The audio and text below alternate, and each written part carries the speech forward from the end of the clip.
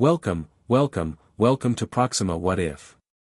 Prepare yourself for an exciting journey through What If Harry bought the Daily Prophet and hired Rita Skeeter to write the truth about Dumbledore. If this story touches your heart, don't forget to hit like and subscribe. Share it with someone who loves a good tale. Here we go.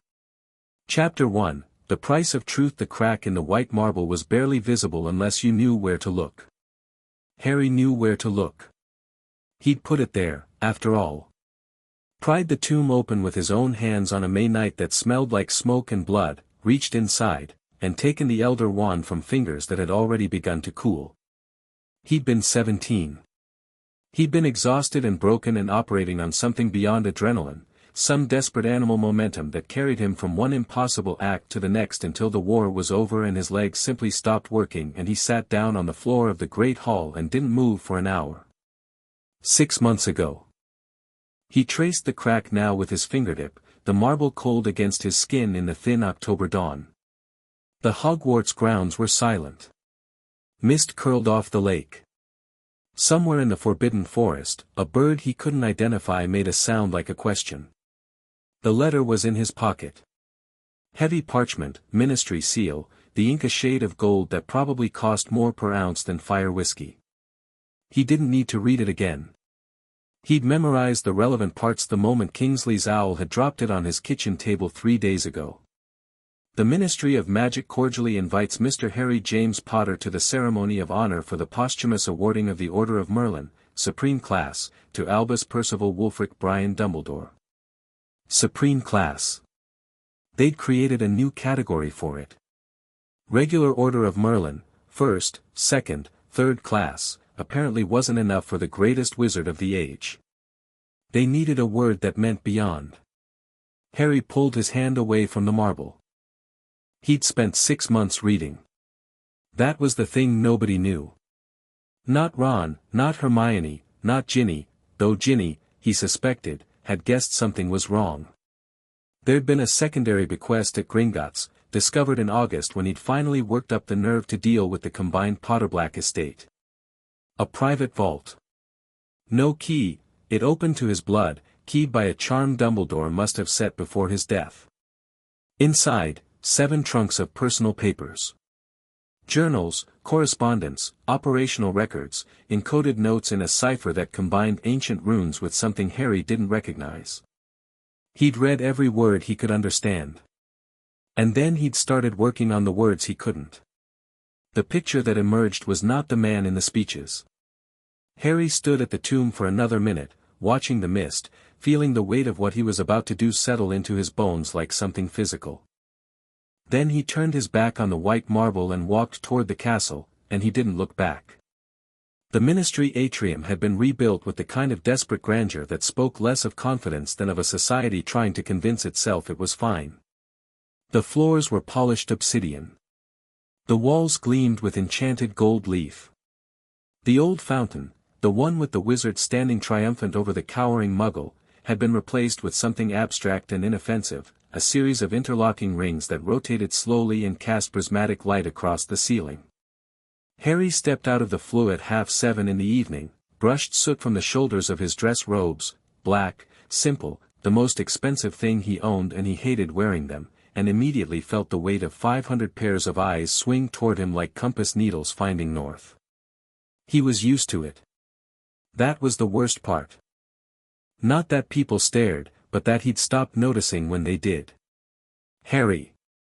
Kingsley Shacklebolt materialized from the crowd with the practiced ease of a politician, his deep voice cutting through the ambient noise of conversation and clinking glasses. He was wearing robes of deep purple with the minister's chain of office gleaming against his broad chest. His handshake was warm. His eyes were calculating. Glad you could make it. Wouldn't miss it, Harry said, and the lie came out smooth enough that he almost believed it himself. There's reserved seating near the front. We'd like you to say a few words, if you're willing. Nothing prepared, just whatever feels right. I'll think about it. Kingsley studied him for a beat too long, then smiled and disappeared back into the crowd. Harry watched him go. He'd always liked Kingsley. That was going to make the next few weeks harder. The Great Hall of the Ministry, not the Hogwarts Great Hall, though they'd clearly tried to evoke it, stretched out before him in a blaze of golden light. Enchanted candles floated near the ceiling in deliberate mimicry of Hogwarts. Banners in Dumbledore's preferred shade of purple hung from the walls, each one emblazoned with a different achievement: defeated Grindelwald, 1945. Founder, Order of the Phoenix. Headmaster of Hogwarts, 1956 to 1997. Discoverer of the 12 uses of dragon's blood. No banner mentioned the boy he'd sent to die. Harry found his seat.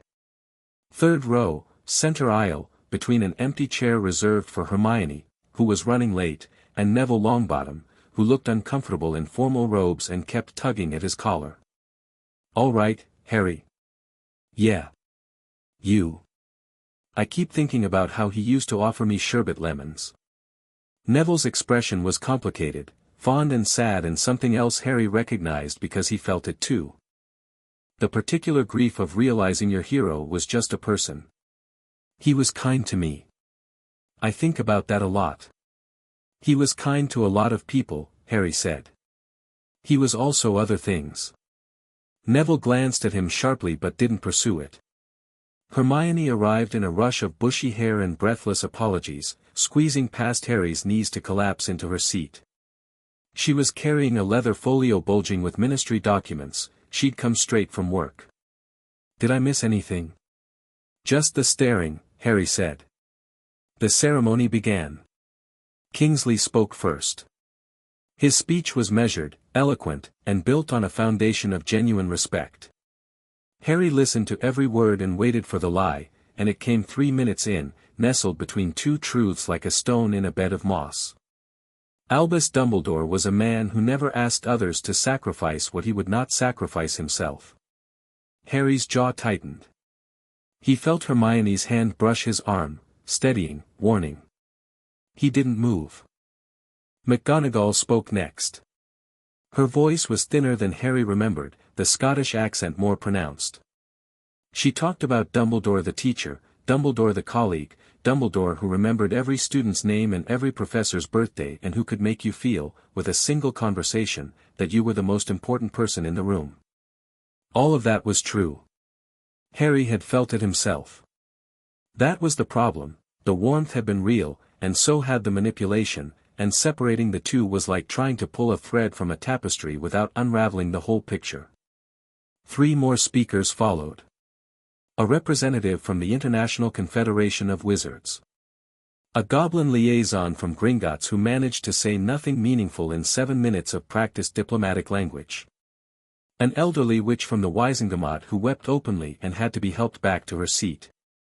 Each speech was more sanitized than the last. The man they described was a marble saint, as cold and perfect as the tomb Harry had visited that morning. No mention of Ariana. No mention of Grindelwald beyond the duel. No mention of the boy in the cupboard under the stairs. Harry watched and listened and felt something crystallize inside him, something that had been forming for months, maybe years, hardening from grief and confusion into something with edges. Not anger, exactly. Resolution. During the applause after the final speaker, Harry became aware of something small and dark moving along the back of the chair in front of him. A beetle. Iridescent green-black, with distinctive markings around its antennae that most people would never notice. Harry noticed. He watched the beetle crawl along the polished wood, its tiny legs clicking softly. It paused, oriented itself toward the stage, and remained very still, the posture of something listening intently. Harry didn't react. He simply filed the information away and returned his attention to the ceremony. The unveiling was the worst part. A golden statue of Dumbledore, 12 feet tall, commissioned for permanent display in the ministry atrium. The sculptor had given him a benevolent half-smile and twinkling eyes rendered in sapphire. The crowd gasped and applauded. Harry looked at the statue and saw a man who didn't exist. Kingsley caught his eye from the stage and made a subtle questioning gesture. Did Harry want to speak? Harry shook his head. Once. The ceremony ended. The crowd surged toward the refreshment tables, the sound of conversation swelling to fill the golden hall. Harry stood, and around him, people moved, not away from him, but aside, creating a path without being asked to, the way water parts for a stone. He walked through the crowd and nobody blocked him. They never did anymore. He was the man who won, the boy who lived twice, and his presence carried a gravity that had nothing to do with fame and everything to do with the simple fact that he had faced death and come back, and people could sense it on him like a change in air pressure. He made it to the edge of the hall before the first politician intercepted him. A sleek wizard in silver robes with a smile that had been practiced in mirrors. "Mr. Potter, I'm Aldrich Penworth, Junior Undersecretary for, Not Tonight. If I could just have a moment to discuss, not tonight, Mr. Penworth." Harry held the man's gaze for exactly long enough, then walked past him. 3 more attempted interceptions between the hall and the floor. He deflected each one with a courtesy so minimal it bordered on blunt. He was almost clear when a hand, not grasping, just raised in a gesture that was almost a wave, caught his attention. Thaddeus Knott Sr. stood near one of the decorative pillars, holding a glass of champagne he clearly wasn't drinking. He was tall, gray-haired, with the kind of aristocratic bone structure that aged well and the kind of eyes that missed nothing. He'd been acquitted at his post-war trial on what everyone privately acknowledged were technicalities and a very expensive legal team. Knott didn't approach. He simply inclined his head, the barest acknowledgement, and his lips curved in a smile that communicated a single, very clear message: "I'm watching with interest." Harry stepped into the flow without responding. The green flame swallowed him, and when he stumbled out on the other end, the leaky cauldron, mercifully quiet on a weeknight, the first thing he did was pour himself a fire whiskey and drink it standing at the bar while his hands stopped shaking. Not from fear. From restraint.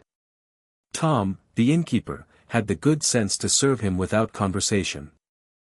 Harry put gold on the bar, finished his drink, and stepped out into Diagon Alley. The next morning, he went to Gringotts. The marble halls of the Wizarding Bank still bore scars from Harry's last visit, the one involving a dragon, a break-in, and the kind of property damage that accountants have nightmares about. The goblins had repaired most of it, but here and there, a scorch mark remained, left deliberately visible as a reminder. Or a warning. Harry's relationship with the goblins had evolved into something approaching cautious professionalism.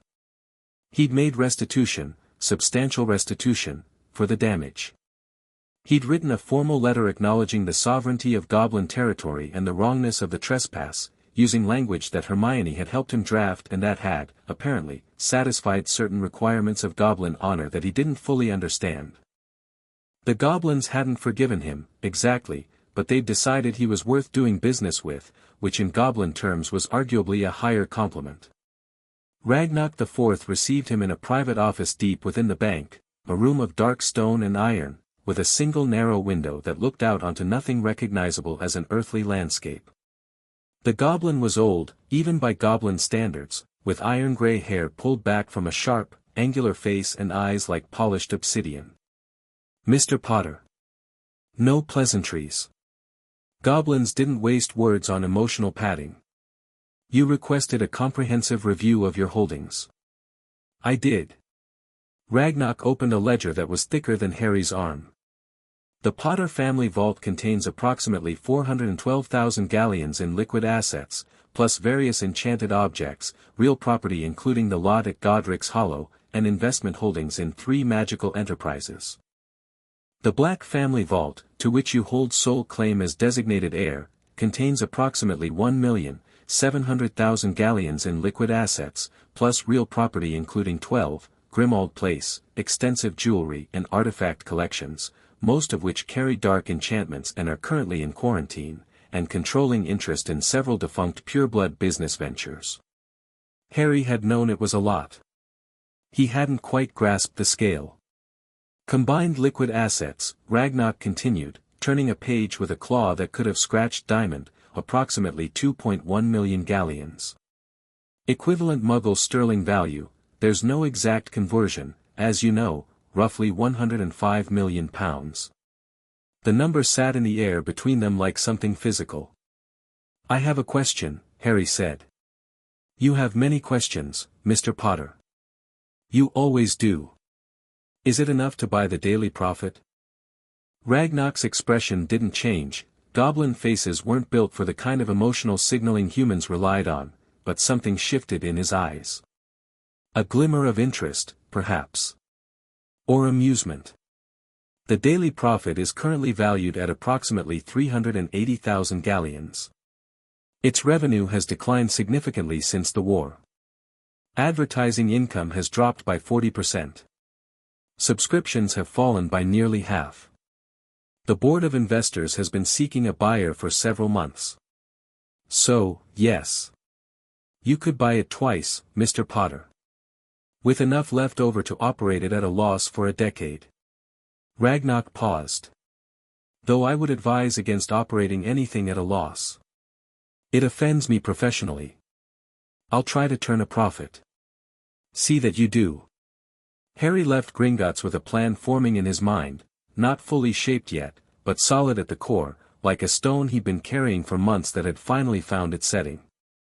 He walked through Diagon Alley with his collar turned up against the October wind, past Weasley's wizard wheezes, still thriving, George's laughter audible through the door, a sound that made Harry's chest ache because it was the laugh of one twin instead of two, past Flourish and Blots, past the boarded-up shell of Ollivander's old shop. Ollivander had reopened elsewhere, unable to bear the memories, and down a side street to a nondescript door marked only with a small brass plaque, Daily Prophet, Editorial Offices. He pushed it open and walked into the kind of chaos that happens when an institution is slowly dying and everyone inside knows it. The newsroom was half empty. Of the 40 desks visible from the entrance, maybe 15 were occupied. Enchanted paper airplanes drifted aimlessly near the ceiling, carrying memos that no one had bothered to collect. The printing press, a massive, enchanted contraption that occupied the entire back wall, was silent, which at 10 in the morning on a weekday was a bad sign. Barnabas Cuff, the editor-in-chief, was a heavy-set man in his 60s with ink-stained fingers and the permanently harried expression of someone who'd been putting out fires so long he'd forgotten what the building looked like undamaged. He emerged from his office when the junior reporter at the front desk, a nervous young witch who recognized Harry and dropped her coffee, sent a memo. "Potter." Cuff's handshake was damp. "Wasn't expecting you. Can I get you? I want to buy the paper." Cuff's mouth opened, closed, opened again. What? The Daily Prophet.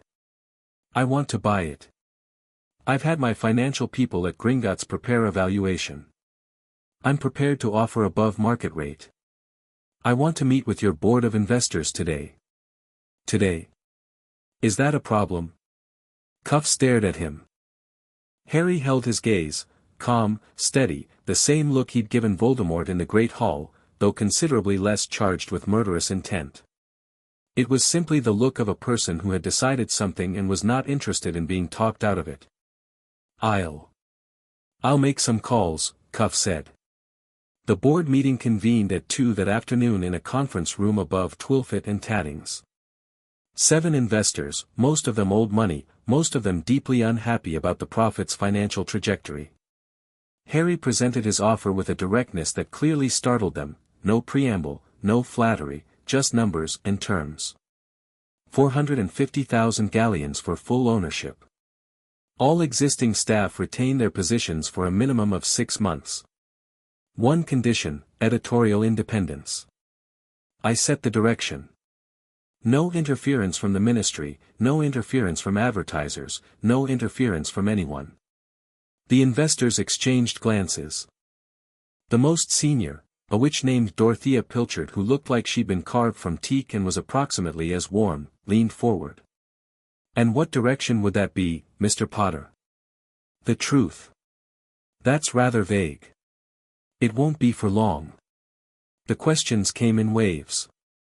Harry answered them without evasion or impatience. Yes, he understood the financial risks. Yes, he was prepared to absorb losses during the transition. No, he did not intend to use the paper as a personal propaganda vehicle. No, He would not submit to editorial oversight from any external body.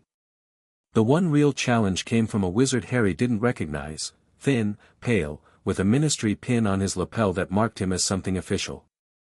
He introduced himself as Cassius Foley, senior advisor to the Department of Magical Communications.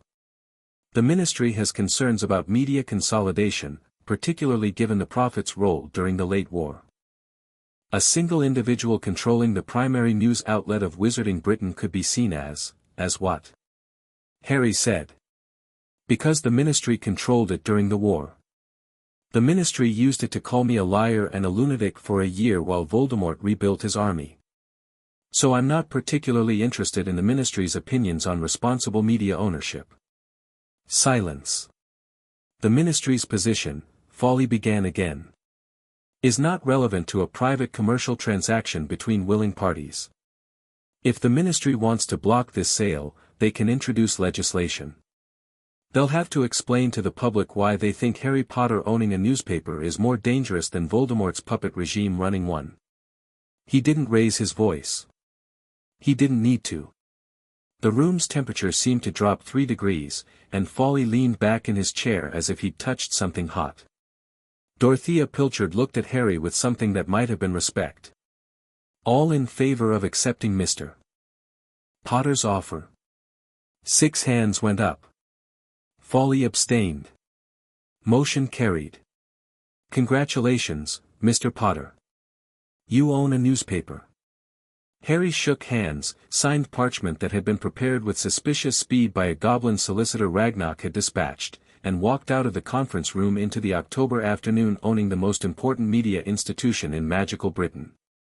He stood on the cobblestones of Diagon Alley and allowed himself exactly 5 seconds of absolute terror before the resolution settled back in and he turned toward the Leaky Cauldron. He had a meeting to arrange.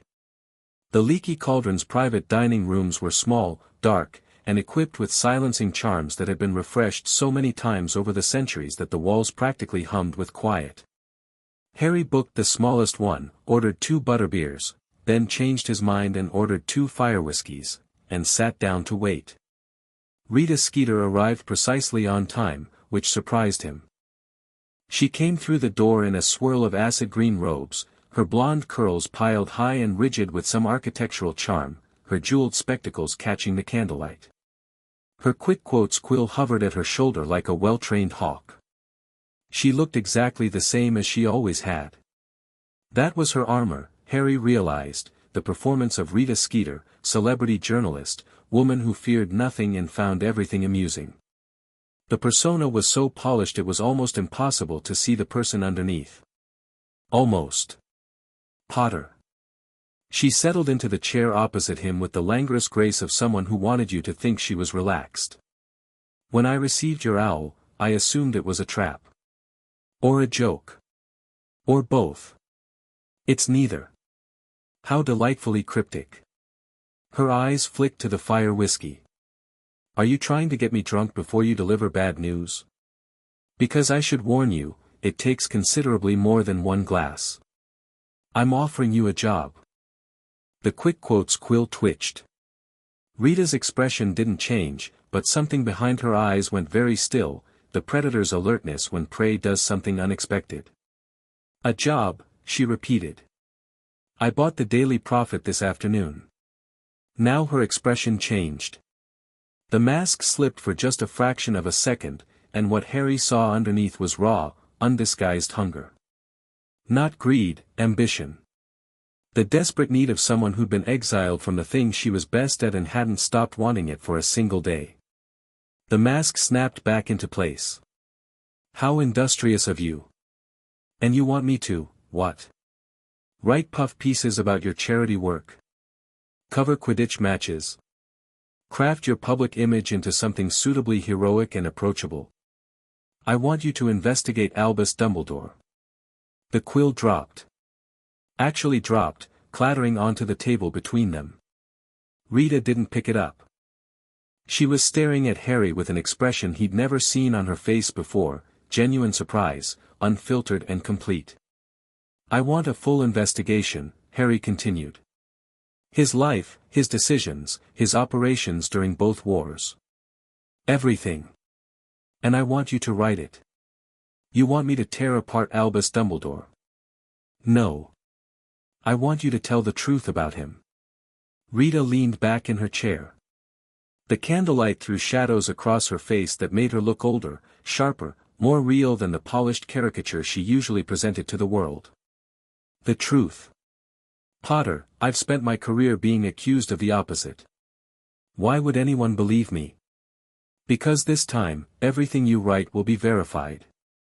Sourced. Documented. No embellishment, no invention, no quick quotes editorializing. Just facts. Her mouth twitched. You're asking me to work with my hands tied. I'm asking you to work without a crutch. Something flickered across her expression, anger, maybe, or recognition. She picked up her fire whiskey and drank half of it in one swallow. Why me? She asked. You have an entire newsroom now. Proper journalists, dull ones, the kind who verify things and use attributed sources and write incomplete sentences. Because none of them would survive what's coming. You know what happens when you go after a hero's reputation, the establishment doesn't fight fair. They'll discredit the journalist before they address the journalism. I need someone who's already been discredited, who's already hated, who has nothing left to lose. He paused. And I need someone who's actually good enough to find the truth. You are. When you bother to look for it. Rita's jaw tightened. For a long moment, the only sound was the distant clatter of the pub beyond the silencing charms, muffled to a low hum. What have you found? She asked quietly. The performance was gone. This was Rita Skeeter without the armor, curious, sharp, professional. You wouldn't have come to me without something concrete. Harry reached into his robes and withdrew a folded piece of parchment. He placed it on the table and slid it across to her. This is from Dumbledore's private papers. There are 7 trunks of them in a vault at Gringotts, left to me in a secondary bequest. Rita unfolded the parchment with fingers that were perfectly steady. She read. Harry watched her face. He knew the letter by heart. He'd read it so many times the words had burned themselves into the back of his eyelids. To Evie, regarding the incident at Briarwood Close. The family cannot be permitted to retain their memories. The statute is secondary, our operative's position is primary. Modify as discussed. The daughter's death should be attributed to the gas main failure, consistent with the Muggle authorities' preliminary findings. I understand this is distasteful. It is also necessary. APWBD. Rita read it twice. The second time, she read it more slowly, her lips moving slightly, her eyes tracking each word with the precision of someone who'd spent 30 years analyzing text for cracks and hidden meanings. The daughter, she said. He's talking about a real person. A Muggle girl who died. Killed by Death Eaters during the First War. She was 9. Her parents were obliviated and given false memories of a gas explosion. The Death Eater who killed her was an informant Dumbledore was running inside Voldemort's organization. Dumbledore protected the informant's cover. The girl's parents never knew what really happened to their daughter. Rita looked up from the letter. Her face was perfectly still, but her eyes were bright with something that wasn't amusement or malice or any of the things he'd come to expect from her. It was something more complicated. Something that looked, if he squinted, like outrage. Evie, she said. The operative. Do you know who that is? Not yet. But you have more. 7 trunks, Rita. Letters, journals, operational records. Some of it's encoded. I haven't gotten through a quarter of it. She folded the letter carefully and placed it on the table between them. She looked at it for a long time. Then she looked at Harry, and the expression on her face was one he'd never expected to see there, respect. You understand what this means, she said. If I write this, if I write the truth about Dumbledore, you'll lose everything. Friends, allies, public support. The wizarding world worships that man. You're asking me to prove their god was human. I'm not asking you to prove anything. I'm asking you to investigate and report what you find. If the truth exonerates him, we print that. If it doesn't, we print that too. And you? She cocked her head, studying him with the analytical gaze of someone who made her living reading people. What do you get out of this? Harry considered the question. He could have given her the noble answer: justice, accountability, the public's right to know. All of that was true. But it wasn't the whole truth, and he'd committed to the whole truth. I walked into the Forbidden Forest 6 months ago to die, he said. Because Dumbledore planned it. Because he raised me, shaped my entire life, so that at the right moment, I'd sacrifice myself. And it worked. I went willingly. I didn't even hesitate. He paused. The candlelight guttered. I want to know why I didn't hesitate. I want to know how much of my courage was real and how much was engineered. And I think the only way to find that out is to find out who he really was. Rita was quiet for a very long time. Then she picked up her quick quotes quill, examined it thoughtfully, and set it down on the table. I won't be needing this, she said. I'll write it myself. Every word. She extended her hand across the table. You have a deal, Potter. Harry shook it. One condition, Rita added, and her smile returned, not the acid green performance, but something realer, sharper, more dangerous. When this is finished, when the story is told and the truth is out and the world is screaming for both our heads, I get to write the book. If we survive, Harry said. If we survive, Rita agreed. I do love a happy ending. The newsroom of the Daily Prophet was not, Harry reflected, designed for inspiration. He spent the next 3 days there, reorganizing, meeting staff, and trying not to visibly panic at the scale of what he'd taken on. The paper employed, or had employed, before the post-war exodus, 47 people. Reporters, editors, typesetters, owl handlers, a tetchy wizard who maintained the printing press and talked to it like a beloved pet, and a cleaning staff of 2 elderly witches who were apparently immune to howlers through decades of exposure. 15 of the desks were empty. Of the staff who remained, roughly half were competent, a quarter were enthusiastic, and the rest were waiting to see which way the wind blew before committing to effort. Harry called an all-hands meeting on his first full day as owner. He stood at the front of the newsroom, in the space between the editor's office and the printing press, and looked at the faces looking back at him. Some were awed. Some were skeptical. One elderly sub-editor in the back was openly asleep. I'm not a journalist, Harry began. I'm not going to pretend to be one. I bought this paper because I believe the wizarding world deserves a news source that tells the truth, even when the truth is uncomfortable. Especially when it's uncomfortable. He paused. The room was very quiet. For the past several years, this paper has been a tool of whoever held power. When the ministry wanted to discredit me, you printed their lies. When Voldemort controlled the ministry, you printed his. I'm not blaming anyone in this room for that, people do what they have to do to survive. I understand that. A few uncomfortable shifts. A few sets of eyes dropping to desks. But that's over now. Starting today, the prophet prints the truth. Verified, sourced, documented truth. If that sounds exciting, stay. If it sounds dangerous, you're right, it will be. If it sounds like too much trouble, there's no shame in walking. Nobody walked. Whether that was courage or curiosity or simple economic necessity, Harry didn't know. He'd take it. He installed Rita in the best office, the one with actual windows, and watched the remaining staff react to her presence with a mixture of fascination and horror, like naturalists observing a predator introduced to a new ecosystem. Rita, for her part, was in her element. She commandeered a research assistant, the nervous junior reporter, whose name was Edith Ainsworth and who turned out to have a remarkable memory and a spine of pure steel once she stopped spilling coffee, requisitioned the archives, and began building a timeline of Dumbledore's life that covered an entire wall. Harry watched her work and thought, this is either the smartest thing I've ever done or the thing that destroys everything."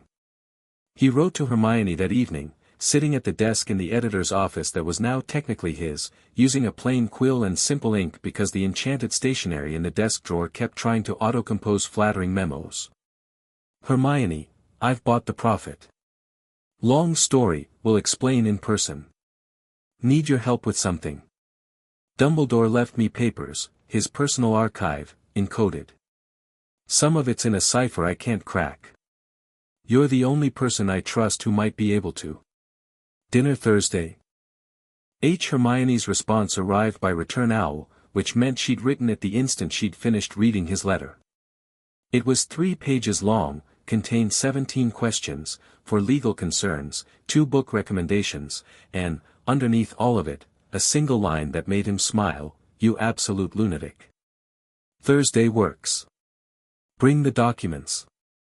Deep beneath the Ministry of Magic, in a corridor that appeared on no map and whose existence was known to fewer than a dozen people, Elara Voss read the surveillance report and did not move for a very long time. She was sitting in an office that could have been any mid-level bureaucrat's workspace, neat desk, institutional lighting, a single personal photograph, herself, 20 years younger, shaking hands with Dumbledore at what appeared to be a formal ceremony. The only unusual feature was the row of crystal orbs on the shelf behind her desk, each one approximately the size of a snitch, each one glowing with a steady, cool blue light. Each orb represented a containment anchor. 17 in all. She checked them every morning and every evening, the way other people checked their watches or their reflections. It was reflexive, automatic, the habit of decades. Today, 2 of them were flickering. Not failing, not yet, but pulsing with an irregular rhythm that she'd learned to recognize as stress. The anchors at Briar Hill and Care City were under strain.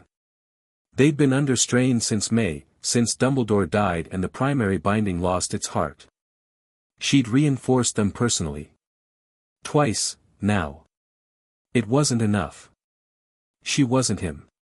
None of them were. The surveillance report was from a source inside Gringotts, not a goblin. Goblins couldn't be turned, but a human employee in the client relations division who owed a debt that Elara had been holding over her for 7 years.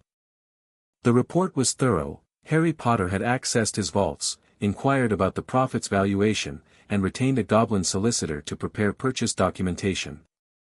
The boy was buying a newspaper. Elara set the report down and steepled her fingers. She was 45, slim, with dark hair cut short and features that were handsome rather than pretty, a face built for severity, which suited her purposes. She'd worked for Dumbledore since she was 22. Not the Order of the Phoenix, the other thing, the thing that didn't have a name because naming it would have made it real and real things could be discovered. She'd done things for Dumbledore that the Order never knew about. Things that were necessary. Things that cost her sleep and, she sometimes suspected, small pieces of her soul, if such a thing existed, which she'd never been able to confirm despite working in a department that studied exactly that kind of question. And she'd done them all because Dumbledore had asked her to, and because she understood what was at stake, and because someone had to. Now the boy was digging. She picked up a quill and wrote a message in a code that only 6 people in the world could read. 3 of them were dead. 2 were at their posts, maintaining anchors. The last was here, in this building, and would receive the message within the hour. The boy is digging. Prepare containment protocols. Not the aggressive ones, not yet. Informational countermeasures first. If he can be redirected, redirect him. If he can't, she paused. The quill hovered over the parchment. She thought about Harry Potter. She'd watched him from a distance for years, part of her job, monitoring the assets in Dumbledore's long-term plans, and Potter had been the most important asset of all. She'd seen him face Voldemort in the graveyard, through a monitoring charm on the Triwizard Cup that Dumbledore had asked her to place. She'd seen him walk into the forest, through a different monitoring charm, on the Resurrection Stone, that even Dumbledore hadn't known about. Elara believed in redundancies. She'd watched a 17-year-old boy walk to his own death with a steadiness that she, a trained operative twice his age, wasn't sure she could have matched. If he can't be redirected, she wrote, we'll need a different approach. But handle him carefully. He's earned that much. She sealed the message, sent it through the internal courier system, a network of enchanted tubes that predated the ministry itself, and turned back to the crystal orbs. A third one was flickering. Harry didn't sleep much that week. He told himself it was because there was too much work to do, and that was true, but it wasn't the real reason. The real reason was that every time he closed his eyes, he saw the white tomb and the golden statue and Kingsley's mouth forming words, never asked others to sacrifice what he would not sacrifice himself, and something hot and tight wound itself around his chest and wouldn't let go. So he worked. He and Rita established a system. She investigated, he provided access to the primary documents. They met every evening at the Prophet offices to review findings, cross-reference sources, and argue about what was ready for publication. Their arguments were spectacular. Rita wanted to lead with the most explosive material, Harry insisted on building the case methodically. You're thinking like a prosecutor, Rita snapped during their third evening session, pacing the office with her heels clicking on the wooden floor. I'm a journalist, Potter. My job is to make people read. And my job is to make sure they believe what they read. If we lead with the obliviation letter, they'll call it a forgery and we'll spend 6 months defending the evidence instead of advancing the story. So what do you suggest? We open with, what, a gently probing biographical essay. Who was Albus Dumbledore, a thoughtful exploration. That's not journalism, Potter, it's a sleeping draft. It's a foundation. We start with questions. We establish that there are gaps in the official record, things the public doesn't know, things that deserve answers. We don't accuse. We inquire. Rita stopped pacing. She looked at him with narrowed eyes. That's annoyingly sensible. I have my moments. You want to make them curious before you make them angry. I want to make them think. She considered this. Then she sat down, pulled a fresh sheet of parchment toward her, and began to write, longhand, no enchanted quill, no embellishment. Just words. Harry watched her work. The performance fell away when she wrote, the acid-green persona, the sharp smile, the calculated provocation. What remained was a woman who loved language the way a wandmaker loved wood, as raw material for something powerful. Her handwriting was precise and elegant, nothing like the quill's florid script. Her sentences were clean. Her instinct for the devastating detail, the fact that would stick in a reader's mind and refuse to leave, was extraordinary. She was, Harry realized, actually brilliant. The tragedy of Rita Skeeter was that she'd spent 30 years using her talent to lie when she could have been using it to do something that mattered. He left her writing at midnight and walked home through Diagon Alley, the cobblestones slick with autumn rain, the shops dark and shuttered. Grimmauld Place was waiting for him, still gloomy, still haunted by echoes of the Black family's particular brand of darkness, though Creature had been persuaded, with considerable negotiation and 3 promises Harry wasn't sure he could keep, to remove the worst of the cursed artifacts and replace Mrs. Black's screaming portrait with a heavy tapestry from one of the upstairs rooms. Harry sat in the kitchen, the same kitchen where the Order of the Phoenix had held meetings, where Sirius had paced like a caged animal, where Dumbledore had presided over strategy sessions with that damn twinkle in his eye, and spread the next batch of documents across the table. This batch was correspondence between Dumbledore and someone identified only by initials, E.V.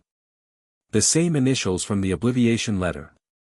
Dozens of letters spanning decades, from 1970 to 1996. Operational briefings, asset reports, situational analyses. The language was clinical, professional, the prose of 2 people who had worked together so long they'd developed their own shorthand. Some of it Harry understood. Some of it referenced operations, code names, and locations that meant nothing to him. Some of it was in the cipher, the one he couldn't crack, the one he'd asked Hermione to look at. But even the parts he understood painted a picture that the wizarding world wasn't ready for. A picture of a war fought in shadows by people whose names no one would ever know, directed by a man who believed, genuinely, passionately, with the kind of conviction that justified any excess, that the ends sanctified the means. The greater good, Harry thought, and the words tasted bitter in his mouth. He worked until 3 in the morning, then fell asleep at the kitchen table with his face on a letter from 1981, the year his parents died, in which Dumbledore discussed the need to prepare contingencies for the Potter boy in case the primary asset is compromised. The primary asset. Snape. Contingencies. For him. He dreamed of the forest. He always dreamed of the forest. The first edition dropped on a Thursday. Harry arrived at the Prophet offices at 5 in the morning to watch the press run. The enchanted printing press, a magnificent, temperamental beast of iron and magic that the maintenance wizard, Gerald, treated with the tender devotion of a parent, clattered to life in the pre-dawn darkness, spitting out copies at a rate of several hundred per minute. The ink was still fresh, the pages warm from the press. Harry picked up the first copy off the stack. The masthead had changed. The Daily Prophet's traditional banner, pompous, ornate, dripping with self-importance, had been replaced with something cleaner. Simpler. The title in bold black type, and beneath it, a new motto, the truth, however uncomfortable. Below that, the headline, Who was Albus Dumbledore? A new investigation into the life of the wizarding world's most celebrated figure by Rita Skeeter. Harry read the article standing by the press, the machine's rhythmic clatter providing a backdrop that felt, absurdly, like a heartbeat. Rita had outdone herself. The piece was a masterwork of restraint, the most disciplined thing she'd ever written, and probably the best. No venom, no sensationalism, no quick quotes embroidery. Just questions, laid out with surgical precision, each one supported by a documented gap in the public record. Why did Albus Dumbledore place an orphaned infant with Muggle relatives known to the magical community as hostile to magic? What protections, if any, were put in place for the child's welfare? What was the true nature of Dumbledore's relationship with Gellert Grindelwald, and did their association extend beyond the commonly accepted timeline? What happened to Ariana Dumbledore, and why has the Dumbledore family's official account never been subjected to public scrutiny? During both Wizarding Wars, Dumbledore operated the Order of the Phoenix as an independent paramilitary organization outside ministry oversight. What operations did the Order conduct? Who authorized them? And were there activities beyond those known to the Order's general membership? Albus Dumbledore possessed knowledge of dark magical artifacts, including Horcruxes, that he shared with a teenage student rather than with trained Aurors or Unspeakables. Why? Each question was accompanied by a brief contextual note, not answers, not accusations, just enough background to make the reader understand why the question mattered. Rita had framed the article not as an attack but as an act of respect. Dumbledore was too important a figure for his legacy to rest on incomplete information. He deserves the truth. So do we. Harry set the paper down and exhaled. Well? Rita appeared at his shoulder, her acid green robe slightly rumpled, her hair less architecturally perfect than usual. She'd been there all night. He could smell coffee and ink on her. It's perfect. Obviously. But her voice lacked its usual edge, and her fingers, he noticed, were trembling slightly. How long until the howlers start? Give it until breakfast. They stood side by side in the pre-dawn newsroom and watched the delivery owls stream out through the windows, dozens, then hundreds, carrying the paper to every magical household in Britain. Each one a small incendiary device with wings. This is either going to change everything, Rita said quietly, or it's going to end us. Probably both, Harry said. The owls disappeared into the brightening sky, and Harry felt something shift, not in the world, not yet, but in himself. A door closing behind him. No way back now. Only forward, into whatever came next. 600 miles north, Minerva McGonagall was having her breakfast. This was, under normal circumstances, a regimented affair. Tea, strong, black, 1 sugar. Toast, brown, lightly done. Marmalade, Dundee, the only acceptable variety. The Morning Prophet, read front to back before her first class, which gave her approximately 45 minutes to absorb the news and compose her face into the appropriate expression of academic neutrality before facing a castle full of teenagers. She'd been headmistress for 5 months. The castle was still being repaired. There were classrooms where the walls bore scorch marks that no charm could remove, corridors where the stones themselves seemed to vibrate with residual pain. She'd buried students. She'd written letters to parents that she'd carry with her to her own grave. She'd rebuilt the faculty, restructured the curriculum, and fought a running bureaucratic battle with a ministry that seemed to believe the best response to catastrophe was paperwork. She was tired in a way that went beyond physical exhaustion. Tired in her bones, tired in her magic, tired in the part of herself that had spent 40 years in the service of a man she'd trusted absolutely and who had, she was beginning to suspect, not trusted her at all. The owl arrived at 7:14 a.m., landing on the head table with the precise timing of the prophet's delivery service. Minerva unrolled the paper with practiced efficiency, took a sip of tea, and began to read. She set her tea down after the second paragraph. She read the article 3 times. The first time, her face was a mask. The second time, her eyes were bright with something that could have been anger or could have been recognition. The third time, her hands were shaking. Not with fury. She'd expected fury, had braced herself for it, as she braced for every blow life had delivered since a killing curse meant for her had missed by 3 inches in the Battle of Hogwarts and hit the wall behind her, leaving a scar in the stone that she passed every day on her way to breakfast. But what she felt wasn't rage. It was something quieter and more devastating, the shock of seeing your own midnight thoughts printed in a newspaper. She'd asked herself these questions. Every one of them. Lying awake at 3 in the morning in the headmistress's quarters, his quarters, still full of his things, his silver instruments clicking softly on their tables, his portrait dozing on the wall, she'd asked herself, why didn't he tell me? Why didn't he trust me? Why did he send children to do what he should have done himself? She'd never asked them aloud. She'd never given them the weight of spoken words. Because speaking them would make them real, and if they were real, then everything she'd built her professional life on, her trust in Dumbledore, her loyalty to his judgment, her belief that he always had a plan, would be subject to revision. Minerva McGonagall did not enjoy revision. She set the paper down on the table with exaggerated care, folded her napkin, placed it beside her plate, and stood.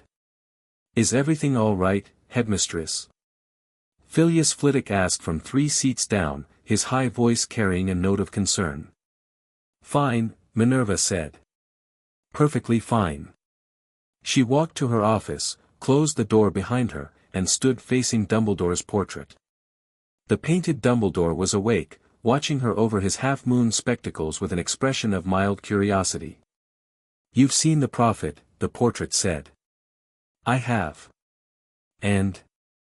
Minerva looked at the painted face, those blue eyes, that gentle smile, the performance of benevolent omniscience that she'd never questioned, never challenged, never seen through in 4 decades of service, and said nothing. She sat down at her desk, pulled a fresh piece of parchment toward her, and began writing a letter. She didn't address it. She didn't sign it. She wrote 3 words, then stared at them for a very long time. He's not wrong. She folded the parchment, placed it in her desk drawer, and went to teach her first class. Some truths needed time before they were ready to be sent. Back in London, the Howlers started arriving at the Prophet offices just after 9. Harry had been right about the timing. The breakfast crowd was always the angriest. The first one was a classic, a scarlet envelope that burst through the mail slot, hovered in the center of the newsroom, and screamed in the voice of an elderly wizard who was clearly on the verge of apoplexy. How dare you? How dare you slander the greatest wizard who ever lived? Dumbledore saved us all, and this is how you repay him. Shame on you, Harry Potter. Shame on you and that Skeeter harpy. The envelope burst into flames and disintegrated, showering ash onto Edith Ainsworth's desk. Edith, who had clearly expected this, calmly vanished the ash and returned to her filing. The second howler arrived 30 seconds later. Then the third. Then a cluster of 5, stacking up in the mail slot like angry red bricks before tumbling through in a cascade of screaming parchment. Harry stood in the center of the newsroom, raised his wand, and cast a shield charm so precise and effortless that it caught every howler in a shimmering dome of blue-white light. The screaming was muffled to a faint buzz. The howlers expended their fury against the shield, flaring scarlet, then crumbling to ash that collected in a neat pile on the floor. "Right," Harry said to the newsroom, whose staff had stopped working to stare. "We're going to get a lot more of those. I'll set up a permanent filtering ward." In the meantime, he turned to a senior editor, a weary-looking witch named Margaret Bramble, who'd been at the Prophet for 20 years and had survived 3 regime changes. "What's the readership response beyond the howlers?" Margaret consulted a charmed readership tracker on her desk, a complex instrument that monitored sales, subscriptions, and reader engagement in real time. "Subscriptions up 12% since this morning. Street sales doubled. We've had to request additional print runs from Gerald 3 times. So people are angry," Harry said. "But they're reading." "They always read when they're angry," Rita said from her office doorway, a cup of coffee in one hand and a smile on her face that was equal parts satisfaction and anticipation. "That's the first rule of journalism, Potter. Comfortable people don't buy papers." Another wave of howlers hit the shield. Harry reinforced it with a gesture, barely a flick of his wand, the kind of casual magical mastery that most wizards achieved only after decades of practice. The staff noticed. Word would spread. Harry Potter, war hero, casting shields in the newsroom like he was deflecting raindrops. Good. Let them see who they were working for. He spent the rest of the morning answering correspondence, not the howlers, but the other letters, the ones that came in plain envelopes and quiet handwriting. Letters from people who had questions of their own. A witch whose brother had been an order member and had died under circumstances that were never explained. A wizard who'd been obliterated in 1979 and still had gaps in his memory he couldn't account for. A Muggleborn who'd been placed in Slytherin and had always wondered if the Sorting Hat's decision was really random. Harry read every one. He kept a list. Some of these people might be sources. Some might be evidence. All of them deserved answers he wasn't yet sure he could give. At noon, an official ministry owl arrived with a statement from the Department of Magical Communications. The editorial direction of the Daily Prophet under its new ownership does not reflect the views or positions of the Ministry of Magic. The ministry maintains its full confidence in the legacy of Albus Dumbledore and considers the ongoing ceremony of honor to be a fitting and appropriate tribute to his contributions to magical society. Harry read it, nodded, and pinned it to the newsroom wall. Frame of reference, he told Margaret. So everyone remembers what we're up against. The counter-articles started appearing by the afternoon edition cycle. The rival publications, smaller outfits, mostly, none with the Prophet's reach, ran opinion pieces and editorials defending Dumbledore with the kind of passionate intensity that spoke of genuine feeling rather than political calculation. Most were heartfelt. A few were thoughtful. One, from an anonymous contributor to Which Weekly of all places, was actually good enough to give Harry pause. Whatever Dumbledore's flaws, and every great person has flaws, the fact remains that he devoted his life to fighting darkness. He did not enrich himself. He did not seek political power. He died fighting Voldemort's forces. Those who would tear down his legacy owe us an explanation of what they propose to put in its place. It was a fair question. Harry cut the article out and put it in his desk drawer. He'd need an answer for it eventually. The strangest response came from Luna Lovegood. Luna's publication, The Quibbler, which she'd taken over from her father after the war and had, against all odds, turned into something approaching a legitimate journalistic enterprise while retaining its unique editorial voice, ran a front-page piece that same day. It wasn't a defense of Dumbledore exactly. It was Luna. Dumbledore, a complex man with excellent taste in socks. Everyone deserves to have their story told honestly. But everyone also deserves the charitable assumption that they were doing their best with what they understood at the time. Dumbledore probably had rackspurts. Most great wizards do. The important thing is not whether he was perfect, but whether we can learn from his mistakes without forgetting his kindness. Also, he once told me he saw himself holding a pair of thick woolen socks when he looked in the mirror of Eriste, and I believe him, because some truths are too specific to be lies. Harry read it 3 times and then laughed, a real laugh, the first one in days, possibly weeks. Luna was Luna. She saw the world through a lens that nobody else possessed, and sometimes that lens caught light that everyone else missed. He wrote her a short note, "You're probably right about the socks. Thank you." By evening, the first day's storm had settled into a pattern that Harry recognized from the war: initial shock, followed by polarization, followed by the slow, grinding process of people actually thinking about what they'd read. The wizarding world was divided, but it was engaged. People were talking about Dumbledore, really talking, not just reciting hagiography. Arguments in pubs, debates over dinner tables, questions asked and not easily answered. The crack in the marble was spreading. Harry stood at the window of the profit offices as the sun set over Diagon Alley, watching the light turn the rooftops gold, and allowed himself a moment of something that wasn't quite hope and wasn't quite fear but contained elements of both.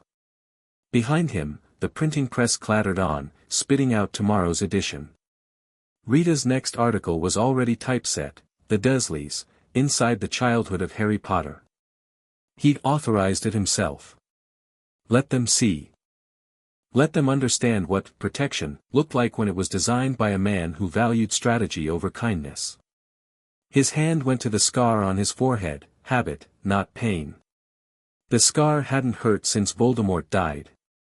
It was just a mark now, a thin lightning bolt of white tissue that had become the most famous blemish in wizarding history. He traced it once, then dropped his hand. Tomorrow would be worse. And the day after that would be worse still. But the press was running and the truth was out, and for the first time since he'd walked out of the forest, alive, impossibly alive, carrying a secret that Dumbledore had placed inside him like a bomb, Harry felt like he was doing something that was entirely, unequivocally his own choice. Not Dumbledore's plan. Not destiny. Not prophecy. Just Harry, telling the truth, and damn the consequences. He put on his coat and went home. Chapter 2, Ink and Blood. The second article hit harder than the first. Rita had argued against running the Dursley piece so early. "You're making it personal," she'd said, leaning against the doorframe of Harry's office at 11:30 the night before publication, her reading glasses pushed up into her hair. "The audience isn't ready for personal.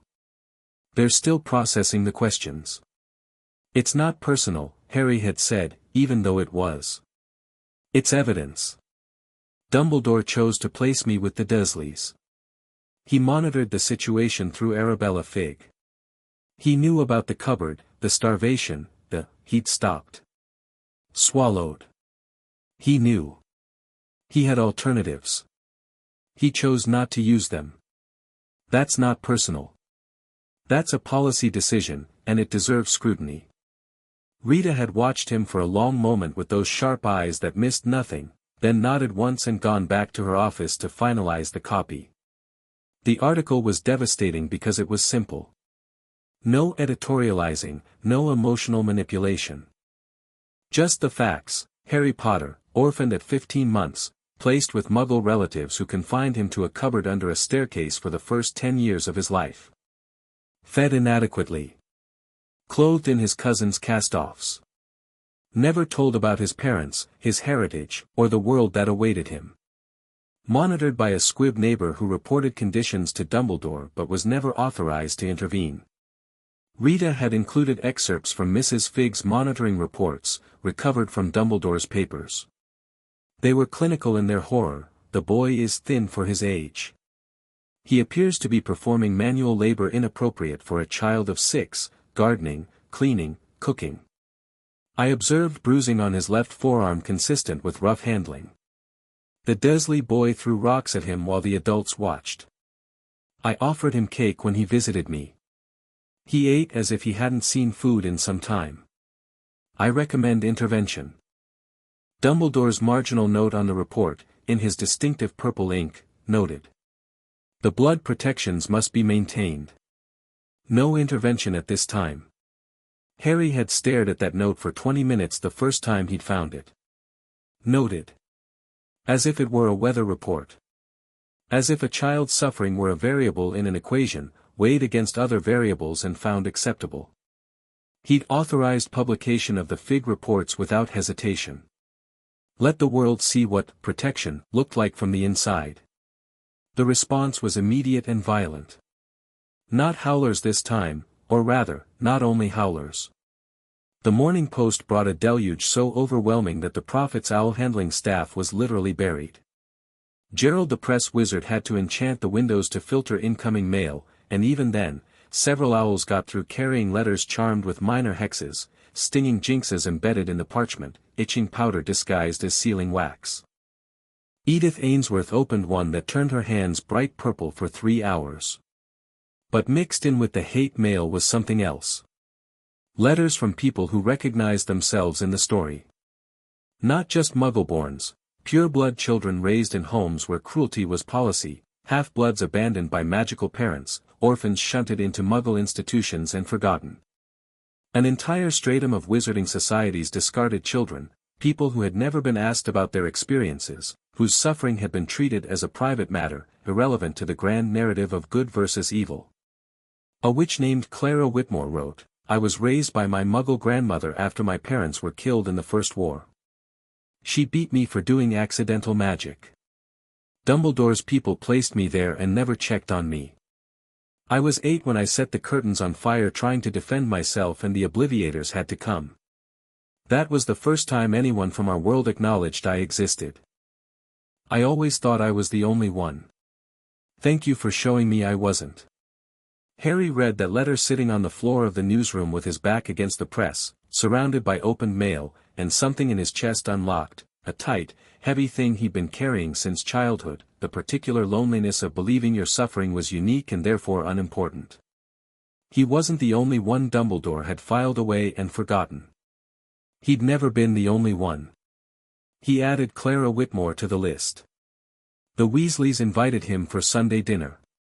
This was not unusual. Molly's Sunday dinners had resumed after the war with the desperate intensity of a woman rebuilding normalcy through sheer culinary force. What was unusual was the tone of the invitation. It arrived not by the family's ancient owl, Errol, who had finally retired to a sunny perch in the garden shed, but by a crisply written note from Arthur, delivered by Ministry Interdepartmental Memo, which meant Arthur had sent it from work rather than home. "Harry, dinner Sunday. Come early if you can. Molly wants to talk." Arthur, the understatement, was louder than any howler. Harry arrived at the Burrow at 4 in the afternoon, stepping out of the flue into the kitchen that had been, for years, the closest thing he'd ever had to home. The smell hit him first: roasting chicken, fresh bread, the particular warm spice scent of Molly Weasley's cooking that was tied, in Harry's mind, to every good memory he had of family. Molly was at the stove. She didn't turn around when Harry stepped out of the fireplace, which was wrong. Molly always turned. She always rushed forward with a hug and a comment about how thin he looked and an immediate offer of food. Today, she stood with her back to him, stirring a pot with the controlled precision of someone who was using the mundane act to keep herself from doing something else. "Molly," Harry said. She turned. Her eyes were red. Not from crying, from the effort of not crying. Her jaw was set in the particular way that Harry had learned, over years of observation, meant she was one wrong word away from explosion. "Sit down, Harry." He sat. Ron was already at the table, his expression miserable. He looked like a man caught between two walls moving toward each other. Hermione sat beside him, her hands folded in her lap, her face carefully neutral, the expression she wore when she was trying very hard not to take sides and failing internally. George was in the corner armchair, legs over the side, reading a copy of The Prophet with an expression Harry couldn't quite decode. Arthur stood by the window, his back half-turned, his normally cheerful face settled into lines of worry. Percy, Bill, and Charlie were absent.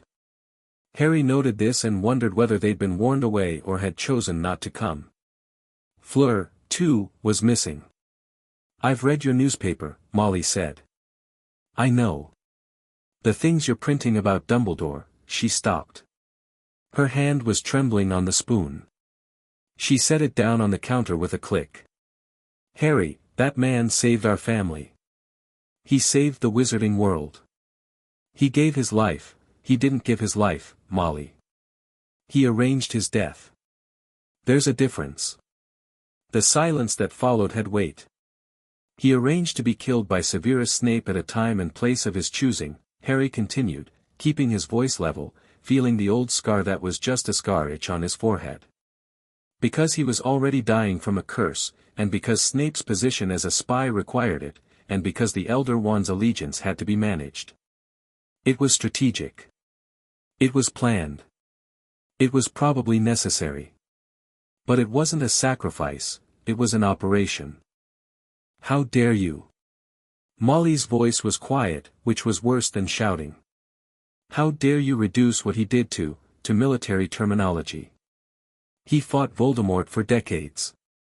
He built the Order. He protected you, he put me in a cupboard for 10 years. For your protection. The Blood Wards were one option. There were others. He chose the one that was most useful to him strategically, and the most harmful to me personally, and he never once asked if there was a way to do both. You don't know that. I have his letters, Molly. I've read his notes. Arabella Figg sent him reports every month describing exactly what was happening to me, and every month he wrote, 'No intervention,' in the margins and moved on. He didn't even," Harry stopped. Breathed. "He didn't even send someone to check if the bruises were bad." Molly flinched. In the corner, George lowered the newspaper. Arthur turned from the window. "Harry, we understand you're angry. We do. And we're not saying Dumbledore was perfect, nobody's perfect. But what you're doing with the paper, the timing of it, people are still grieving. The war only ended 6 months ago. There are families who lost someone, and Dumbledore's memory is part of what gives that loss meaning. If you take that away, I'm not taking anything away. I'm adding information that people have a right to have. And what about the information's effect on people who are fragile right now?" Arthur pressed, gentle but firm. "On society? We're barely holding together, Harry. The ministry's fragile, the economy's fragile, people's faith is fragile. If you shatter the one thing everyone agrees was good, then maybe we build something better to replace it. Something based on truth instead of a fairy tale." Ron, who had been silent through all of this, looking down at his hands, finally spoke. "He's right." Every head in the room turned. Ron's ears were red, they always went red when he was nervous or emotional, but his voice was steady. "Look, I loved Dumbledore too. But Harry's right. We shouldn't have to build our whole recovery on pretending one bloke was perfect.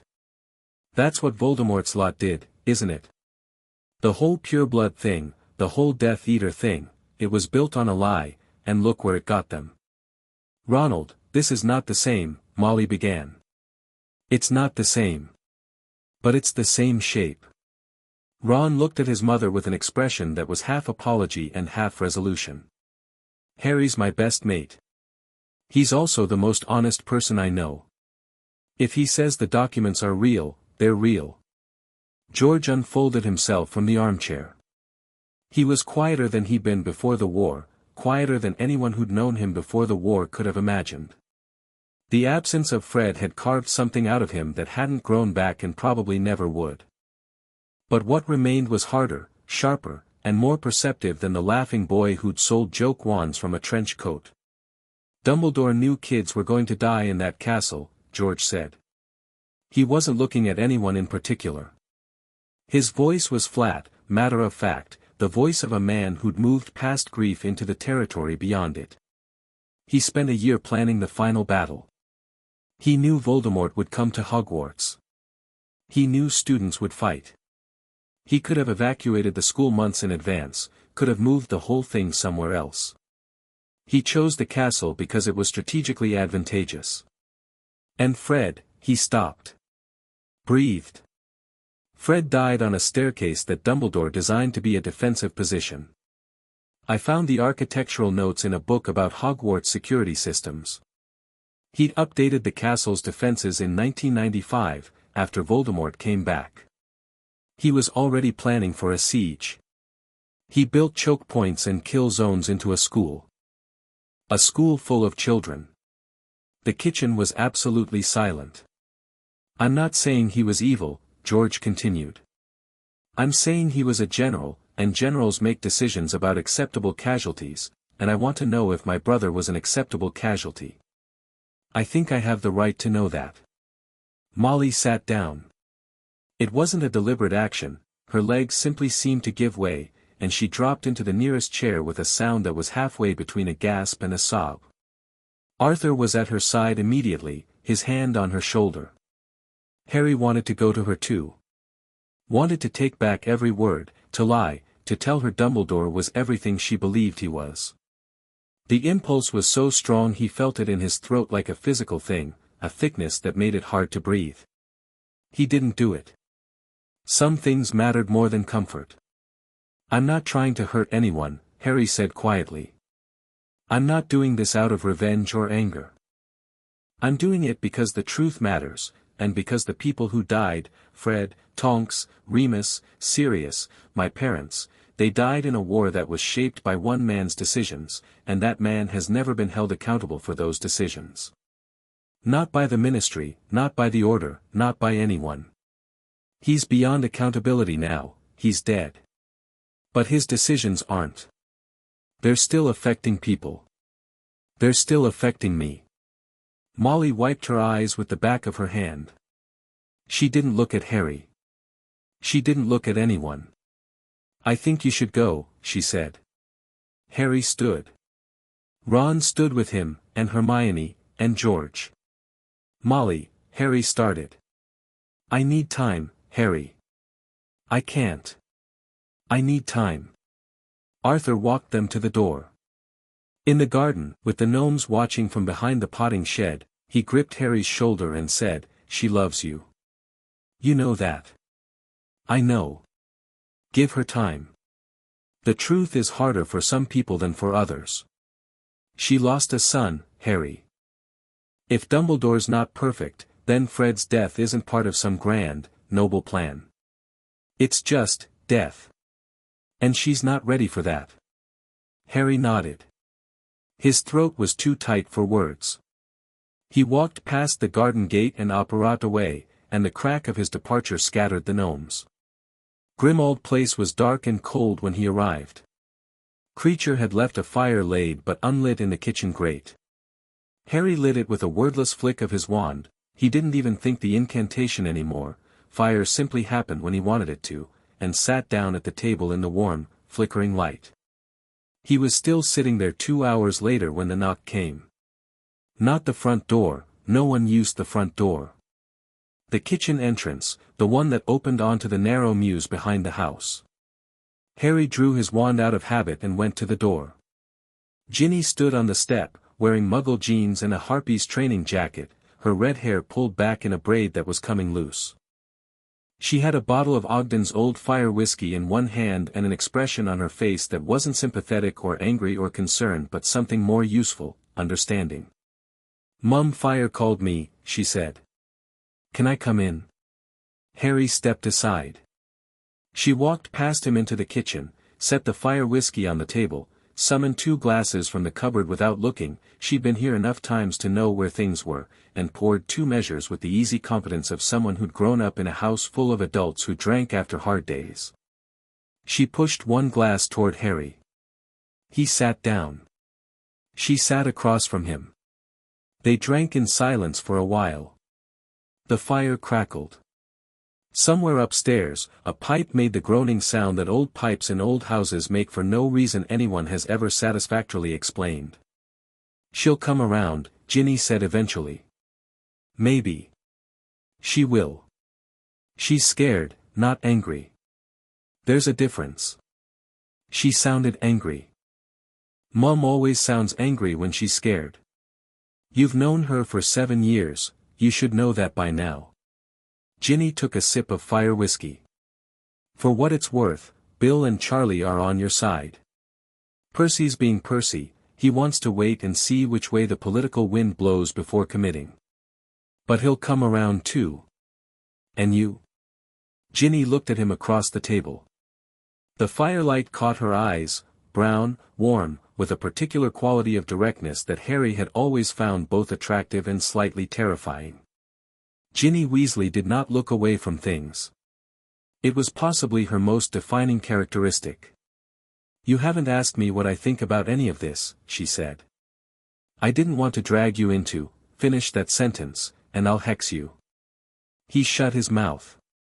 You bought a newspaper and hired Rita Skeeter to tear apart Albus Dumbledore's reputation, and you didn't think to mention it to me because you didn't want to, what?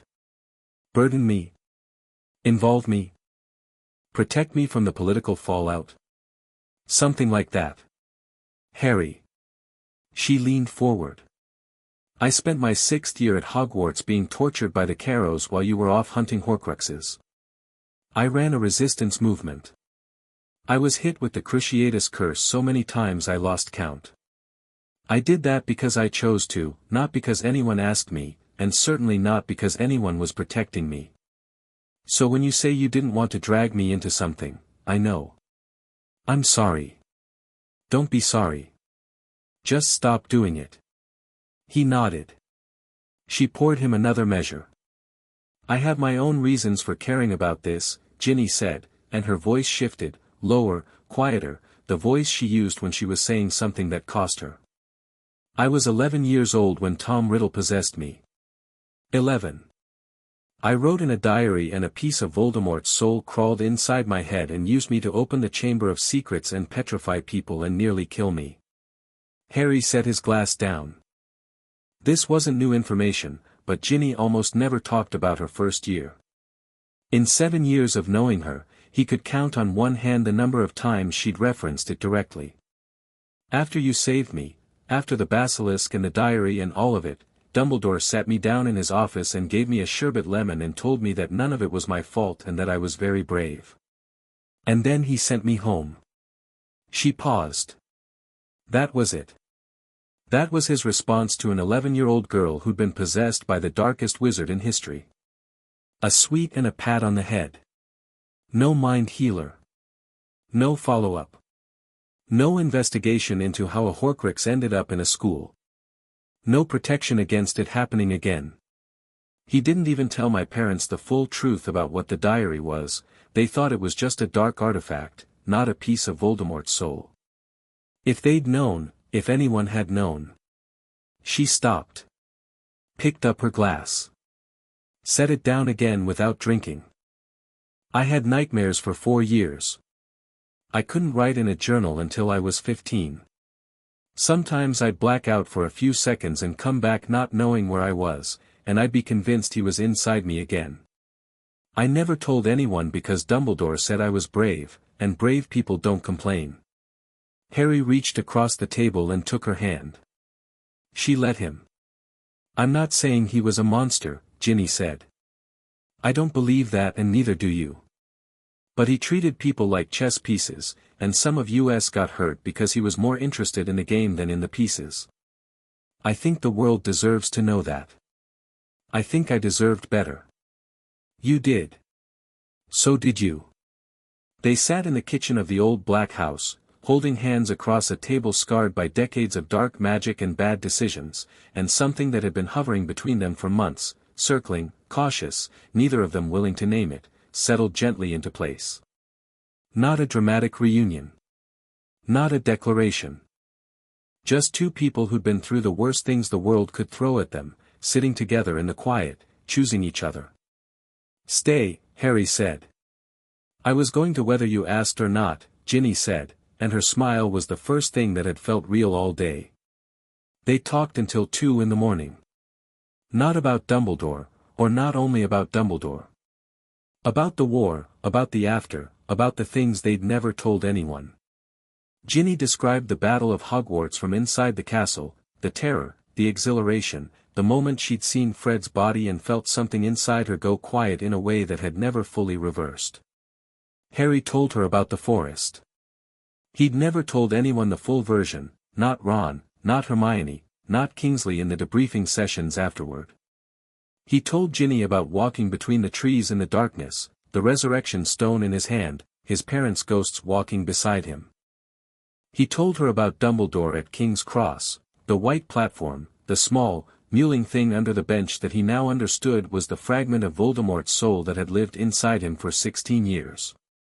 He told me I could choose, Harry said. To go back or to go on. He made it sound like a choice. But it wasn't, really. He'd spent my entire life making sure that when the moment came, I'd choose what he needed me to choose. He knew I'd go back. He'd made me into someone who would. Ginny's hand tightened on his. The worst part isn't that he manipulated me. The worst part is that it worked. I went back, and I killed Voldemort, and I saved everyone, and I can't even be angry about the result. He was right. It worked. How do you hold someone accountable for a plan that saved the world? By acknowledging that saving the world doesn't make everything else okay, Ginny said. That's the whole point, isn't it? Good outcomes don't justify bad methods. Otherwise, you're just making the same argument Grindelwald made. Harry looked at her. The fire had burned low, and in the ember light, her face was half gold and half shadow. You're smarter than me, he said. Obviously. Pour me another drink. Rita Skeeter worked the way a dragon flew, with terrifying power that appeared effortless and was actually the product of absolute, burning focus. Harry had given her access to the Gringotts vault, the Dumbledore papers, and the nascent network of sources that the first 2 articles had shaken loose. Rita devoured all of it. She arrived at the Prophet offices at 6 every morning and left at midnight.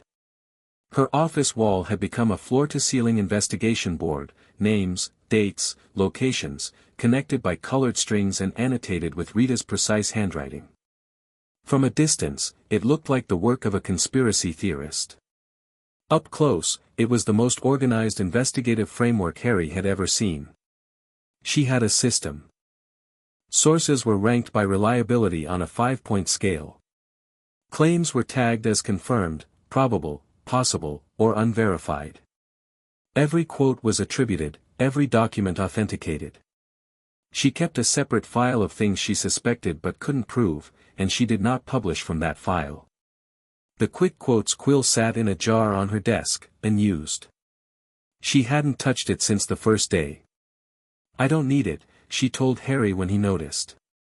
Her voice carried an edge that he recognized as defensiveness masking something more vulnerable. It was a convenience, not a necessity. I am perfectly capable of writing without editorial assistance. I know. Stop looking at me like that. I'm not having a character development moment. I'm simply being efficient. Whatever you say, Rita. She threw a balled-up draft at his head. He caught it without looking, seeker reflexes never really went away. The 3rd article was Rita's masterwork so far, and it represented a genuine breakthrough.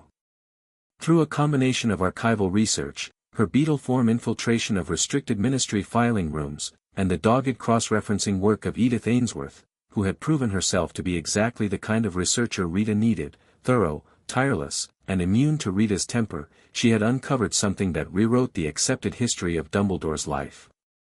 The correspondence between Albus Dumbledore and Gellert Grindelwald had not ended in 1899. The official history, the one taught at Hogwarts, repeated in biographies, accepted by scholars, held that Dumbledore and Grindelwald had parted ways after the incident that killed Ariana Dumbledore, and had not been in contact again until their famous duel in 1945. Rita had found evidence that this was a lie. Letters, routed through a series of intermediaries, 3 different post offices in 3 different countries, using code names that Rita had painstakingly decoded, showed that Dumbledore and Grindelwald had maintained a correspondence from 1900 to 1945, through Grindelwald's rise to power, through his conquest of magical Europe, through the terror and the camps and the horrors that were the wizarding world's equivalent of the Muggle World Wars. The letters were not love letters, though the shadow of something that had once been love, or at least its sharp-edged cousin, lay between the lines like a ghost. They were debates. Arguments. 2 brilliant minds locked in a philosophical cage match that lasted 45 years, each one trying to convince the other to change course, neither one willing to be the first to stop writing. Grindelwald argued for magical supremacy. Dumbledore argued against it, but his arguments were more nuanced, more troubled, and more self-doubting than anyone would have expected from the man who eventually defeated Grindelwald in the greatest duel ever fought. One excerpt, which Rita reproduced in her article, "You accuse me of cowardice, Gellert, and perhaps you are right. I lack the courage of my convictions, or rather, I lack the convictions that would require such courage. I have seen what conviction does to men. It made you into a tyrant. It would have made me into something worse, because I am cleverer than you and my tyranny would have been more subtle. I choose inaction not because it is good, but because it is the least harmful option available to a man who cannot trust his own judgment." And Grindelwald's response, "Albus, you magnificent coward. You are not choosing the least harmful option. You are choosing the option that allows you to feel superior while the world burns. Your inaction is not humility, it is vanity. You will not act because acting might prove you wrong, and you cannot bear to be wrong. One day you will have to choose, and on that day, we will both discover what you really are." These were not the letters of a saint and a villain. They were the letters of 2 men who understood each other terrifyingly well, who saw each other's deepest flaws with a clarity that intimacy enables and distance cannot diminish. But the most shocking discovery wasn't the pre-1945 letters. It was what came after. Rita had found evidence, fragmentary, hard to verify, but credible, that Dumbledore had continued to correspond with Grindelwald after 1945. After the duel. After Grindelwald was imprisoned at Nurmengard. After everything. 2 letters per year, regular as clockwork, from 1946 to 1997. Over 100 letters to the man who had terrorized the world, written by the man celebrated for stopping him. The letters from this later period were in Dumbledore's most complex cipher, the one Harry had given Hermione, and Rita hadn't been able to decode them yet. But their existence alone was explosive enough. "I need to talk to someone at Nurmengard," Rita told Harry, vibrating with the particular intensity she got when a story was running hot. The prison records. The visitors' logs. If Dumbledore was writing to Grindelwald, someone at the prison facilitated it. Nurmengard's in Austria. The Austrian magical government isn't exactly cooperative. The Austrian magical government can cooperate, or I can publish what I have and let them explain to the international press why they allowed the world's most famous prisoner to maintain a secret correspondence with the world's most famous headmaster for 50 years. Rita. What? That was the old Rita. Try again. She glared at him. Then, with visible effort, the Austrian magical government can be approached through diplomatic channels with a formal request for access to non-classified records pertaining to prisoner communications. Politely. Better. I hate you, Potter. I know. The contact came through an intermediary so smooth that Harry almost didn't recognize the manipulation until it was already in motion. A letter arrived at the Prophet offices addressed to Harry personally, hand-delivered by a house elf in a tea towel embroidered with the Knott family crest. The letter was on cream parchment, written in an elegant hand, and it said very little while implying everything. "Mr. Potter, I find myself in possession of certain documents that may be of interest to your current editorial endeavors. These documents pertain to decisions made during the First and Second Wizarding Wars that affected prominent families, mine among them, in ways that have not been publicly disclosed. I believe you will find their contents illuminating. I propose a meeting at your convenience to discuss terms of access. Not Harry read the letter 3 times. Then he showed it to Rita. "It's a trap," Rita said immediately. "Probably. He wants something. Not doesn't do anything without an angle." "I know. You're going to meet him anyway." "I'm going to meet him anyway." Harry met Thaddeus not in a private room at the Leaky Cauldron, the same room where he'd recruited Rita, which was developing an unfortunate reputation as the place where Harry Potter made deals with people he didn't trust. Not arrived precisely on time, dressed impeccably, carrying a thin leather portfolio that he placed on the table between them with the delicacy of a man handling something fragile and valuable. He was, Harry reflected, exactly the kind of person who made evil look elegant. Not the raving, hollow-eyed madness of the inner circle Death Eaters.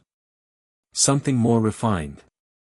Something that attended charity functions and donated to orphanages and believed, with the serene certainty of generational wealth, that some people were simply born better than others. "Mr. Potter. Thank you for agreeing to see me. I was curious." Harry didn't offer a drink or a handshake. He sat with his hands flat on the table and waited. Not opened the portfolio. Inside were parchments, old ones, some dating back decades, bearing ministry seals and Dumbledore's distinctive handwriting. Harry recognized the format, operational documents, similar to the ones in his Gringotts vault. "These are records of decisions Dumbledore made during the First War," Not said, sliding the portfolio toward Harry. "Specifically, decisions regarding pure-blood families who were not aligned with the Dark Lord, families who were neutral, or who actively opposed him, but who were targeted or neglected by Dumbledore's forces because of their blood status." Harry looked at the top document. It was a planning memo from 1979, discussing the allocation of protective resources. Several pure-blood families who had requested order protection were listed, with Dumbledore's notes beside each name. Some had been granted protection.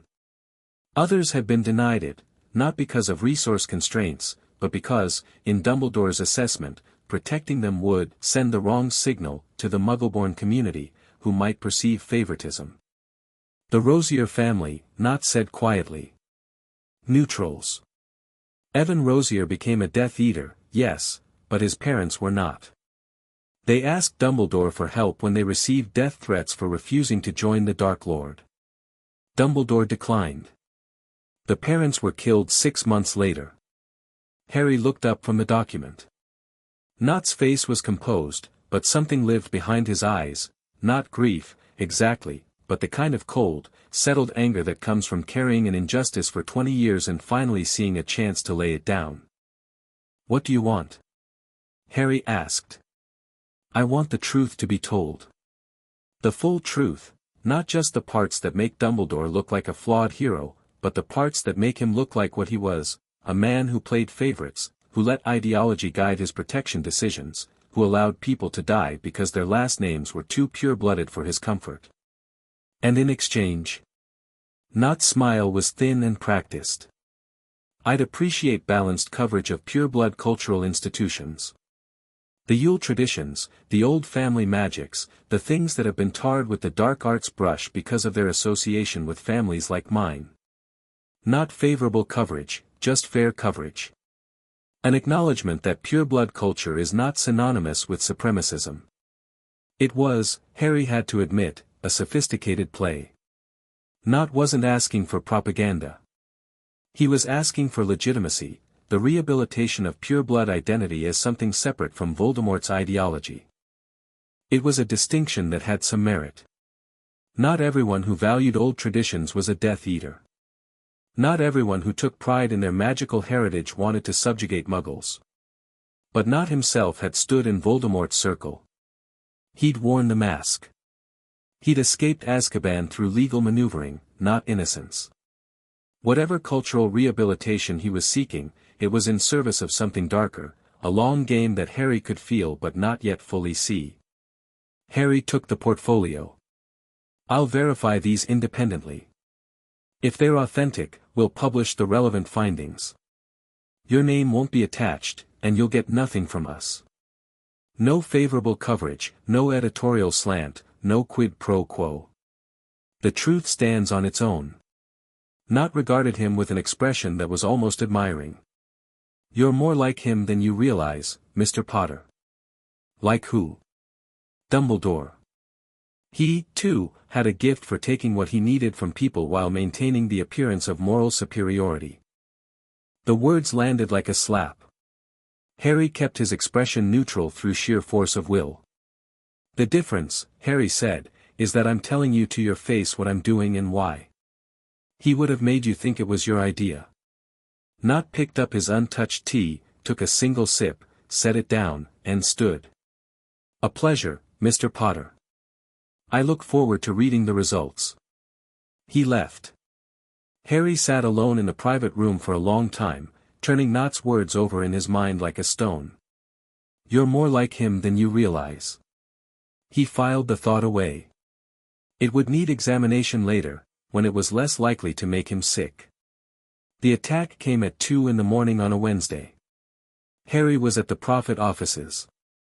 He'd been sleeping there more often than not. Grimmauld Place was too quiet after Ginny went back to training camp, and the office sofa was surprisingly comfortable for something that looked like it had been upholstered during the Goblin Wars. He'd been reviewing Nott's documents, which he'd had Hermione verify, they were authentic, and making notes for Rita when the ward he'd placed on the building's exterior chimed in his mind like a bell. Someone was at the door. Not knocking. Harry was on his feet with his wand in his hand before the chime had finished resonating. He moved through the dark newsroom with the silent efficiency of someone who'd spent a year living in a tent in hostile territory, alert for every shadow, every shift in the air. The front door blew inward. 3 figures. Black robes, featureless masks, not Death Eater masks, something smoother, more modern, the kind of thing a professional might wear. They moved in formation, 2 high, 1 low, wands up. They weren't amateurs. Neither was Harry. The first stunner hit the leading figure before any of the 3 had fully crossed the threshold. Harry didn't announce himself, didn't call out a warning, didn't do any of the things that dueling etiquette suggested. He fought the way the war had taught him to fight, fast, brutal, and aimed at ending the encounter as quickly as possible. The lead figure dropped. The second one got a shield up, competent, fast, the kind of reflexive defense that came from training rather than experience. Harry hit the shield with a reductor curse that didn't break it but drove the caster backward into the doorframe. The third figure flanked left, firing a curse Harry didn't recognize, something dark, something that trailed black smoke and smelled like ozone. Harry sidestepped it and felt it pass close enough to ruffle his hair. He banished the nearest desk at the flanking figure. 12 stone of enchanted oak caught the attacker in the midsection and drove them into the wall.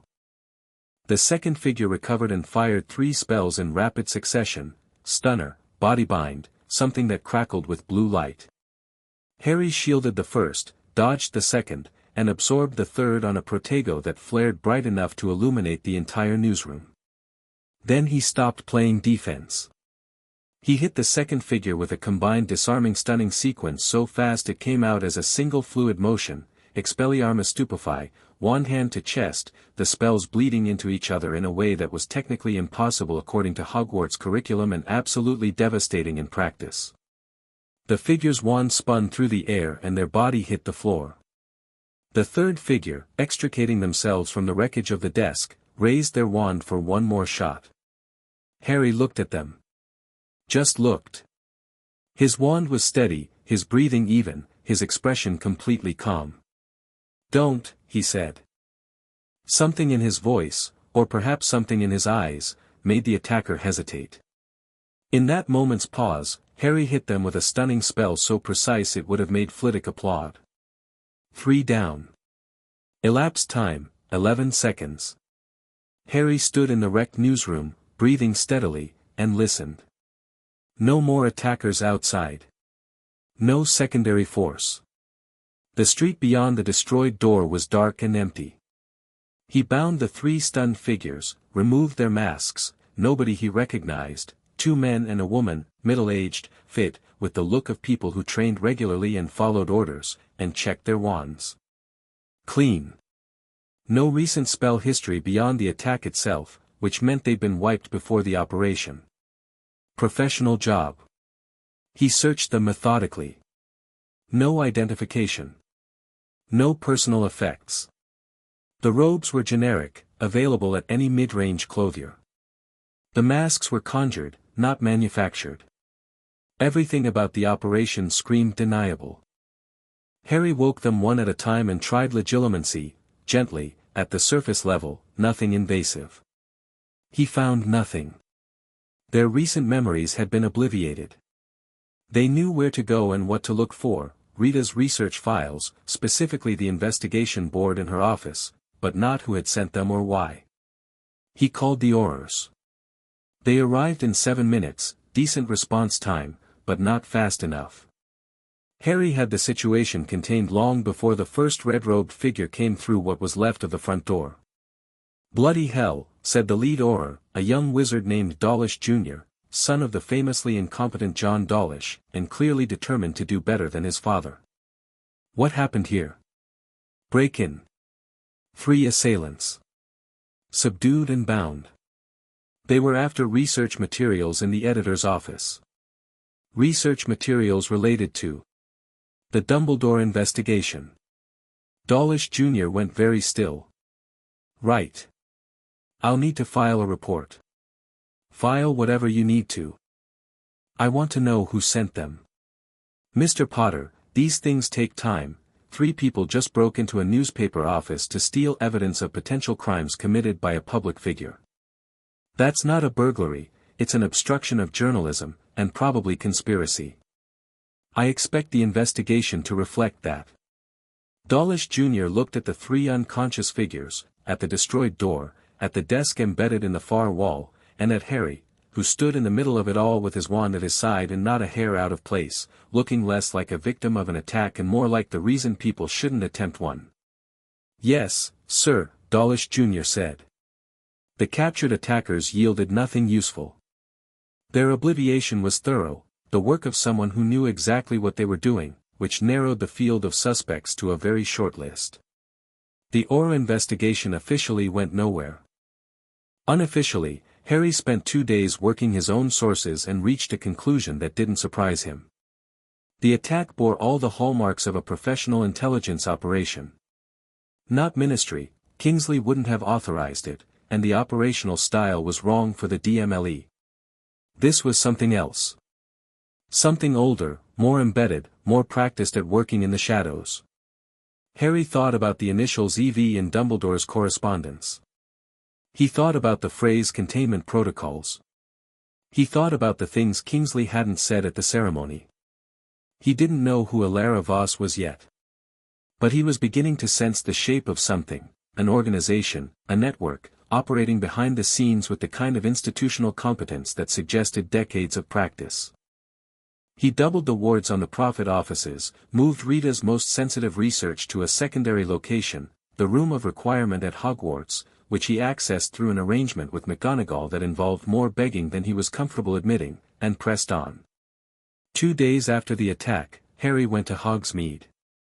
The Hog's Head was exactly as he remembered it, filthy, dim, smelling of something that was probably goats and possibly something worse. The bar was empty at this hour, mid-afternoon on a Tuesday. Even the Hog's Head's most dedicated clientele had limits. Aberforth Dumbledore stood behind the bar, polishing a glass with a rag that was making it dirtier, and regarded Harry with the particular expression of a man who'd been expecting this visit and was annoyed that it had taken so long. "Took you long enough," Aberforth said. "I wanted to have the right questions before I asked them." "Sit down." "Drink?" "No, thanks." "Smart. Don't trust the glasses." Aberforth set down the rag and leaned against the bar. He was older than Harry remembered, the war had aged him, or perhaps it was just time doing what time did to everyone, even wizards. His eyes were the same blue as his brother's, but where Albus's had twinkled with carefully calibrated warmth, Aberforth's were flat and hard, the eyes of a man who'd seen through every performance the world had to offer and hadn't been impressed by any of them. "I've been reading your paper," Aberforth said. And you're getting some of it right and some of it wrong." "The Dursley business, that was right. The letters to Grindelwald, right, as far as it goes. But you're missing the central thing, and you'll keep missing it until you understand something about my brother that nobody in the world understood except me." Harry waited. Aberforth was quiet for a long time.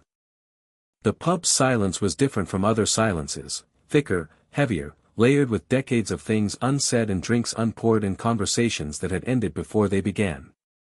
"Albus was afraid of himself," Aberforth said. "Not of Voldemort, not of Grindelwald, not of death. Himself. He was the most gifted wizard born in centuries, and he knew it, and it terrified him. Because he'd seen what he was capable of when he stopped being afraid. Ariana proved that." "What happened to Ariana?" "You know the basics. She was attacked by Muggle boys when she was 6. They saw her doing magic and they hurt her. Badly. She was never the same. The magic was still in her, but it was broken, it came out in surges she couldn't control. She was dangerous. Not because she was evil, but because the power was too much for a damaged mind to contain." He paused. His hands, Harry noticed, had gone still on the bar. "Our mother died trying to contain one of Ariana's episodes. I was there. Albus was in school, brilliant, celebrated, too busy being the cleverest boy in the country to come home and help. After our mother died, he was stuck with us. Me and Ariana. He resented it. He'd never say so, but I could see it. The great Albus Dumbledore, reduced to being a nursemaid. And then Grindelwald came. And then Grindelwald came." Aberforth's voice was flat. "Summer of 1899. Bathilda Bagshot's great-nephew, visiting Godric's Hollow. Brilliant, charismatic, beautiful, and absolutely convinced that wizards should rule the world. Albus fell in love. Not just with Gellert, with the idea. The greater good. The vision of a world where wizards didn't have to hide, where power was used openly, where someone like Albus didn't have to waste his talents changing nappies and calming panic attacks. They planned it together. They planned everything together. 2 months of feverish scheming, grand designs, world domination plotted over tea and biscuits. I tried to stop it. I told Albus he was mad, that he was being seduced, not by Grindelwald's body, though that was part of it, but by his permission. Gellert gave Albus permission to be what he secretly wanted to be, powerful without restraint. The fight. Aberforth closed his eyes. I confronted them. Told Albus he was abandoning Ariana, abandoning his responsibilities. Gellert cursed me. Albus tried to intervene. It became a 3-way duel in our kitchen, 3 young idiots throwing spells in a room where a mentally unstable girl was cowering in the corner. He opened his eyes. They were dry, but the effort of keeping them that way was visible. A spell hit Ariana. I don't know whose. Albus didn't know. Gellert didn't know. Or if any of us did know, we never admitted it. She died instantly. Harry said nothing. There was nothing to say. Gellert fled. Albus stayed. And from that moment on, my brother was afraid. Afraid of what he was, afraid of what he could become, afraid that the boy who dreamed of ruling the world was still inside him, waiting. Every decision he made for the rest of his life was filtered through that fear. Every time he had a chance to take power, minister for magic, supreme mugwump, anything that would have put him in direct authority, he refused. Not out of humility. Out of terror. But he took power anyway, Harry said. Not officially. Unofficially. Through the Order, through Hogwarts, through the people he controlled and the secrets he kept. That's the thing nobody understands. Aberforth's voice had a strange, sad quality, the resignation of a man who'd spent his life watching a tragedy unfold in slow motion. Albus was afraid of being a tyrant, so he became a puppet master instead. He couldn't trust himself with open power, so he exercised it in secret. He couldn't risk making decisions publicly, where they could be questioned, so he made them in the dark, where nobody could challenge him. He spent his entire life running from the boy who dreamed of ruling the world, and he ended up doing exactly that, just from behind a curtain instead of a throne. The silence that followed was the longest of Harry's life. "I want to go on record," Aberforth said. "All of it. Ariana, the fight, Gellert, the whole rotten story. I've carried it for 90 years, and I'm tired. It'll be public. Everywhere. You won't be able to take it back. I know what public means, Potter. I've been running a pub in a village that's 200 meters from the school my brother ran for 40 years. I've had tourists asking me about him every day for decades.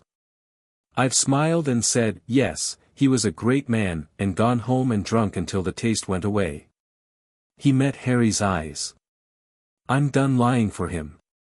He doesn't deserve it, and I don't owe it." Harry nodded. "I'll send Rita tomorrow. She'll record your full account. Everything will be verified before publication. You'll have final approval on the quotes." "I don't need approval. I need it said." They shook hands at the bar. Aberforth's grip was strong, dry, and carried the particular steadiness of a man who had made a decision and was done thinking about it. Harry left the Hog's Head and walked through Hogsmeade.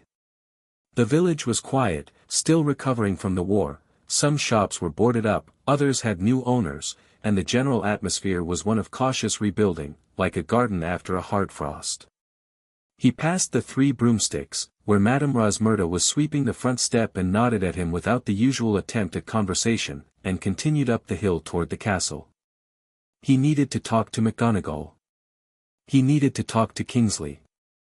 He needed to talk to a lot of people about a lot of things, and the list was growing faster than he could manage it, and somewhere underneath all the urgency, there was a tiredness that went deeper than sleep could reach.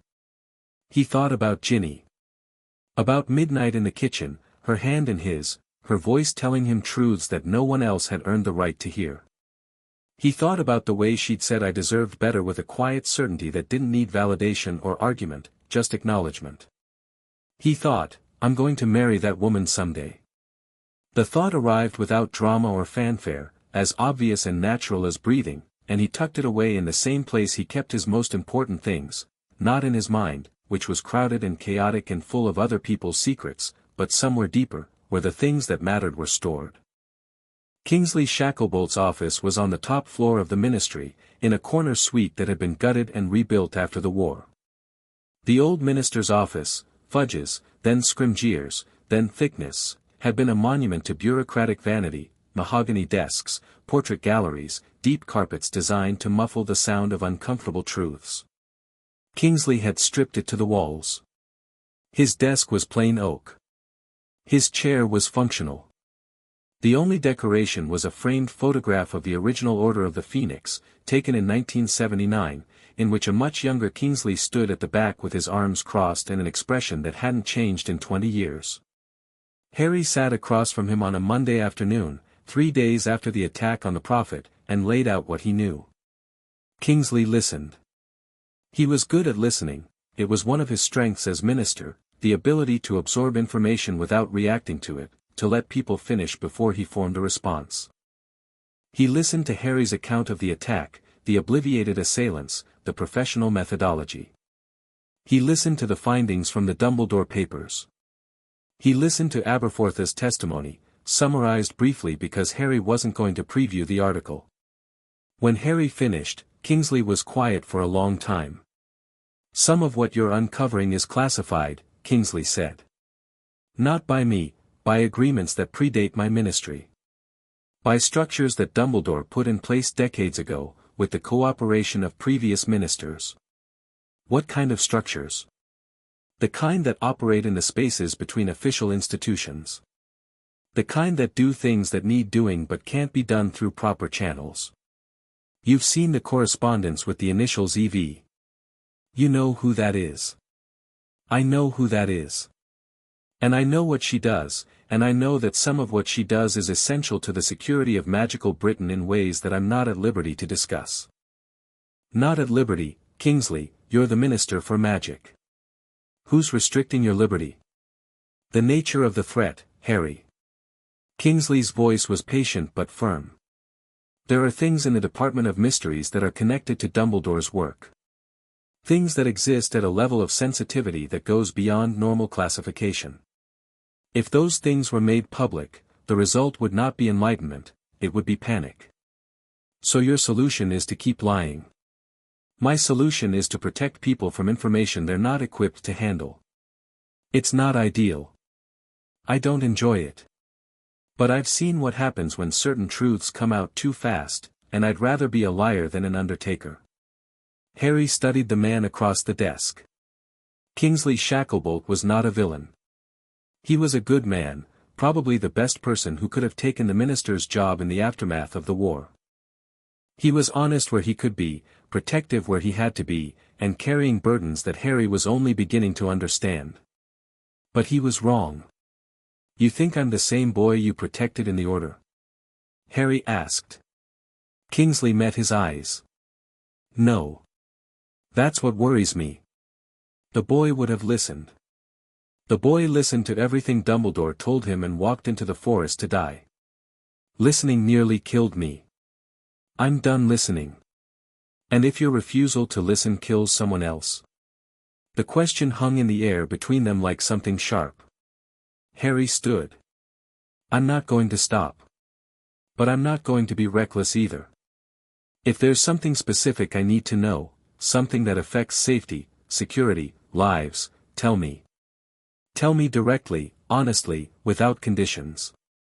I'll factor it into what we publish and how. Kingsley considered this. That's more reasonable than I expected. I'm not unreasonable. I'm just not controllable. There's a difference. He left the ministry through the visitor's entrance, the red telephone box that always smelled slightly of damp, and emerged into Muggle London, where nobody knew who he was and nobody cared, and the anonymity was like a cool drink on a hot day.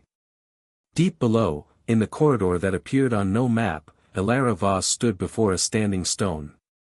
It was not in her office, she'd travelled for this, operating to a desolate stretch of the Scottish Highlands where the wind cut like a knife and the sky was the colour of bruised iron. The stone was one of 17 anchors in the containment network, erected here by Dumbledore himself in 1962, carved with runes that Elara could read but never fully understand. Dumbledore's magic operated at a frequency that was, she'd long ago accepted, beyond her reach. She could maintain his works. She could not replicate them. The anchor was failing. She could feel it, a wrongness in the air, a thinning of the ambient magic that was subtle enough to miss if you weren't looking for it but unmistakable once you knew what to feel for. The stone's runes, which should have glowed with a steady blue light visible only to those keyed into the network, were flickering. Pulsing. The rhythm was irregular, like a heartbeat under stress. Elara placed her hands on the stone and poured her own magic into it. The process was intimate and exhausting, like trying to fill a lake with a teacup. She was powerful by any normal standard, but Dumbledore had been operating at a level that made normal standards irrelevant. What had taken him an hour of focused work to establish took her 3 hours of desperate effort to merely maintain. When she finished, the runes were steady again. For now. She'd need to come back within the month. She leaned against the stone, breathing hard, and looked out across the highland emptiness. The wind carried a sound she couldn't quite identify, not a voice, not music, but something in between. A vibration at the edge of perception, like a note played on an instrument that hadn't been invented yet. It was coming from below. From the thing beneath the veil. The entity, she refused to call it by the name Dumbledore had used in his private journal, because naming things gave them power and this thing had enough, was testing the boundaries. It had been testing them since Dumbledore's death, probing the weakened points with the patient, methodical intelligence of something that had been imprisoned for centuries and had learned that the most effective strategy against containment was not force but persistence. She'd lost 2 operatives since Potter started publishing. Ambrose Kettle, who'd maintained the Briar Hill anchor for 23 years, had read Rita Skeeter's article about the Obliviation program and handed in his resignation the next day. I didn't sign up for this, he'd said. I signed up for Dumbledore. If he wasn't what I thought he was, then what have I been doing for 23 years? Elara had tried to explain. The work mattered regardless of who had initiated it. The threat was real regardless of Dumbledore's character. The anchors needed maintenance regardless of the anchors' feelings about the man who built them. Ambrose hadn't listened. His anchor had failed 2 weeks later. The second defection was worse. Callista Marchbank, the most talented of the 7 operatives, the one Elara had been grooming as her eventual successor, had not just resigned. She'd gone to the Prophet. The interview hadn't been published yet. Rita was sitting on it, cross-referencing Callista's account with the documentary evidence. When it ran, it would blow the lid off Dumbledore's entire shadow operation. Names, dates, operations. Everything. Elara pulled her cloak tighter against the Highland wind and made a decision. The information attacks hadn't worked. The physical retrieval had failed. Potter had dismantled 3 trained operatives in under 15 seconds, which told her everything she needed to know about the gap between his public reputation and his actual capabilities. Diplomatic approaches through Kingsley had produced nothing but a promise of reasonable behavior, which in Elara's experience was the kind of promise people made when they had no intention of being reasonable. She needed a new approach. Direct, public, and aimed not at Potter but at his credibility. She pulled a quill from her cloak and began composing a statement for the Wisengamot's Committee on Magical Security, requesting authorization to testify as an expert witness on matters of magical intelligence. She would present herself as a career unspeakable, true enough, with expertise in wartime intelligence operations, also true. She would cast doubt on the provenance of Potter's documents, suggest the possibility of forgery, and frame the entire investigation as a potential security breach rather than a journalistic endeavor. It wouldn't stop Potter permanently. But it would buy time. And time was what she needed, because the anchors were failing and the thing beneath the veil was waking and the only person who had ever known how to stop it was dead. She sent the owl and disapparated, leaving the standing stone alone on the Highland moor, its runes glowing blue against the gathering dark.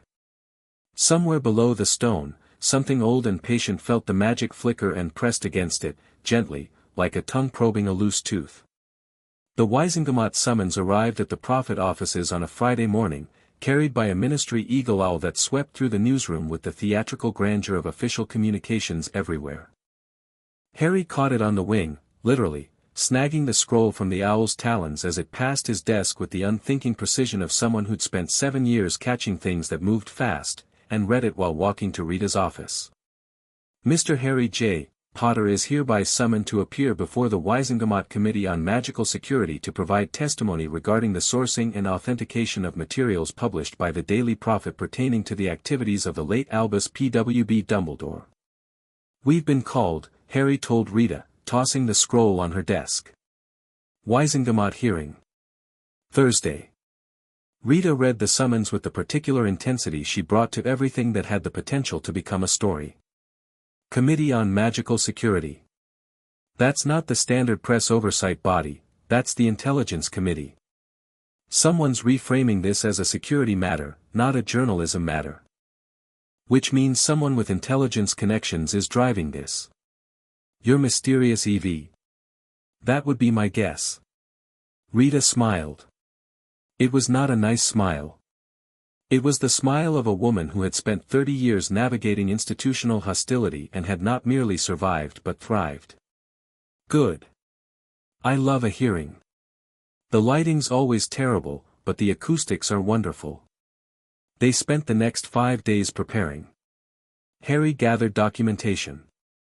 Rita assembled a chronological presentation of her investigative methodology, every source, every verification, every step of the process, laid out with a transparency that would make it very difficult for anyone to credibly accuse her of fabrication. Hermione, who had been quietly assisting with document authentication from her position at the DMLE, provided expert analysis on the parchment aging, ink composition, and magical signatures of the key documents. These are genuine, Hermione told Harry, sitting in the Prophet's conference room surrounded by parchment and looking more like the girl in the Hogwarts library than the ministry official she'd become. The aging is consistent, the magical signatures match Dumbledore's known profile, and the ink composition is period appropriate. If someone forged these, they'd need access to materials and techniques that essentially don't exist outside of a handful of archival experts. And Hermione Granger says they're real, Rita murmured from the doorway. I say the physical evidence supports authenticity. What they mean is a matter of interpretation. Fortunately, interpretation is my specialty. The hearing was held in the Wisengamot's smallest chamber, a circular room of dark stone, tiered seating, and the kind of acoustics that made every word feel like a pronouncement. The committee consisted of 7 members, most of them elderly, most of them wearing expressions that ranged from skeptical to hostile. Harry sat at the witness table and felt the room's attention settle on him like a physical weight. Behind him, the public gallery was packed, reporters from every publication in Wizarding Britain, ministry officials, and a significant contingent of the general public who'd queued since dawn for seats. The committee chair, a wizard named Tiberius Ogden, ancient, sharp-eyed, and famously impartial, opened the proceedings. Mr. Potter, you've been summoned to address questions regarding the authenticity and sourcing of materials published by the Daily Prophet. Before we begin, do you wish to make an opening statement? Just that I'm here voluntarily and I'll answer any question that doesn't compromise a confidential source. Everything we've published is true. I'm prepared to demonstrate that. Very well. The committee calls its first witness. Ms. Ilara Voss. Harry's head turned. She entered from a side door, a woman he'd never seen before, carrying herself with the composed authority of someone who'd spent decades in rooms exactly like this one. Mid-40s, dark hair cut short, a face that was handsome and severe and entirely unreadable. She wore the plain gray robes of a Department of Mysteries employee, and she moved with the particular economy of motion that Harry associated with people who were very good at their jobs and knew it. She took the witness stand and met Harry's eyes across the chamber. The look that passed between them lasted perhaps 2 seconds. In that time, Harry learned several things. She was not afraid of him, she was not underestimating him, and she was playing a game that was considerably more complex than the committee understood. Ms. Voss, Ogden said, you've been called as an expert witness on matters of magical intelligence. Please state your qualifications. I am a senior unspeakable in the Department of Mysteries, where I have served for 23 years. My area of expertise is magical intelligence operations, including source management, counterintelligence, and the authentication of magical documents. And you've reviewed the materials published by the Daily Prophet? I have. Both the published articles and certain source materials provided to the committee under seal. Your assessment. Ilara Voss folded her hands on the witness stand and delivered her testimony with the precision of a surgeon. The documents, she said, were of uncertain provenance. While the physical materials appeared genuine, the chain of custody was unverified. They had been found in a private vault accessible only to Mr. Potter, with no independent confirmation that Dumbledore had placed them there. The possibility of planted evidence, while not proven, could not be excluded. Certain documents referenced classified operations that, if authentic, constituted security breaches, if fabricated, constituted a sophisticated disinformation campaign. In either case, publication was irresponsible. She was measured, articulate, and devastating. Her testimony cast just enough doubt to make the committee uneasy without making specific accusations that could be refuted. She was, Harry realized, exactly as good at this as he'd feared. When she finished, Ogden turned to Harry. Mr. Potter, you may respond. Harry stood. The chamber went quiet. Not the quiet of anticipation, something deeper. The quiet that happened when Harry Potter entered a room and people remembered, viscerally, who he was and what he'd done. It wasn't fear, exactly. It was recognition. He didn't raise his voice. He didn't need to. Ms. Voss is right that the chain of custody is difficult to independently verify. The documents were in a private vault keyed to my blood. I can't prove Dumbledore put them there, and I won't try to prove it. The evidence speaks for itself. What I can prove is that the documents are physically authentic. Hermione Granger, one of the most qualified analytical minds in the ministry, has verified the parchment aging, ink composition, and magical signatures. Her report is available to the committee. What I can also prove is that the events described in the documents correspond to real events that can be independently confirmed. The obliviation of the family at Briarwood Close, that's in the Obliviation Office's own records, if the committee cares to check. The operational structure of Dumbledore's intelligence network, 2 former members have come forward on the record. And what I find interesting about Ms. Voss's testimony is that she doesn't deny any of the specific claims. She doesn't say Dumbledore didn't maintain a secret operative network. She doesn't say he didn't authorize obliviations. She doesn't say the letters to Grindelwald are fake. She says the documents might have been planted, but she doesn't explain who would plant them, or why, or how they would replicate Dumbledore's magical signature with such precision. I respect Ms. Voss's expertise. But with respect, her testimony is designed to create doubt, not to establish truth. And this committee's job is the truth. He sat down. The chamber erupted. Ogden had to call for order 3 times before the noise subsided. The committee members conferred in whispers. Elara Voss watched Harry with an expression that was impossible to read but that carried, at its edges, something that might have been reluctant acknowledgement. The hearing adjourned without a formal finding. In practice, this meant nothing had been resolved. The committee would continue its review in the way that committees always continued their reviews, which was to say slowly, cautiously, and with frequent recesses. But the public gallery had heard every word. Rita was already writing. Harry was leaving the chamber when Elara Voss intercepted him in the corridor. "A moment, Mr. Potter." He stopped. They faced each other in the ministry's stone-walled hallway, 2 people who understood that they were on the same side of a war they hadn't yet acknowledged. "You're skilled," Elara said. "More than I expected." "I've had practice." "I imagine so." She paused. Something shifted in her expression, a crack in the professional facade, quickly sealed. "Be careful with what you're digging up. Not for my sake, for yours. There are things in those papers that have consequences beyond reputation. Consequences that are immediate." "Is that a threat?" "It's a warning. And it's the last one I'll give." She turned and walked away, her footsteps echoing in the empty corridor. Harry watched her go and thought about the word she'd chosen. Immediate. Not eventual. Not theoretical. Immediate. He thought about Kingsley's warning. About the things in the Department of Mysteries that were connected to Dumbledore's work. About the flickering crystal orbs he didn't yet know existed, and the standing stones he'd never seen, and the ancient, patient presence beneath the veil that was pressing against its bindings with the gentle, inexorable force of something that had been waiting for a very long time. He didn't know any of those specifics yet. But he could feel the shape of the thing he was approaching, vast, dark, and more dangerous than anything he'd faced before. Not because it was evil in the way Voldemort had been evil, personal, petty, driven by ego and fear. But because it was something larger, something beyond human categories of good and evil, something that existed on a scale that made human moral frameworks irrelevant. He didn't turn back. He'd never been good at turning back. The next morning, Rita's article was ready. The exposé on Dumbledore's shadow network was the most important piece of journalism published in Wizarding Britain since the fall of the Ministry.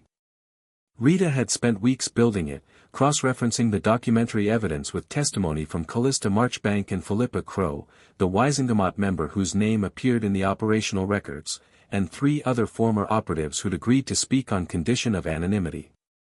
The article revealed the existence of a group that had operated alongside the Order of the Phoenix but separate from it, a smaller, more secretive network that conducted operations Dumbledore couldn't entrust to the Order's broader membership.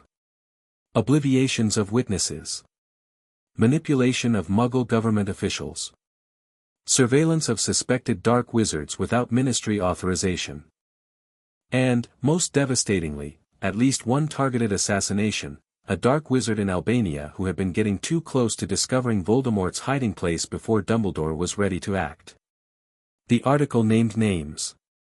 Not all of them. Rita had withheld certain identities for safety reasons, a decision that cost her professionally but that she made without hesitation, which told Harry more about her evolution than any amount of self-reflection could have.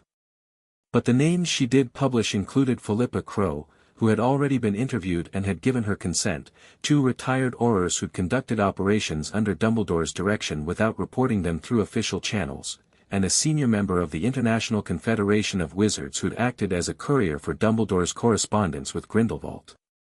Harry held the first copy of the paper in his hands, still warm from the press. The ink was sharp and black. The headline was 2 words, the network. He looked at it for a long time. Then he released the owls. Outside, London was waking up. The autumn sun filtered through the newsroom's grimy windows, catching dust motes that hung in the air like suspended thoughts. The press clattered on, churning out copy after copy, each one a small explosive device that would detonate in kitchens and offices and pubs across the country within the hour. Harry heard Rita come up behind him. "Well," she said. "There's no one ringing this bell." "No. Any regrets?" Harry thought about Molly Weasley crying at her kitchen table. About Aberforth, 90 years of silence broken in a single afternoon. About McGonagall's shaking hands. About a 9-year-old Muggle girl whose parents never learned how she really died. "No," he said. "No regrets." Rita nodded. She straightened her spectacles, smoothed her robes, and walked back to her office, where the next investigation was already taking shape on her wall, a web of connections that grew larger and more complex by the day, reaching into corners of Dumbledore's life that nobody had thought to examine. Harry remained at the window. The wizarding world was about to crack. He could feel it, the same instinct that had warned him about Voldemort's Horcruxes, about Draco Malfoy's mission, about the trap at the Ministry. The instinct that had kept him alive through 7 years of impossible odds and 1 walk through a dark forest. The crack in the marble tomb was spreading, and he didn't know yet what would emerge from underneath. But he'd find out. Whatever it cost. He turned from the window, picked up his wand, and went back to work. Chapter 3, The Greater Good. Philippa Crow turned herself in on a Tuesday morning. She walked into the Auror office at 9:30, wearing her Wizengamot robes as if she were arriving for a scheduled session, and told the duty officer that she wished to confess to multiple violations of the Statute of Secrecy, unauthorized use of memory charms on Muggle citizens, and conspiracy to obstruct the course of magical justice.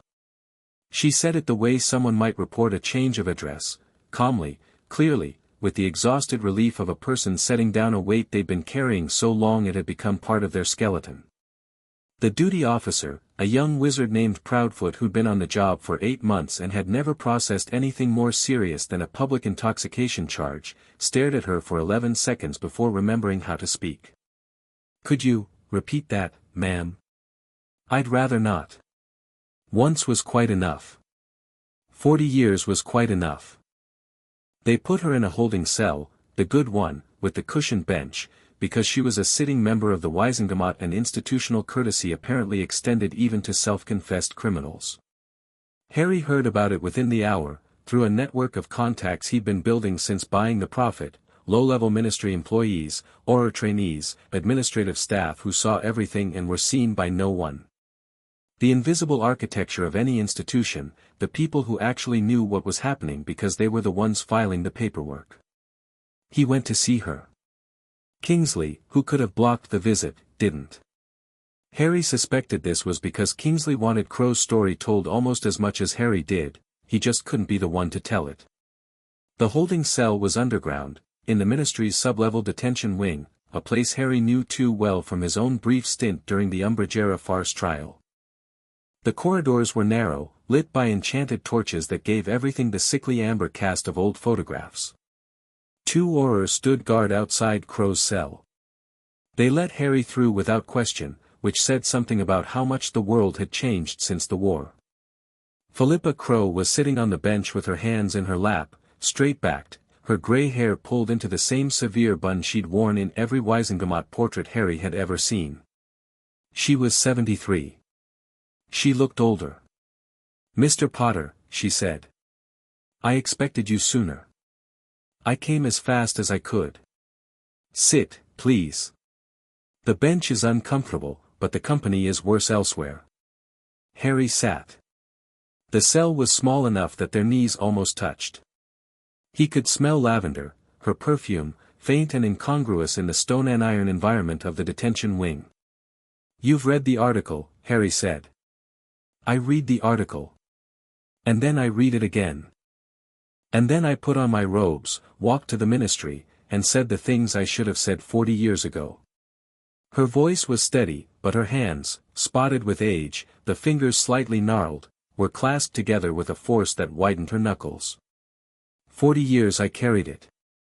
40 years of knowing what I'd done and smiling at charity dinners and voting on legislation about Muggle rights while knowing that I'd personally stolen the memories of 11 Muggle families on Dumbledore's orders. 11. 11 that I conducted personally. There were more. Others handled different cases. I don't know the total number. Dumbledore compartmentalized, none of us knew the full scope of the network. We only knew our own assignments. "Why did you do it?" She looked at him. Her eyes were pale blue, watery with age, and absolutely clear. "Because he asked me to. Because I trusted him. Because he said it was necessary, and I believed him, and believing him was easier than thinking for myself." She paused. "That's not an excuse. It's a confession." Harry sat with her for an hour. She told him everything, not for publication, not yet, but because she needed someone to hear it. The operations she'd conducted, memory charms on Muggle families who'd witnessed magical violence, the construction of false narratives to explain deaths and disappearances, the quiet disposal of evidence that might have connected Dumbledore's network to activities that were, by any objective standard, criminal. She didn't minimize. She didn't equivocate. She told the truth with the particular precision of someone who'd been rehearsing it in their head for decades, refining the words, cutting away the justifications until only the bare, ugly facts remained. "The worst one was a family in Devon," she said. 1981, just before the war ended. A Death Eater attack, 3 Muggles killed, including a child. Our operative had been present and failed to prevent it. Dumbledore's priority was protecting the operative's cover, so I was sent to modify the surviving family members' memories. The father. He'd seen his daughter killed by magic, and I took that memory from him. I gave him a car accident instead. Her hands finally unclenched. She looked down at them as if they belonged to someone else. He asked me about it once. The father. I ran into him years later, coincidence, pure coincidence, at a market in Ottery St. Catchpole. He didn't recognize me, of course. He wouldn't. But he said something that I've never forgotten. He said, "I lost my daughter in a car accident, and the strangest thing is, I can't remember any of it. Not the crash, not the hospital, nothing. It's like there's a hole where the worst day of my life should be. Sometimes I think I'd rather have the pain than the hole." She stopped. The silence in the cell was absolute. "I want to go on record," she said. "Full testimony. Everything I know. I understand the legal consequences. You'll face charges. I should have faced charges 40 years ago. The delay is my fault, not yours." Harry left the cell and walked through the ministry corridors, past the golden lifts, past the atrium with Dumbledore's sapphire-eyed statue still gleaming in its alcove, and out into the grey October light. He stood on the pavement and breathed. Then he went to the prophet and wrote to Rita. The Wisengamot convened an emergency session 3 days later. The chamber was full, not just the committee members, but the entire body, 150 witches and wizards in plum-colored robes, plus a public gallery so overcrowded that amplifying charms had been set up in the corridor outside for the people who couldn't get seats. Harry sat in the gallery, flanked by Hermione on one side and, unexpectedly, Neville on the other. Neville had come without being asked. Figured you could use a friendly face, Neville said, shrugging. Also, Gran was on the Wisengamot for 30 years. She'd want me to see how it works. The session opened with Tiberius Ogden reading Philippa Crow's formal confession into the record. The chamber was silent for the reading, the particular, weighted silence of people confronting something they preferred not to know. When Ogden finished, the noise began. It took 40 minutes of procedural argument, 3 points of order, and one shouting match between opposing Wisengamot factions before a resolution was passed, a formal inquiry into Dumbledore's extrajudicial operations, with subpoena power, compulsory testimony, and full access to relevant ministry records. Kingsley, seated in the minister's box, watched the vote with an expression Harry couldn't read. When the resolution passed, 63 to 41, with the rest abstaining, Kingsley closed his eyes for a moment, then opened them and nodded once. Acceptance. Not enthusiasm. Harry was named as a material witness and source. He would be called to testify at a date to be determined. The inquiry was given a name, the Committee of Inquiry into Extrajudicial Magical Operations, which the press immediately shortened to the Dumbledore Inquiry, and a chair, Griselda Marchbank's granddaughter, a severe which named Araminta Marchbanks, who had a reputation for impartiality so fierce it bordered on pathological. The wizarding world had, officially, opened the door that Harry had been trying to kick down for weeks. Now he had to deal with what came through it. The fracture lines appeared immediately. Not the clean, predictable split that Harry had anticipated, pro-Dumbledore versus anti-Dumbledore, hero worshippers versus truth-seekers, but something more complex and more dangerous. Roughly a third of the wizarding public supported the inquiry. These were, broadly, the people who'd been most damaged by the war, families who'd lost members under circumstances that had never been fully explained, Muggle-borns who'd been marginalized by an establishment that Dumbledore had influenced for decades, and younger witches and wizards who'd grown up in the shadow of a myth and were ready to see the man behind it. Another third opposed the inquiry with passionate fury. These were Dumbledore's true believers, people for whom his memory was sacred, untouchable, the last fixed point in a world that had been shattered by war. They weren't stupid, and they weren't blind. They simply couldn't afford, emotionally, to lose the one thing that made their suffering meaningful. The final third, and this was the group that worried Harry most, didn't care about Dumbledore at all. They were tired. Tired of war, tired of politics, tired of controversy, tired of being asked to feel things about events they couldn't control. They wanted stability. They wanted quiet. They wanted someone to tell them that everything was going to be fine, and they didn't particularly care whether that someone was telling the truth. This last group was the most dangerous, because their apathy was a vacuum, and Thaddeus Knott was working very hard to fill it. Knott's public persona had shifted in the weeks since Harry's investigation began. He'd stopped being the quietly sinister figure at the edges of political events and started being something more insidious, a voice of reason. He gave interviews, not to the Prophet, but to smaller, more sympathetic outlets, in which he expressed concern about the destabilizing effect of Harry's revelations and called for unity and tradition in a time of crisis. His language was carefully calibrated to avoid anything overtly supremacist. He talked about magical heritage instead of blood purity. He talked about traditional values instead of hierarchy. He talked about the wisdom of established institutions instead of the divine right of old families to rule. It was the same message, repackaged for a population that was too exhausted to examine the wrapping. Harry watched Knott's rise with the particular alertness of someone who'd seen this playbook before. Voldemort had exploited fear. Knott was exploiting fatigue. Different emotion, same mechanism. He filed it away. One enemy at a time. Then Alara Voss made her move, and everything got worse. It started with a story in the Wizarding Herald, a small publication that Harry had barely registered, read mainly by ministry insiders and political obsessives. The article, published under a pseudonym, raised serious questions about the authenticity of the documents Harry had used to build his case against Dumbledore. The argument was sophisticated. It didn't claim the documents were forgeries, that would have been too easy to disprove. Instead, it suggested a more subtle possibility, that the documents were genuine but had been selectively curated. That someone had assembled them to present a deliberately misleading picture of Dumbledore's activities, cherry-picking the worst examples while omitting the context that would have made them understandable. That the person who'd placed them in the Gringotts vault might not have been Dumbledore at all, but someone with access to his papers and a motive to discredit him. The article named no suspects. It didn't need to. The implication was clear: Harry Potter, war hero, grief-stricken, possibly traumatized, had been manipulated by parties unknown into waging a public campaign against a dead man who couldn't defend himself. It was elegant.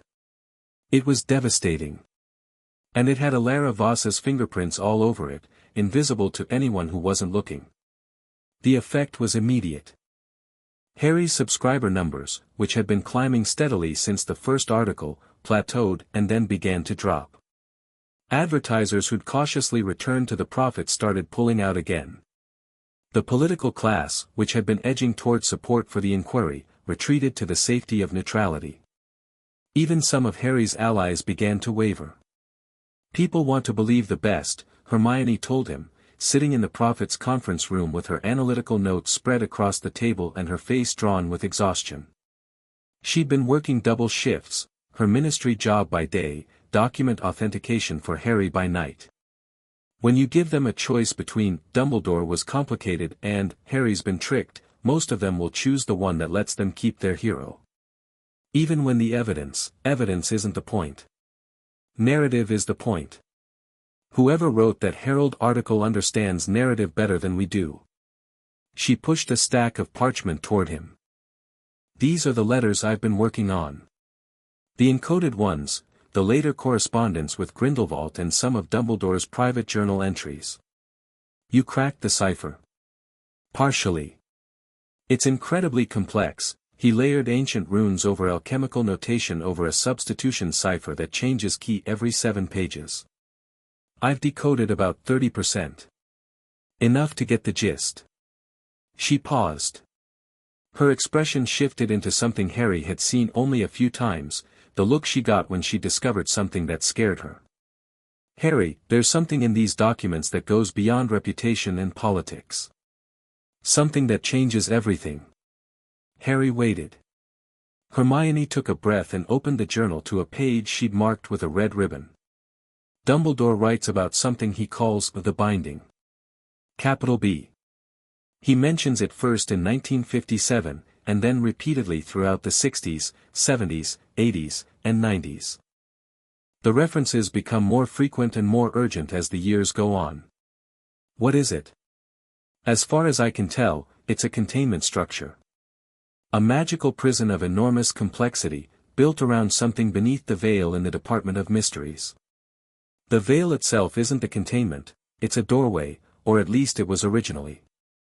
Something came through it, or was always on the other side, and Dumbledore discovered it in the 1950s and spent the rest of his life building barriers to keep it contained. Something. What kind of something? He calls it different things in different entries. The presence. The old hunger. Once, in a passage I think he wrote late at night after too much fire whiskey, he calls it, the thing that eats magic. That's the most descriptive he gets. Harry sat very still. He was thinking about the Department of Mysteries, the circular room, the locked doors, the veil with its whispering curtain. He was thinking about Sirius falling through it, and the voices he'd heard coming from the other side, and the terrible pull he'd felt standing before it at 15, the inexplicable urge to walk forward and through. The containment structure, Hermione continued, her voice tight and precise, the way it got when she was frightened and compensating with information, consists of 17 anchor points spread across Britain. Physical locations, standing stones, mostly, carved with runic arrays and powered by magical energy. The primary anchor is Dumbledore himself. His own magic acts as the keystone. The secondary anchors are maintained by operatives, people who channel their magical energy into the network on a regular basis. The shadow operatives. The network Rita exposed. Yes. Those people aren't just intelligence agents. They're load-bearing walls.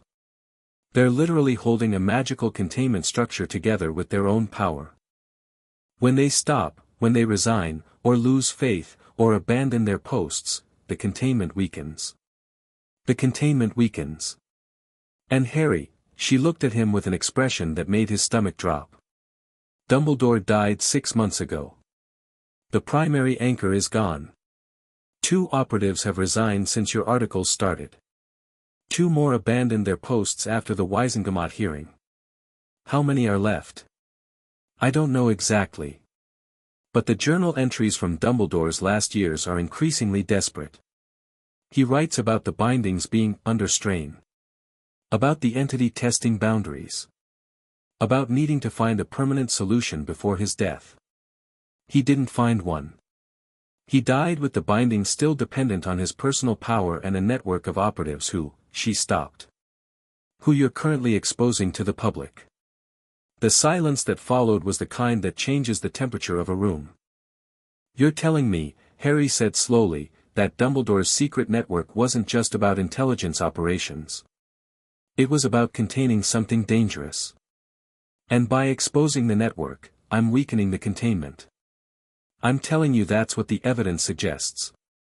I'm not telling you to stop, I'm telling you to understand what you're dealing with. Harry stood.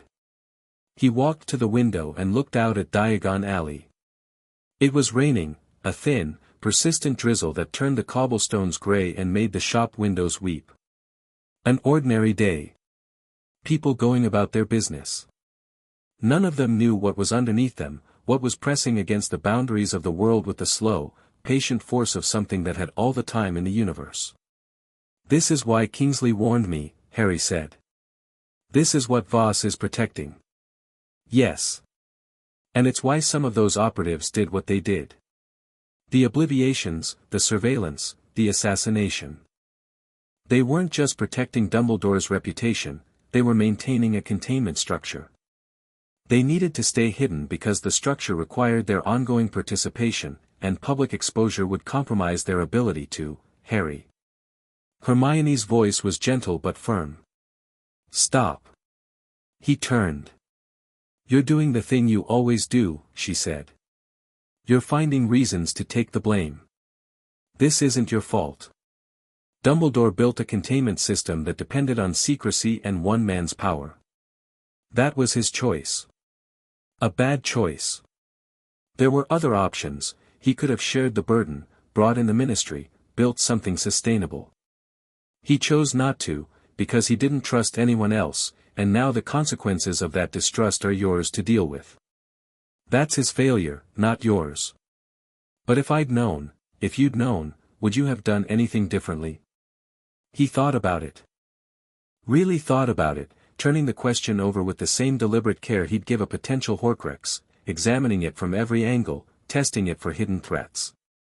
I would have been more careful about how I published.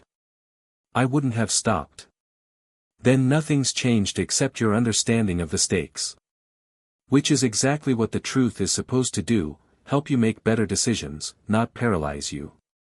He looked at his best friend, the girl who'd stood beside him since they were 11, who'd been petrified and time-traveled and tortured and had never once failed him when it mattered, and felt a surge of gratitude so intense it was almost physical.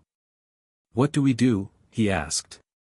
We find out exactly how bad the containment situation is. We talk to Voss, not as enemies, but as people who have information the other needs. And we figure out whether there's a way to tell the truth about Dumbledore and protect the binding at the same time. She paused.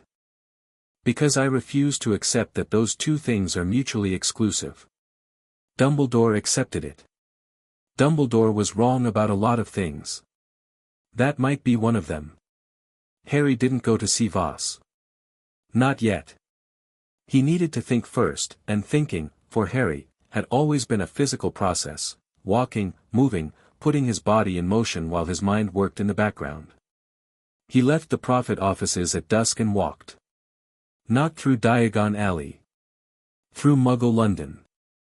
Through streets where nobody knew his name or his scar or his story, where he was just a thin young man in a dark coat walking with his hands in his pockets and his head down against the rain. He walked for 2 hours. Through Charing Cross Road, down to the embankment, along the river where the lights of the city reflected in the water like a second London inverted beneath the first. He passed the spot where, in another lifetime, the night bus had picked him up after he'd accidentally inflated his Aunt Marge. He passed the alley where he'd first seen Sirius, a skeletal dog in the shadows. He passed a phone box that looked ordinary and was anything but.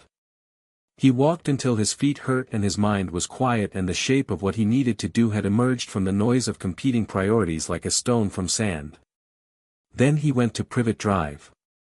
He hadn't been back since the summer before his 7th year, when the Dursleys had been evacuated and the house had been emptied and the blood wards had been allowed to fall. The order had sent them into hiding, Daedalus Diggle and Hestia Jones, escorting 3 terrified muggles to a safe house in the countryside while Harry said goodbye to the only home he'd ever known, not with sadness but with the flat, cold relief of someone leaving a prison. The Dursleys had returned after the war. The house looked the same. Of course it did. The whole point of the Dursleys was sameness, the aggressive maintenance of normalcy as a bulwark against everything they feared. The lawn was trimmed to military precision. The car was washed. The curtains were drawn at exactly the same angle as every other curtain on Privet Drive. Harry stood on the pavement and looked at it. He didn't know why he was here. He'd told himself it was about the investigation, returning to the scene, examining the evidence of his own childhood with the same analytical distance he'd applied to Dumbledore's papers. But that was a lie, and he was done lying, even to himself. He was here because he needed to feel it again. The cupboard, the hunger, the smallness.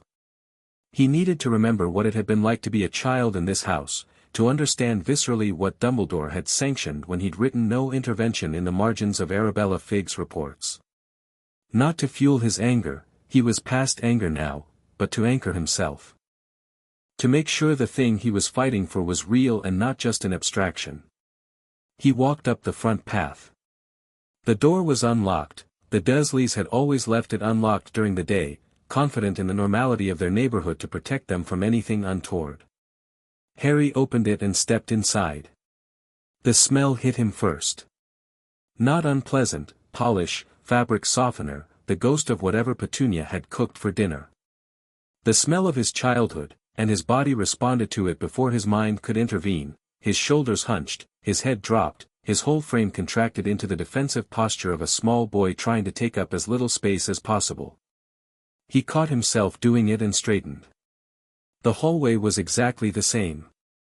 The stairs, the coat hooks, the small table where Petunia kept a vase of artificial flowers. And there, beneath the stairs, the cupboard door. Closed, handle at hip height, the old slide bolt still attached to the outside. Harry opened the cupboard. It was empty now. The spiders were gone. The camp bed was gone. The crude drawings he'd scratched into the wall at age 7 were painted over. But the space was the same, narrow, dark, barely tall enough for a child to sit upright. He'd slept here for 10 years. 10 years of his life, in a space smaller than a house elf's quarters, while a dead man's protection scheme hummed in the walls and Dumbledore read reports about it over breakfast at Hogwarts. Harry stepped inside. He still fit, barely, hunched over, his knees against his chest, his head brushing the underside of the stairs. He pulled the door closed and sat in the darkness. It was very quiet. He breathed. In. Out. In. Out. The air was stale and close, and for a moment, just a moment, he was 6 years old again, lying on a thin mattress, listening to Dudley thundering overhead, wondering what he'd done wrong this time and whether anyone, anywhere, knew he existed. Then the moment passed, and he was 18, and he was choosing to be here, and that made all the difference. He pushed the door open and unfolded himself from the cupboard and stood in the hallway of the house where he'd grown up, and the house was just a house, and the cupboard was just a cupboard, and the boy who'd lived there was gone, replaced by a man who had walked into the forest and come back. What are you doing in my house? Vernon Dursley stood at the top of the stairs in a dressing gown, his face a mottled purple that Harry remembered with something approaching fond familiarity. He'd aged, his mustache was grey now, and the weight had shifted, redistributed by gravity into jowls and belly. He looked smaller than Harry remembered. Or maybe Harry was just bigger. "Hello, Uncle Vernon." Vernon's mouth worked soundlessly. Behind him, Petunia appeared, thin, long-necked, her expression frozen in the particular combination of horror and indignation that had been her default setting for most of Harry's childhood. "Get out," Vernon managed. "Get out of this house. You have no right, you're right." "I don't. I was just leaving." Harry walked past them to the front door. He paused with his hand on the knob. "Did you know?" he asked. Not angry. Curious. "Did you know someone was monitoring the situation? That Dumbledore had a neighbor watching me." "I don't know what you're talking about," Vernon said, too quickly. "Mrs. Fig. The cat lady on Wisteria Walk. She reported to Dumbledore. She told him about the cupboard. He didn't do anything." Vernon's expression shifted. Something that might have been shame flickered across his face, or might have been indigestion, with Vernon it was hard to tell, before the familiar bluster reasserted itself. "I don't care about your lot's internal politics. You were put in our care, and we cared for you as best we could, and that's the end of it. You locked me in a cupboard for 10 years. There was a perfectly good bedroom, which I got when I was 11. After the letters started. When you were afraid of what would happen if you didn't." Vernon said nothing. Petunia's hand had gone to her throat. Harry opened the front door. "I'm not here to fight. I just needed to see it again. To remember. I won't be back." He stepped outside. Ginny was leaning against the garden wall. She was in her harpy's jacket again, her wand tucked behind her ear the way Luna sometimes wore hers, and she was watching him with an expression that wasn't sympathy or concern but something more useful, recognition. She knew this place. Not the physical address, she'd never been to Privet Drive, but the emotional landscape. She knew what it meant to return to the site of your worst memories and stand in them and choose not to be defined by them. "How'd you know I was here?" Harry asked. "Hermione said you went for a walk." When Harry Potter goes for a walk and doesn't come back for 3 hours, he's either saving the world or confronting his past. I took a guess. Smart. Obviously. She pushed off the wall. "Done. Done." She held out her hand. He took it. Her grip was warm and steady, and he held onto it with a ferocity that surprised them both. She didn't apparate them to Grimmauld Place. She took them to the coast, a cliff top somewhere in Devon, a place he didn't recognize, where the wind came off the sea with enough force to make his coat snap and the grass was long and bent and the sky was the kind of gray that promised nothing and demanded nothing in return. They sat on the edge of the cliff with their legs hanging over and the sea 200 feet below, crashing against rocks with a sound like slow applause. "I went back inside the cupboard," Harry said. "I know. I don't know why. Because you needed to make sure it was real.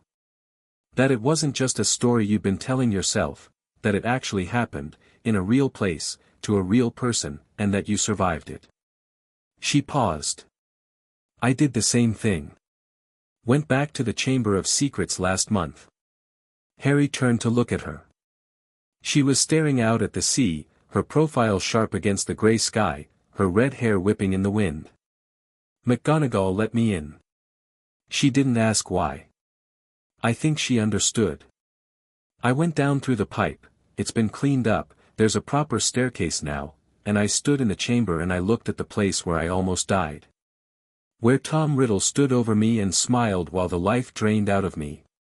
Where a 12-year-old boy killed a basilisk with a sword because no adult in the building had done their job." Her voice was steady.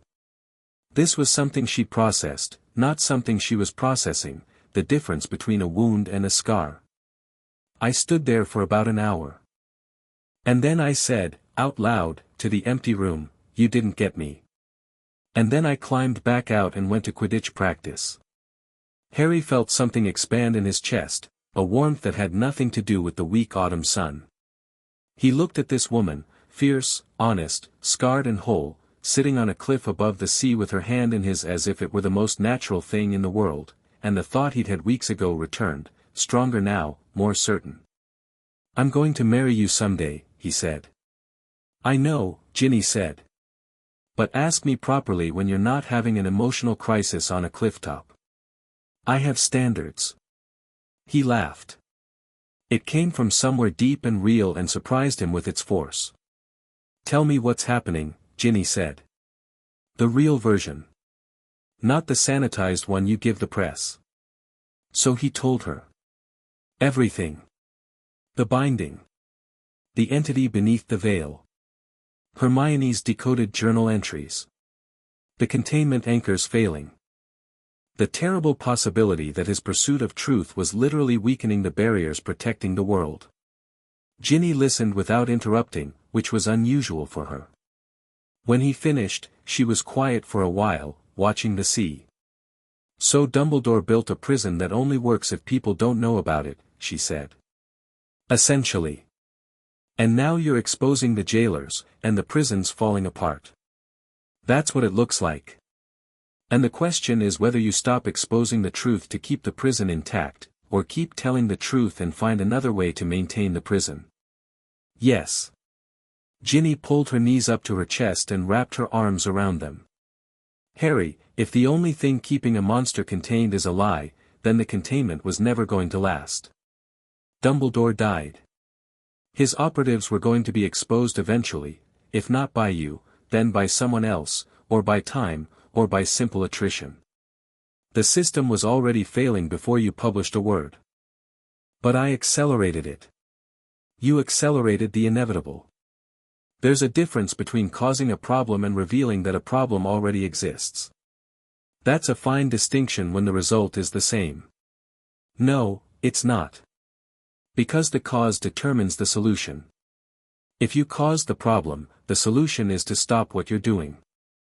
If the problem already existed, the solution is to fix it, and you can't fix what you don't know about.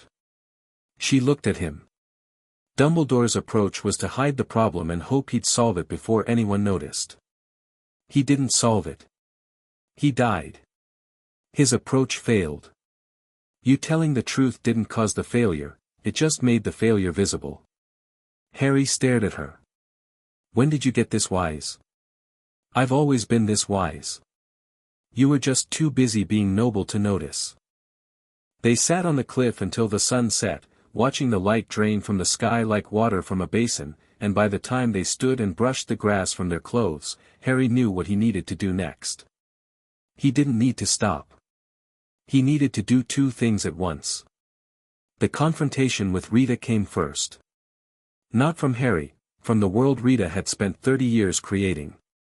A world of enemies and victims, people whose lives she'd damaged or destroyed with her quill, people who had every reason to hate her and no mechanism for forgiveness. The woman appeared outside the Prophet offices on a Thursday afternoon, while Rita was leaving for a rare lunch break. She was small, unremarkable, dressed in plain robes, and she stepped into Rita's path with the quiet determination of someone who'd been rehearsing this moment for a long time. Rita Skeeter. Rita stopped. Her hand went to her bag, not reaching for a wand, but for the instinctive clutch of personal belongings that was the civilian version of a defensive posture. Can I help you? My name is Marian Edgecombe.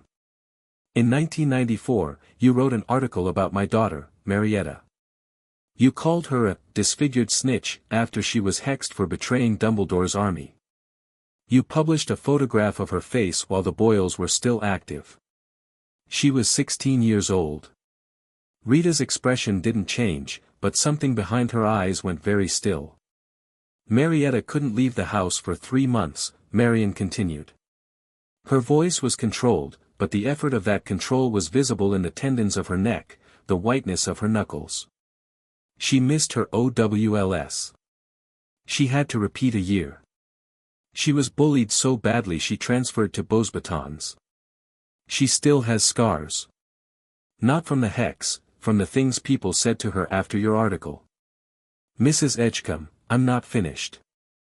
You ruined my daughter's life for a story. Not even a real story, a joke. A paragraph in a gossip column. Her suffering was your punchline. Rita was silent. The street was busy, people passing, glancing at the confrontation with the casual curiosity of bystanders, but the space around the two women had acquired the particular charged quality of a moment that matters. I read your articles about Dumbledore, Marion said. They're good. They're honest. They're important. And I hate that they're written by you, because you're a hypocrite. You're exposing Dumbledore for treating people as means to an end, and you spent 30 years doing exactly the same thing.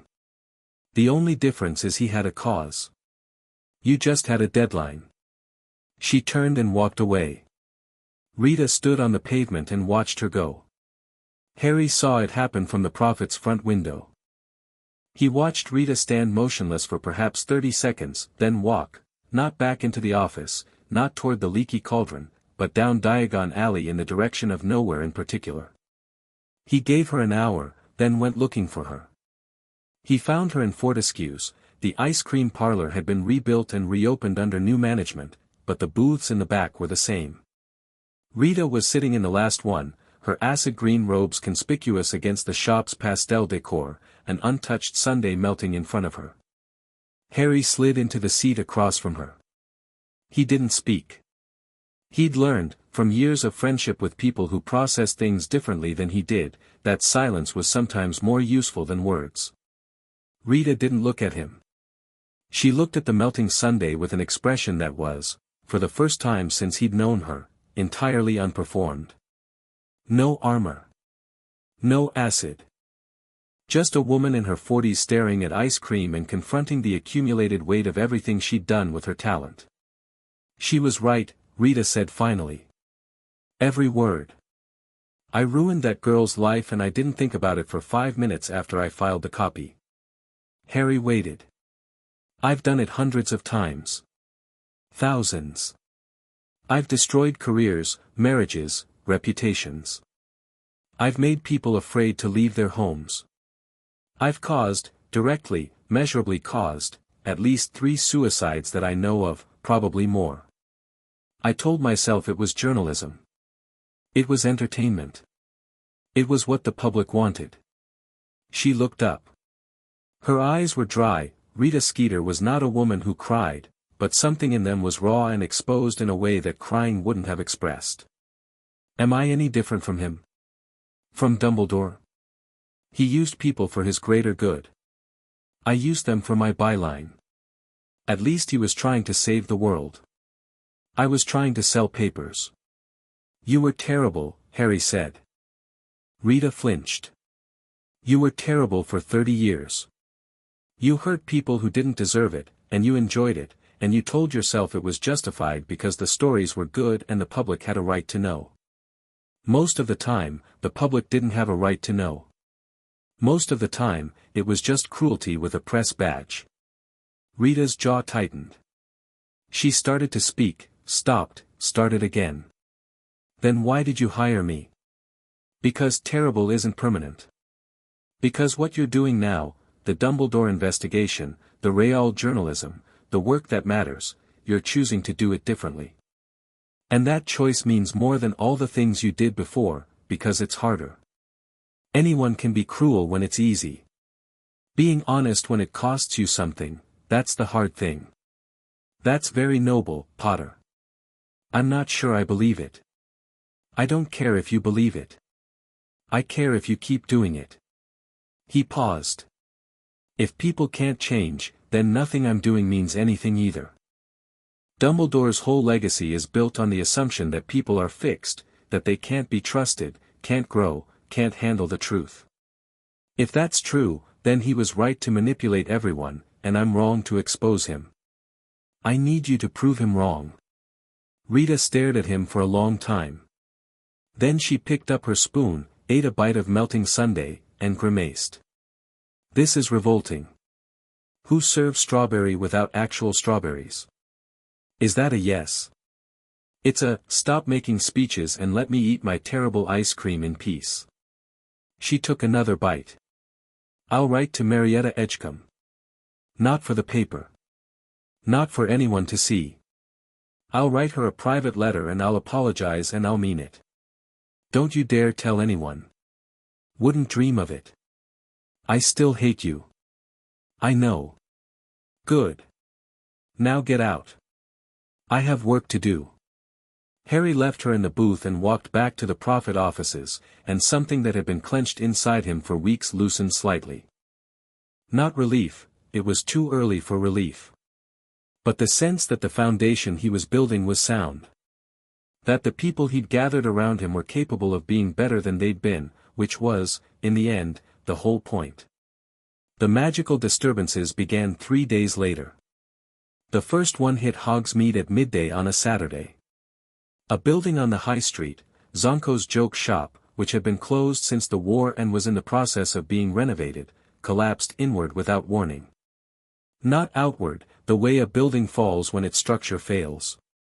Inward, as though something at the center of the building had suddenly and violently ceased to exist, and everything around it had rushed to fill the void. Nobody was killed. 3 people were injured, minor injuries, cuts and bruises from flying debris, but the manner of the collapse was deeply, fundamentally wrong. Buildings didn't collapse inward. The magic that held wizarding construction together, the enchantments woven into every beam and stone, the charms that made magical buildings possible, had simply stopped working. Not gradually, not partially. All at once, in a radius of roughly 30 feet. McGonagall was among the first responders. She arrived within minutes, wand drawn, and began stabilizing the surrounding structures while the Hogsmeade residents evacuated. She was efficient, commanding, and utterly in control. 40 years of teaching had given her the ability to manage chaos the way other people managed filing systems. But as she worked, she noticed something that no one else seemed to feel. The ambient magic in the area was wrong. Lower than it should have been, as though something had drained it. She cast a diagnostic charm, a complex piece of spellwork she'd learned from Dumbledore himself, designed to measure magical density in a given area, and the result made her stop in the middle of the street. The magical density in the collapse zone was roughly 60% of normal. Magic was being consumed by something. Drawn away, absorbed, eaten. She reinforced the wards on the surrounding buildings, then sent a Patronus to 3 people, Kingsley, Harry, and Phileas Flitwick. Flitwick because he was the most skilled charm worker she knew. Harry because she was beginning to think he needed to know about this. Kingsley because it was his job. She did not send one to Alara Voss, because she didn't know Alara Voss existed. She was about to find out. The second disturbance hit the following Tuesday. This one was in Diagon Alley, a section of enchanted cobblestones near Gringotts lost their anti-wear charms simultaneously, the stones crumbling to gravel underfoot as 3 centuries of magical preservation vanished in an instant. Nobody was hurt, but the goblins were livid. Their own wards flickered for 17 seconds before the bank's ancient protections reasserted themselves. The third was at Hogwarts. Harry was in the Prophet offices when Hermione's Patronus burst through the wall, an otter, sleek and silver, speaking in Hermione's clipped, controlled panic voice, "Harry, come to Hogwarts. Now." The wards went down. He apparat to Hogsmeade and ran. The gates were open, they shouldn't have been, the gates hadn't been left open in 1,000 years. He sprinted up the drive, his wand in his hand, every combat instinct he possessed screaming at him to slow down and assess the situation, but his legs moving anyway because this was Hogwarts and Hogwarts was in trouble. The castle looked normal from the outside. The towers stood. The windows glowed. The Whomping Willow thrashed in its usual irritable fashion. But as Harry approached the main entrance, he felt it, the same wrongness McGonagall had described. A thinness in the air. A sense of something missing, like a chord with a note removed. McGonagall met him in the entrance hall. She looked as though she hadn't slept in days. A section of the protective enchantments went dark, she said, walking fast, leading him toward the headmistress's office. The eastern wall, 17 minutes of total ward failure. Anything could have come in during that window. Anything. Did anything come in? Not that we've detected. But the failure pattern is consistent with what happened in Hogsmeade.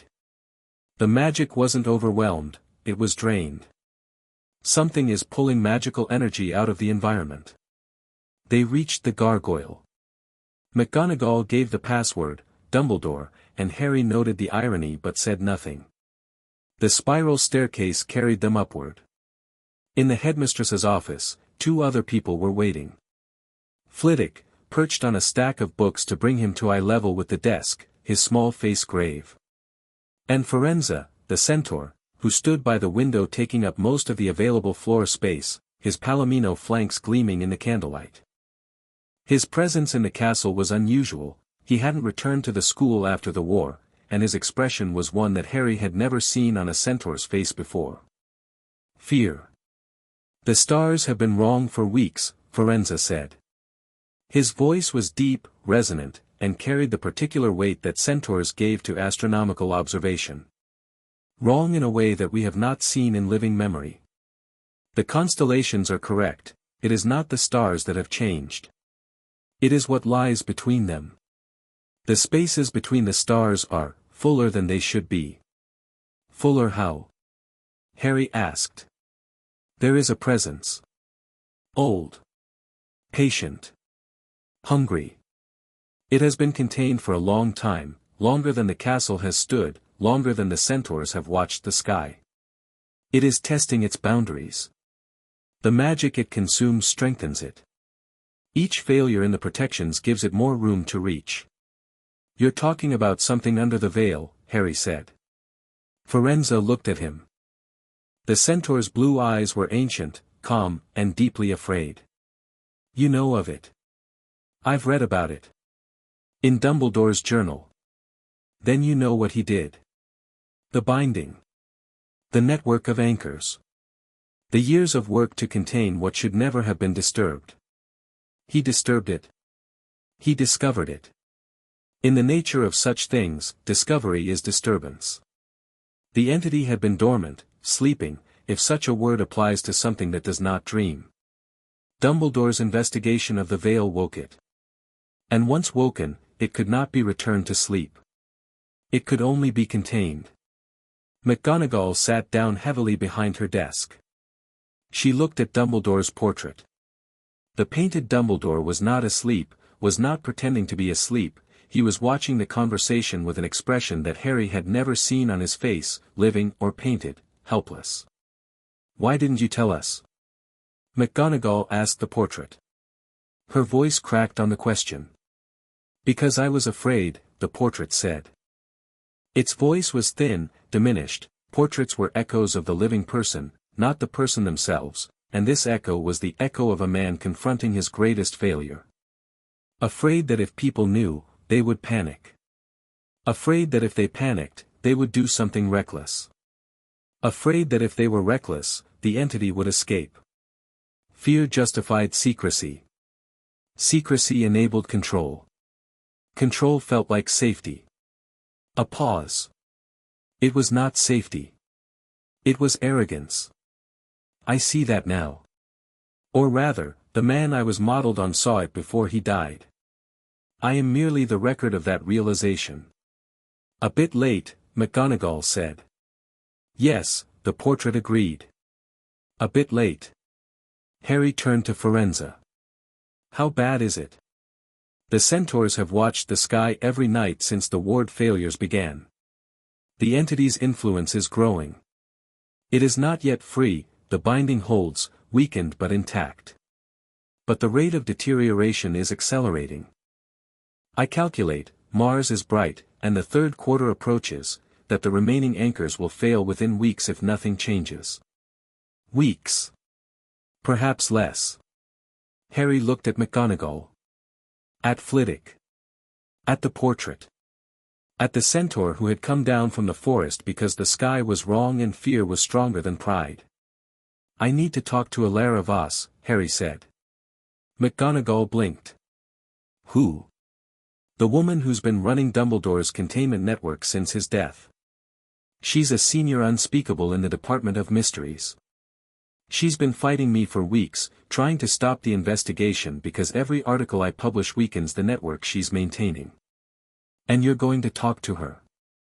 I'm going to stop treating her as an enemy and start treating her as the expert she is. She knows more about the binding than anyone alive. If there's a solution, she's part of it. And the investigation? Harry was quiet for a moment. Through the office window, he could see the Hogwarts grounds, the lake, the forest, the distant line of the mountains. The castle was still here.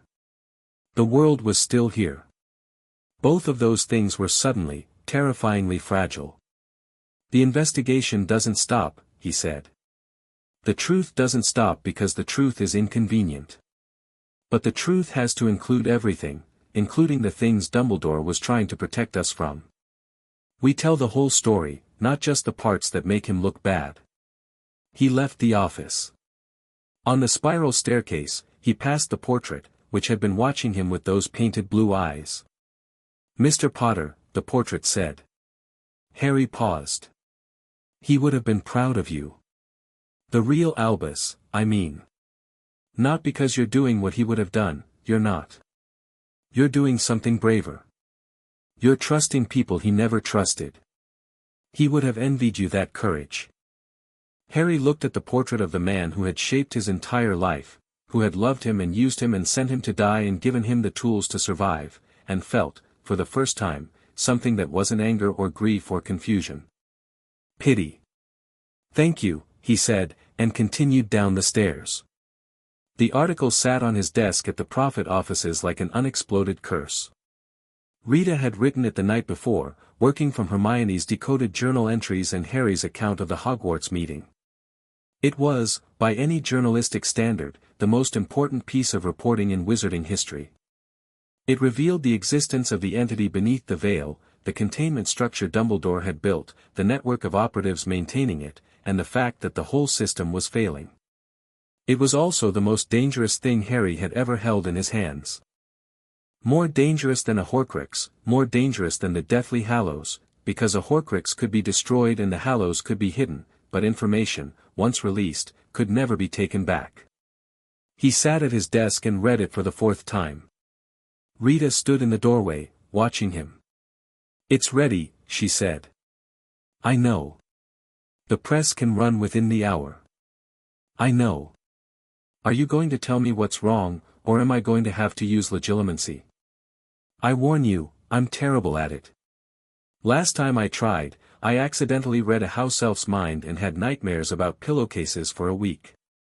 Harry set the article down. "If we publish this, people will panic. People are already panicking. Buildings are collapsing and wards are failing and the centaurs are coming out of the forest.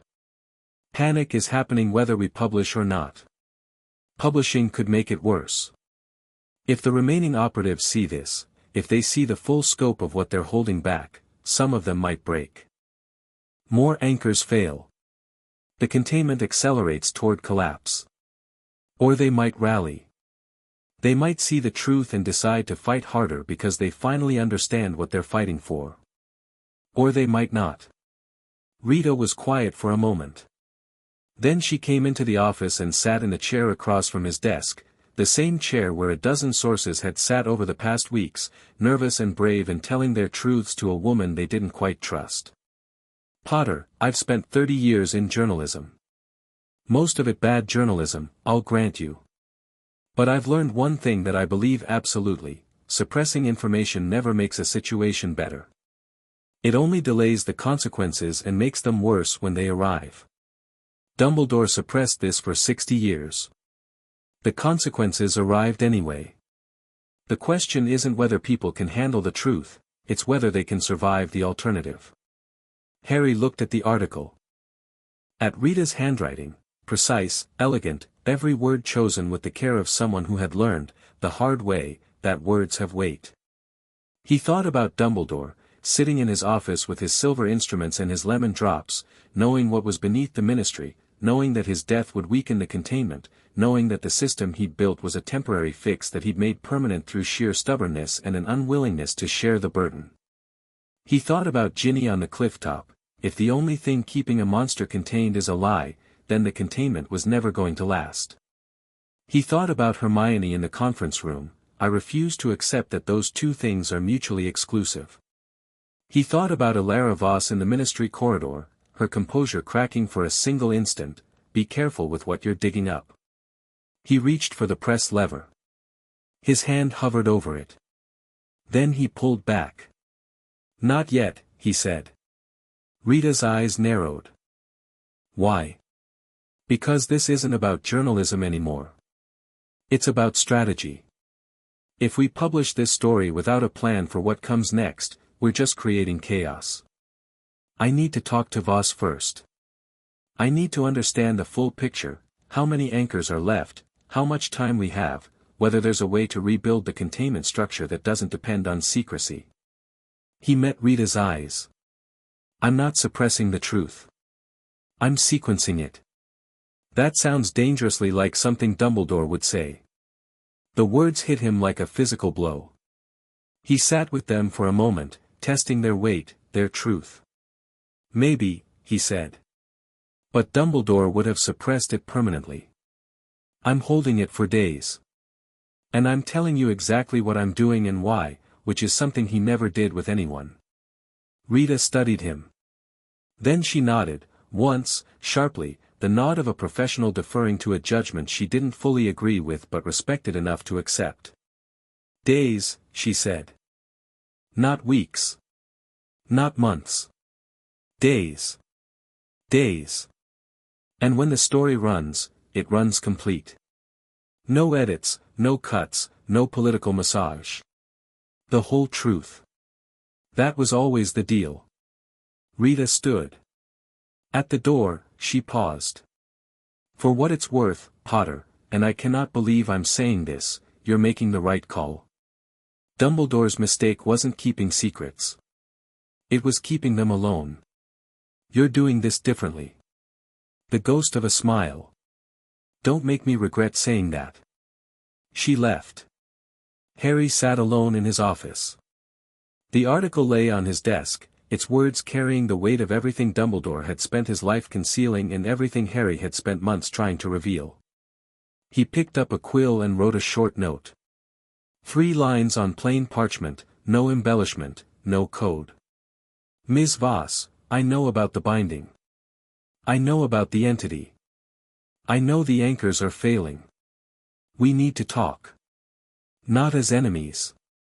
There isn't time for enemies anymore. Harry Potter. He sealed it, tied it to the leg of his most reliable owl, and sent it into the night.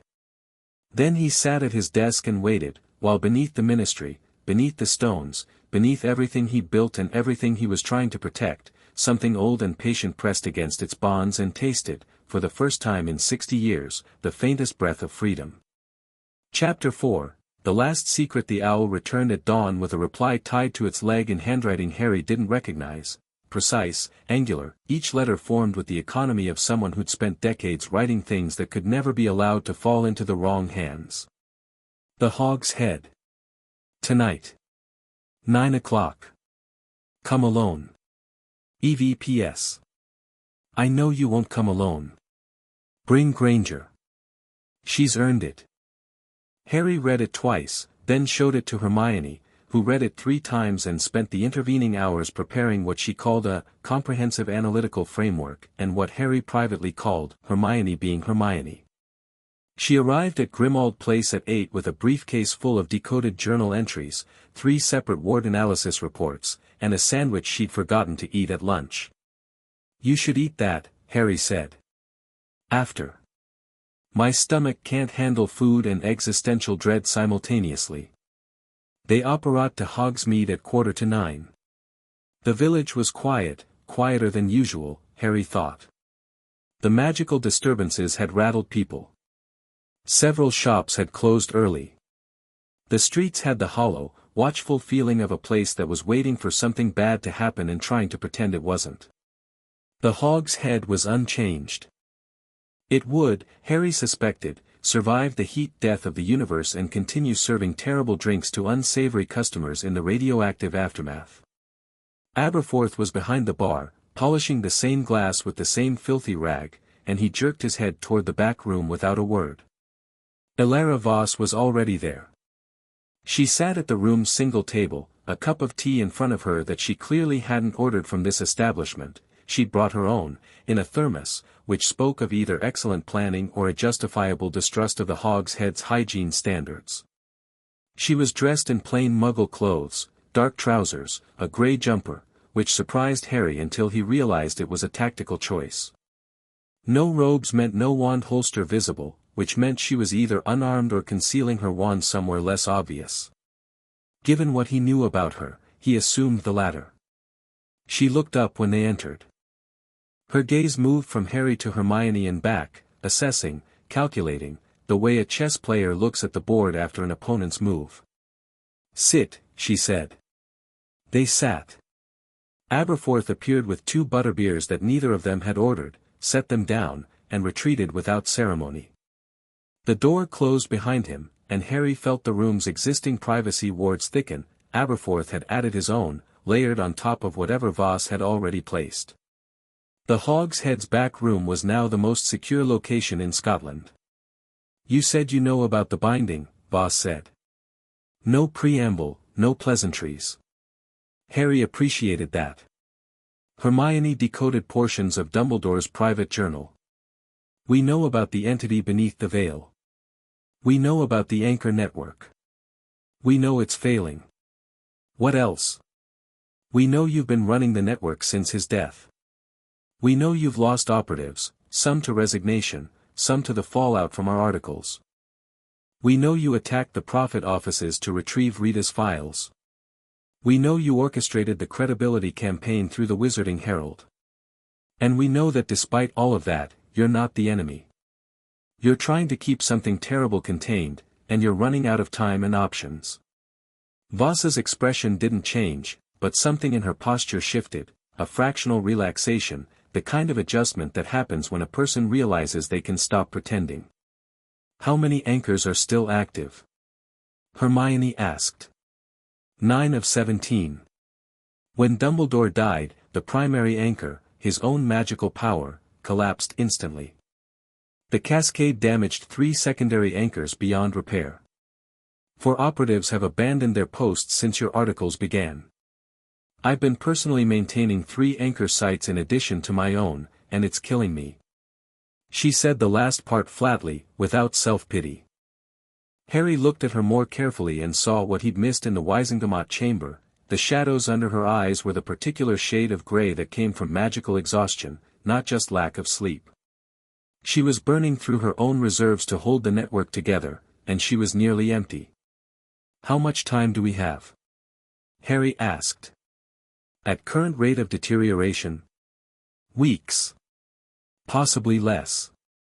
The entity tests the boundaries constantly, every failure gives it more room to reach, and every reach drains more ambient magic, which weakens the remaining anchors further. It's a feedback loop. Once it reaches critical mass, the remaining anchors will fail simultaneously, and the entity will breach containment entirely. What happens then?" Voss met his eyes. "Have you noticed the magical disturbances? The building collapse in Hogsmeade? The ward failures at Hogwarts? Yes. Those are the equivalent of air bubbles escaping through cracks in a dam. Minor pressure releases. If the dam breaks entirely, the entity will be free to do what it does without constraint. Which is? Consume magic. All of it. Every enchantment, every ward, every spell, every magical creature and magical person within its reach. It feeds on magical energy the way fire feeds on oxygen. Dumbledore's journal describes it as an absence that hungers. It doesn't destroy in the way you or I would understand destruction. It simply takes. The magic ceases to exist. The things that depended on that magic cease to function. The room was very quiet. Hermione's hand had gone still on her briefcase. "Hogwarts," Hermione said softly. Hogwarts would be one of the first things to fall. The castle is the largest concentration of sustained enchantment in Britain. The entity would drain it like, Voss stopped herself. Yes. Hogwarts. Harry sat with that for a moment. Hogwarts, dark. Hogwarts, dead. The moving staircase is frozen, the enchanted ceiling blank, the portraits empty, the ghosts gone. 1,000 years of magic, erased. Why didn't Dumbledore find a permanent solution, he asked. He tried. For 60 years, he tried. The journal entries Ms. Granger decoded, those are only a fraction of his research. He explored every avenue, runic containment, blood magic, temporal stasis, even an attempt to communicate with the entity directly. Nothing worked permanently. The entity is too old, too fundamental. It predates human magic. Containing it is like trying to contain gravity, you can redirect it, buffer it, slow it down, but you can't make it stop existing. So what was his plan? He didn't have one. That's the truth I've been carrying since his death. Albus Dumbledore, the greatest wizard of the age, spent 60 years fighting a problem he couldn't solve and died without a solution. His plan was to live long enough to find one. He didn't. Voss's voice cracked on the last word.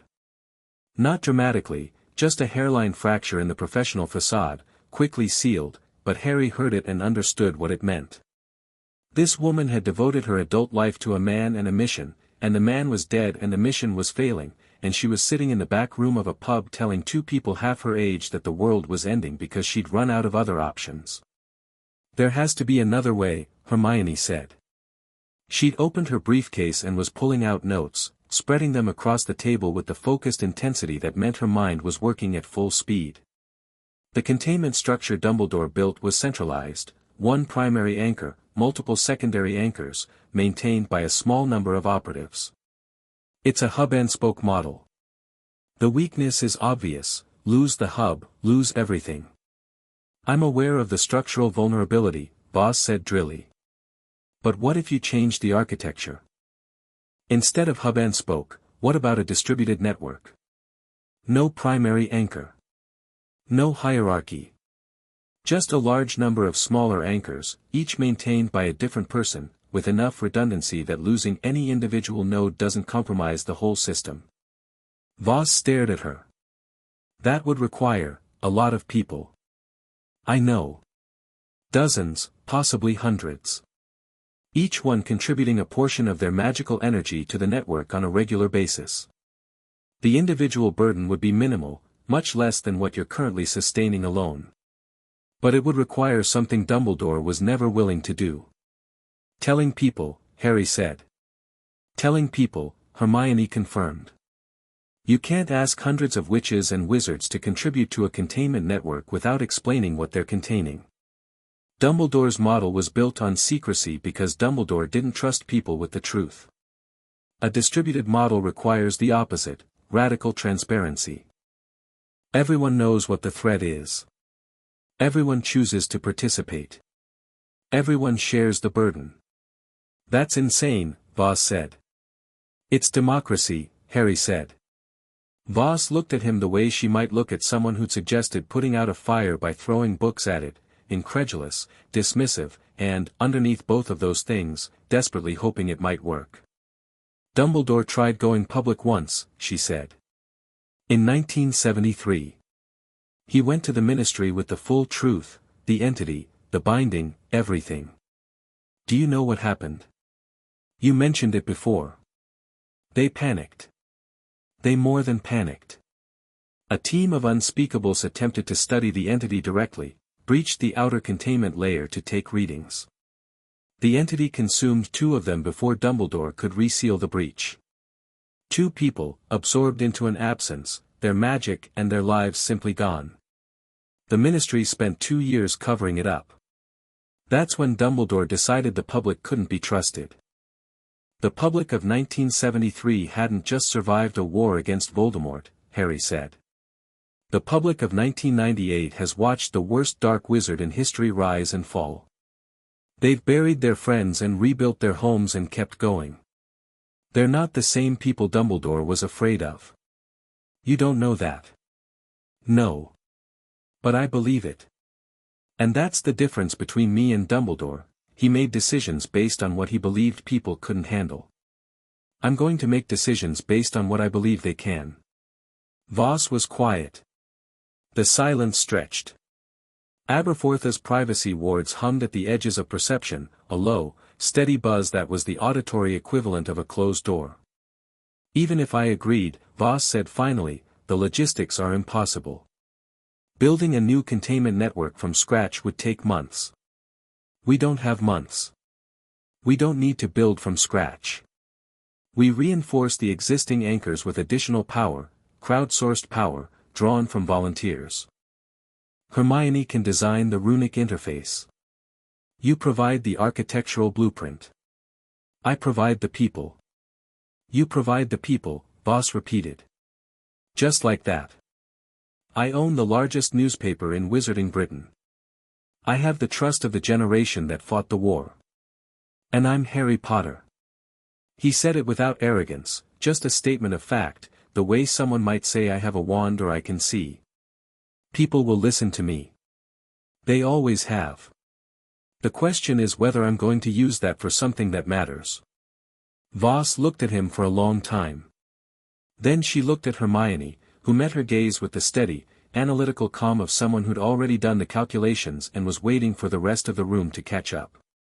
You really think this could work, Voss said. I think it has to work, Hermione said.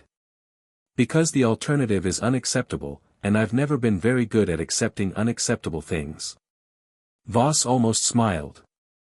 It was a near thing, the corners of her mouth moved perhaps a millimeter, but it was the first crack in her armor that wasn't born of desperation. I'll need to see Ms. Granger's runic designs before I commit to anything. I'll have preliminary schematics by tomorrow morning. And the article? The one about the binding? Harry leaned forward. We publish it. The full truth, the entity, the containment, the failure, the plan. We tell people what they're facing and we ask for their help. And if they panic? Then we deal with the panic. Together. In the open. The way it should have been done from the beginning. Voss reached for her thermos and poured herself another cup of tea. The gesture was mundane, domestic, absurdly normal given the conversation they were having, and perhaps that was the point. Even at the end of the world, people poured tea. All right, Potter, she said. We'll try it your way. God help us all. They left the Hog's Head past midnight. The air outside was bitter cold, stars burning hard and bright in a sky that looked, to Harry's non-centaur eyes, entirely normal. Whatever wrongness Firenze had sensed in the spaces between the stars was beyond human perception. Which didn't make it less real. Hermione disapparated immediately, heading home to begin work on the runic designs. She'd be up all night, Harry knew the signs. When Hermione had a problem to solve, sleep became an optional luxury she chose not to afford. Harry walked through Hogsmeade. The village was dark, shuttered, the street lamps burning lower than usual. He wondered if that was deliberate or if the magical drain was already affecting the ambient enchantments. He passed the 3 broomsticks, the post office, the boarded-up Zonkos with its caved-in facade. The sight of his first almost date with Cho Chang. The sight of Katie Bell's cursing. The sight of 100 ordinary days that had, at the time, felt like forever and now felt like a dream. He stopped walking when he realized he wasn't alone. Knott's man was good. Professional. Standing in the shadow of a shop front in the kind of casual pose that screamed I am not casually standing here at all. Harry had developed, during the war, an almost preternatural awareness of being watched, a survival instinct that had saved his life more than once and that he'd never been able to switch off. He didn't acknowledge the watcher. He simply operated home and filed the observation away. Knott was tracking him. That meant Knott was aware of his meeting with Voss, or at least aware that something was happening. That meant Knott's timeline, whatever play he was making, was accelerating. Harry needed to deal with not before the man could do any more damage. But first, there was a newspaper to run. The morning after the Hog's Head meeting, Harry called a staff meeting at the Prophet. The newsroom had changed since he'd bought the paper. The empty desks were filling again, not with the old guard, who'd largely moved on, but with younger journalists attracted by the Prophet's new reputation for actual journalism. Edith Ainsworth had been promoted to assistant editor. Gerald the press wizard had trained 2 apprentices. Rita had recruited a fact-checker from a Muggle newspaper, a Muggle-born witch who'd been working in both worlds, whose standards of verification made even Hermione look casual. Harry stood at the front of the room and looked at his staff and felt, for the first time, the weight of what he'd built. Not just a newspaper. A team. People who trusted him, who'd put their careers and in some cases their safety on the line because they believed in what he was doing. "We're going to publish something tomorrow that's going to change everything," he said. "Not just the Dumbledore investigation, everything. The nature of the threat facing the wizarding world. The reason the magical disturbances are happening. The full truth about what Dumbledore spent his life containing." The room was very quiet. "It's going to be frightening. People are going to panic. The ministry is going to have opinions. And I need you all to understand that once this story runs, there's no going back. Not for the paper, not for any of you, not for me." He paused.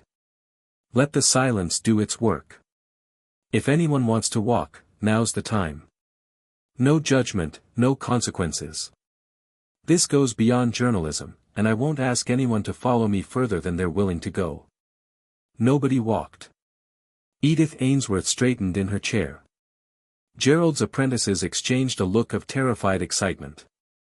The fact-checker from the Muggle world, a fierce woman named Priya, cracked her knuckles and said, "About time." Rita emerged from her office. She'd been writing all night. Harry could tell by the ink stains on her fingers and the particular disheveled quality of her usually architectural hair. She was holding a manuscript. "It's done," she said. "The whole story. Dumbledore's discovery of the entity. The binding. The network. The failures. Everything." She held it out to Harry. He took it and read it standing in the middle of the newsroom while his staff watched. It was the best thing Rita Skeeter had ever written. Not because it was the most explosive or the most sensational, it was neither. It was measured, thorough, almost quiet in its precision. It laid out the facts with the kind of clinical clarity that let the reader draw their own conclusions, and then it did something that none of Rita's previous articles had done: it gave Dumbledore credit.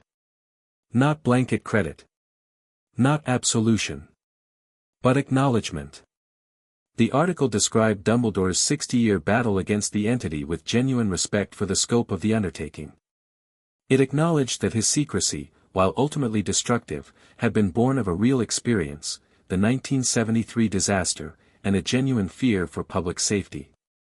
It acknowledged that his operatives had served with courage and at great personal cost. It acknowledged that the man who'd manipulated and deceived and sent children to war had also spent the majority of his life fighting a threat that dwarfed Voldemort, alone, because he believed no one else could bear the burden. The final paragraph: "He was not the saint we made him, nor the monster we feared. He was a man who discovered something terrible and spent his life fighting it with the only tools he trusted, his own power and his own judgment. Those tools were not enough. They were never going to be enough. The lesson of Albus Dumbledore's life is not that great men fail, it is that the model of the great man itself is the failure. No one person should bear the burden of protecting the world. No one person can. What Dumbledore could not do alone, we must now do together. The truth is frightening. But we have faced frightening things before, and we are still here." Harry set the manuscript down. "Run it," he said. While the presses ran, Nott made his move. It came in the form of a bill introduced to the Wisingamot at an emergency session called for that afternoon, conveniently timed to precede the Prophet's publication by hours. The bill was titled the Magical Media Integrity Act, and its language was dense enough to require a legal degree to parse, but its intent was simple: give the ministry authority to seize control of any magical publication deemed a threat to public order. The bill didn't name the Daily Prophet. It didn't need to. Not presented it to the Waisengemot with the smooth, reasonable authority of a man who'd been preparing this moment for weeks. His speech was masterful. He expressed concern about irresponsible journalism, destabilizing post-war recovery, about unverified claims, eroding public trust in institutions, about the need for responsible oversight of media in times of crisis. He never mentioned Harry by name. He didn't have to. Every word was aimed at one target. Harry heard about it from Hermione, who sent her Patronus into the Prophet newsroom with a message that was clipped even by Hermione's standards: "Knots moving. Waisengemot.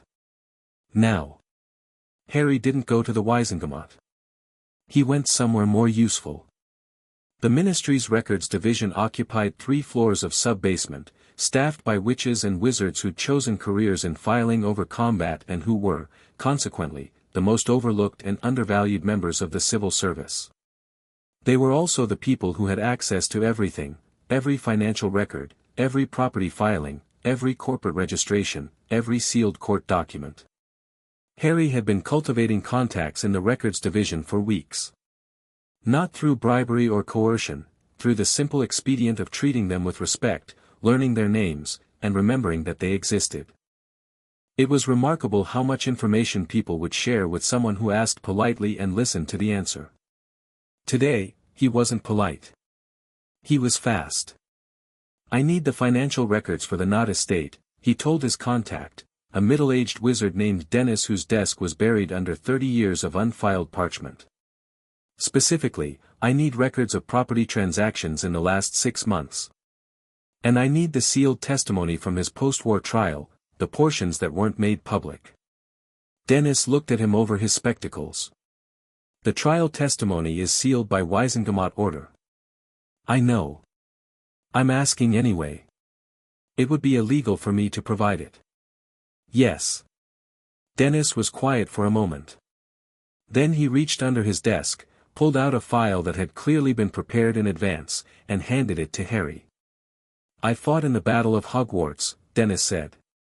"Did you know that?" "No one ever asks." "I was in the corridor on the 7th floor when the wall came down. 2 kids died. Teenagers. I pulled their bodies out of the rubble. I went back to work the next Monday because someone had to file the casualty reports." He paused. "Not walked free while those kids rotted. I've been waiting for someone to ask for this file for months."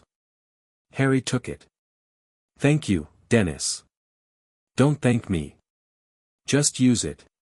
The file was devastating.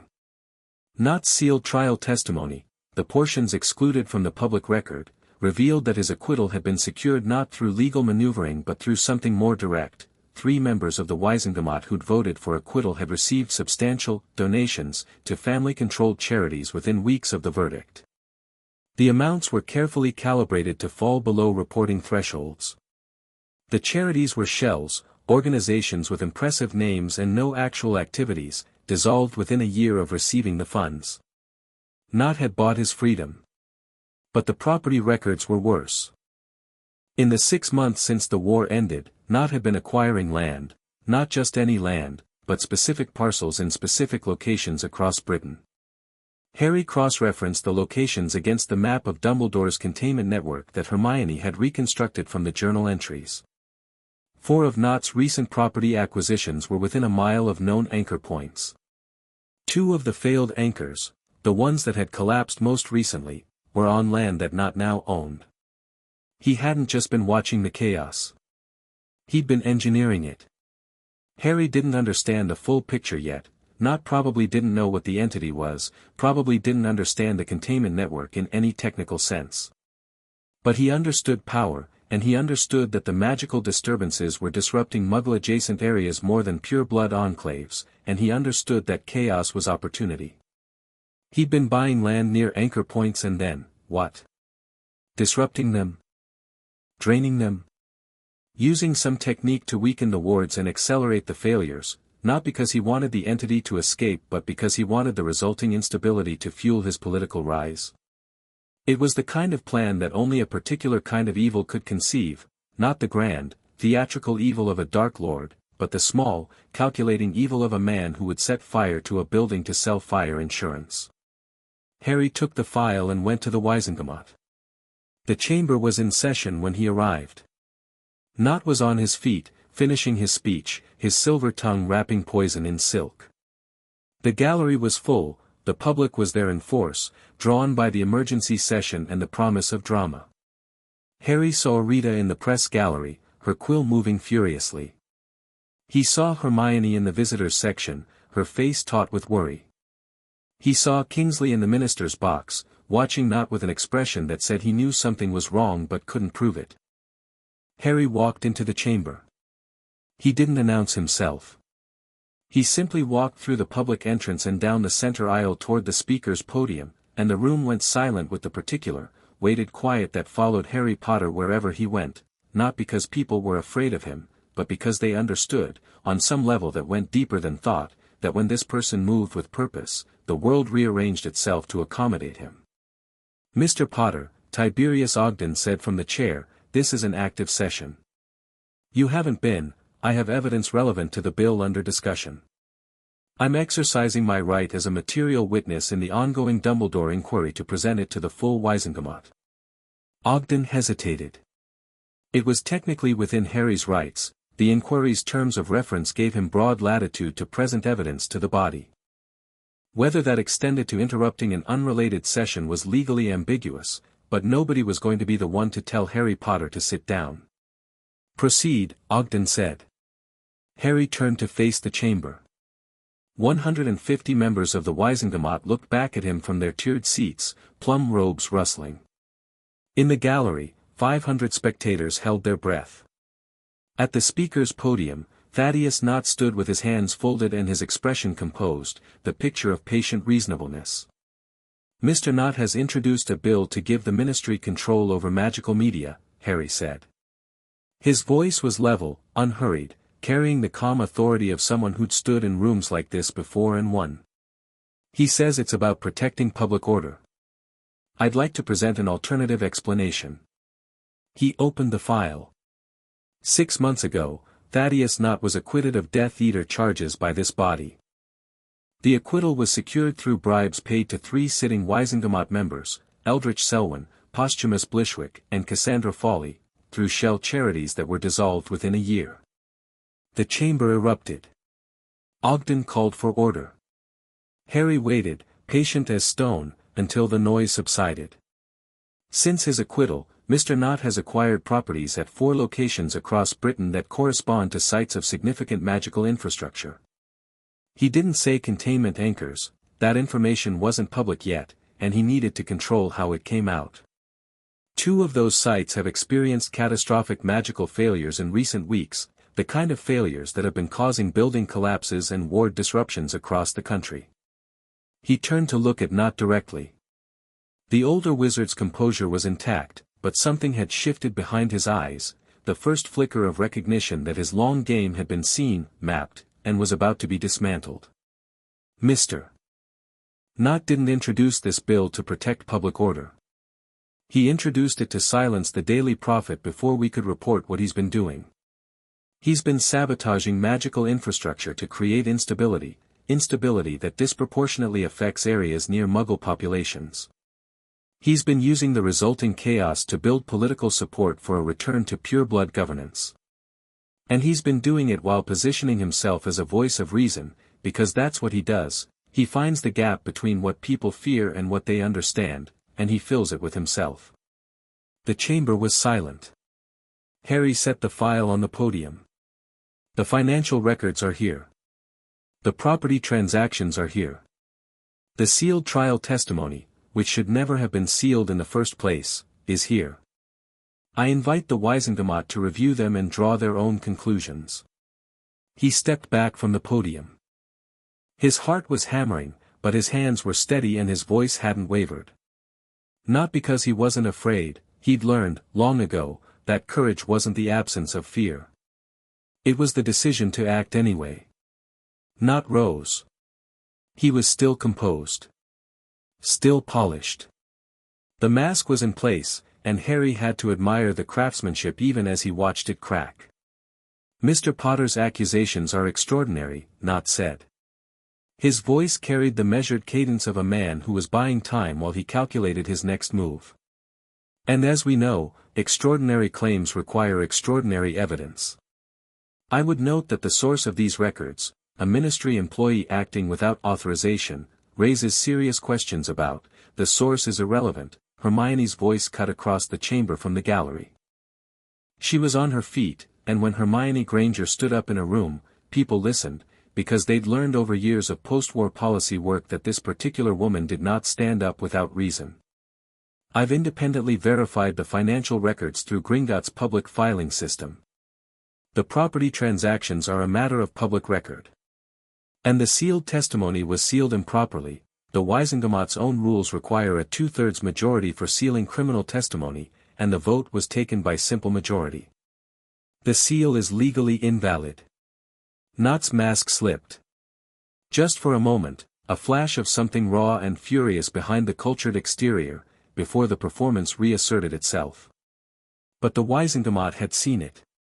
And more importantly, the public gallery had seen it. Ogden called a recess. During the recess, 3 things happened. The Aurors arrived, summoned by Kingsley, who'd been waiting for exactly this moment. The Wisengamot clerk produced the original sealing vote records, which confirmed Hermione's analysis, and Thaddeus Nott attempted to leave the chamber through a side entrance and found Harry Potter standing in the corridor. They were alone for perhaps 10 seconds. Nott looked at Harry the way a man looks at the thing that has just ended his career, his freedom, and his legacy. "You think you've won," Nott said. "I think the truth won. I was just the delivery mechanism." "The truth." Nott's smile was thin and bitter. "You and Dumbledore. Always so certain you know what's true. He manipulated the world from his tower. You're doing it from a newsroom. The method changes. The arrogance doesn't. Maybe. But I'm not the one going to Azkaban." The Aurors arrived. Nott went quietly. He was too smart for a scene, too calculating to give anyone the satisfaction of a struggle. He walked between 2 red-robed officers with his back straight and his chin raised, and the last thing he said to Harry was, "Whatever's coming, whatever Dumbledore was hiding, you're not ready for it. Nobody is." The Wisengamot reconvened. Nott's bill was withdrawn. The chamber voted to unseal his trial testimony and open a formal corruption investigation. 3 former Wisengamot members were named as subjects of inquiry. Harry left the Wisengamot and went to the Prophet offices and told Rita to add 30 column inches to tomorrow's edition. Then the storm came. Not a real storm. Something worse. It started at dusk, a shift in the air, a drop in pressure that had nothing to do with weather. Harry felt it first as a tingling in his scar, which hadn't troubled him since Voldemort's death but now buzzed with a low, persistent resonance that made his teeth ache.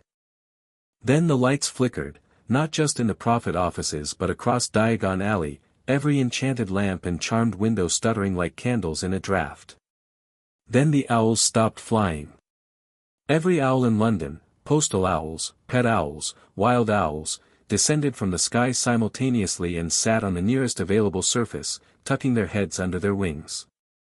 Harry watched from the newsroom window as hundreds of birds settled on rooftops and ledges and lampposts, going still and silent in a way that was profoundly, viscerally wrong. His wand vibrated in his pocket. Not with a spell, with the ambient magic in the air being disturbed, the way a tuning fork vibrates when a nearby instrument plays its frequency. Hermione's Patronus burst through the wall. The Otta was flickering, its silver light unsteady, the edges dissolving and reforming like something struggling to maintain coherence.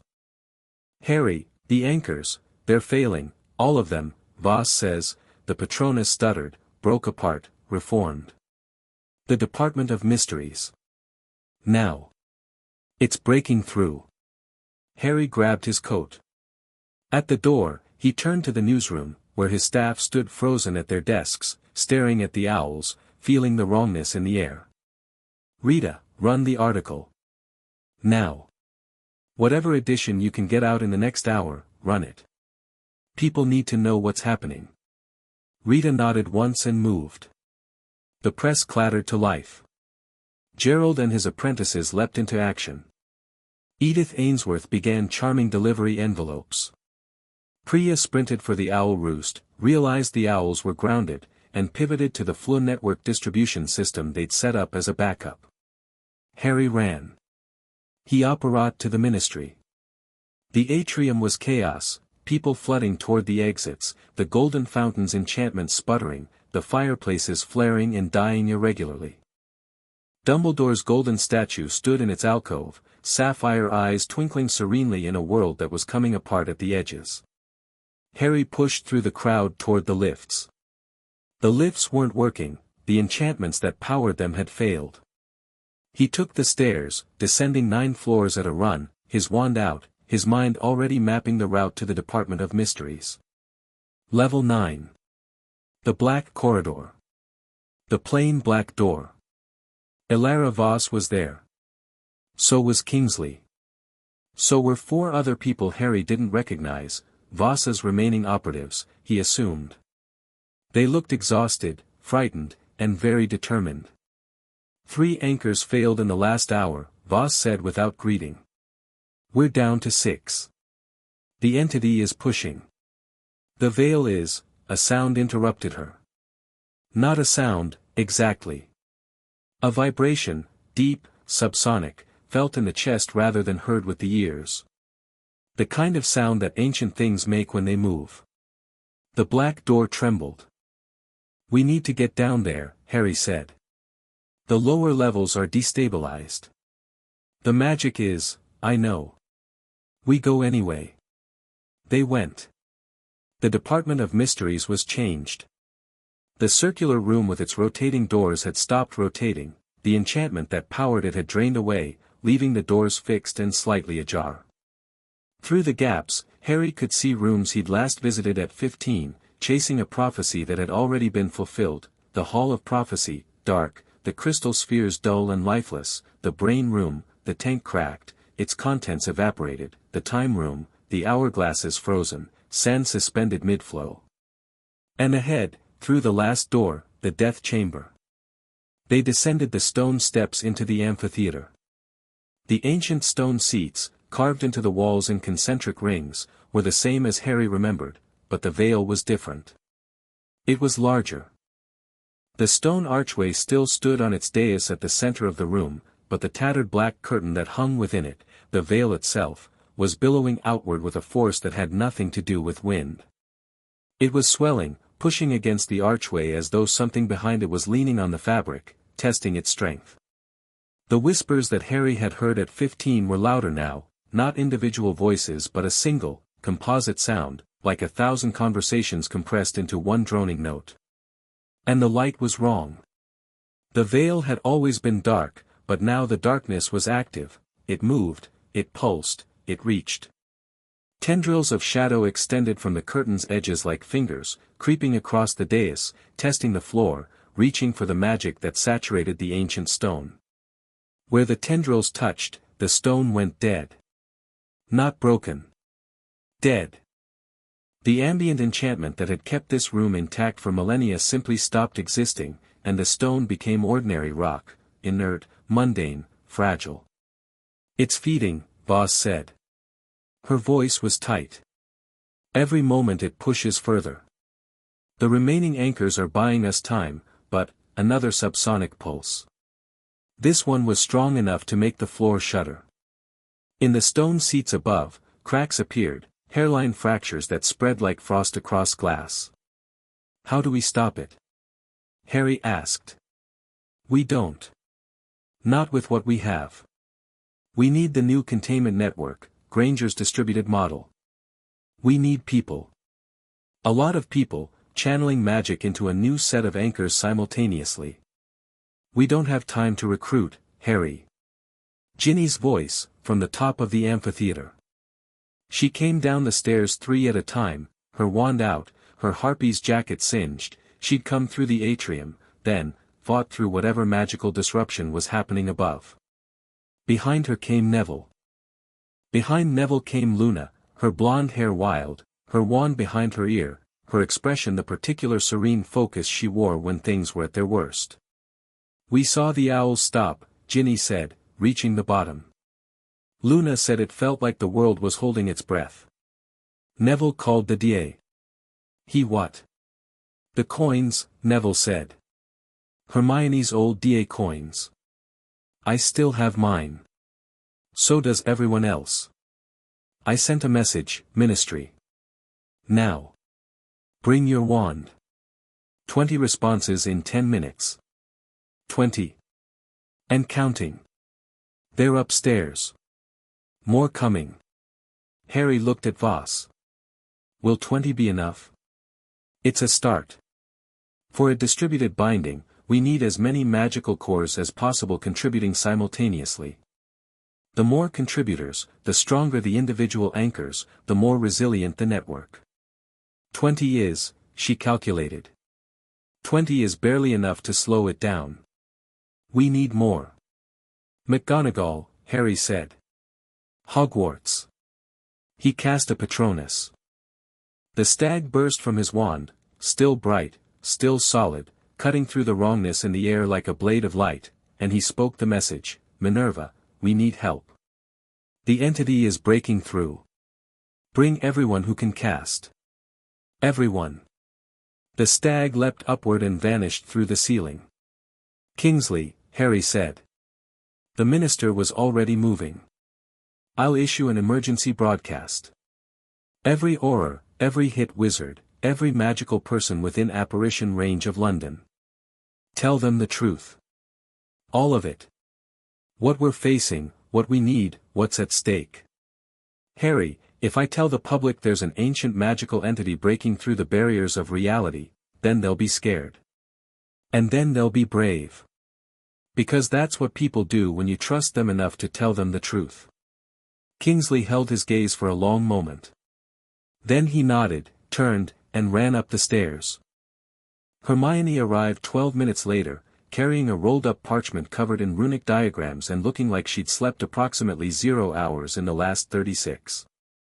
"I finished the design," she said, spreading the parchment on the floor of the amphitheater while tendrils of darkness crept across the dais 20 feet away. "It's a tessellated runic matrix, each participant acts as a node in a web. The more nodes, the stronger the web. Individual contribution is minimal, maybe 5% of a witch or wizard's magical reserves, but the collective effect scales exponentially. Will it hold? In theory. The math works. The runes are sound. But it's never been tested because nobody's ever tried to do collaborative magic at this scale. First time for everything. That's not reassuring, Harry. It wasn't meant to be." The DA members filtered down into the amphitheater in ones and twos. Harry watched them come and felt something he hadn't expected, pride. Not in himself, in them. These people had fought a war. They'd been tortured and hunted and imprisoned. They'd lost friends. And here they were, answering a summons on a charmed coin, walking into the Department of Mysteries to fight something they didn't understand because someone they trusted had asked. Seamus Finnegan. Dean Thomas. Parvati and Padma Patil. Cho Chang. Terry Boot. Ernie Macmillan. Hannah Abbott. Lavender Brown, scarred from Greyback's attack, moving stiffly but moving. Dennis Creevy, whose brother Colin had died in the Battle of Hogwarts and who had every reason to stay home and no intention of doing so. And Ron. Ron came through the door at a dead run, his face flushed, his wand in his hand, and skidded to a halt at the top of the amphitheater. "Bloody hell," he said, staring at the veil. "That's new. Ron, don't. Don't explain. I got the coin message, I came, I'm here. Where do you need me?" Harry could have hugged him. He didn't, there wasn't time, but the impulse was there, and Ron saw it, and his ears went red, and that was enough. "Hermione will explain the binding structure. Take the West Quadrant."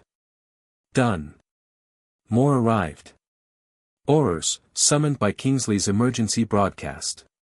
Ministry employees who'd been in the building when the disruption started and had chosen to run toward the problem rather than away from it.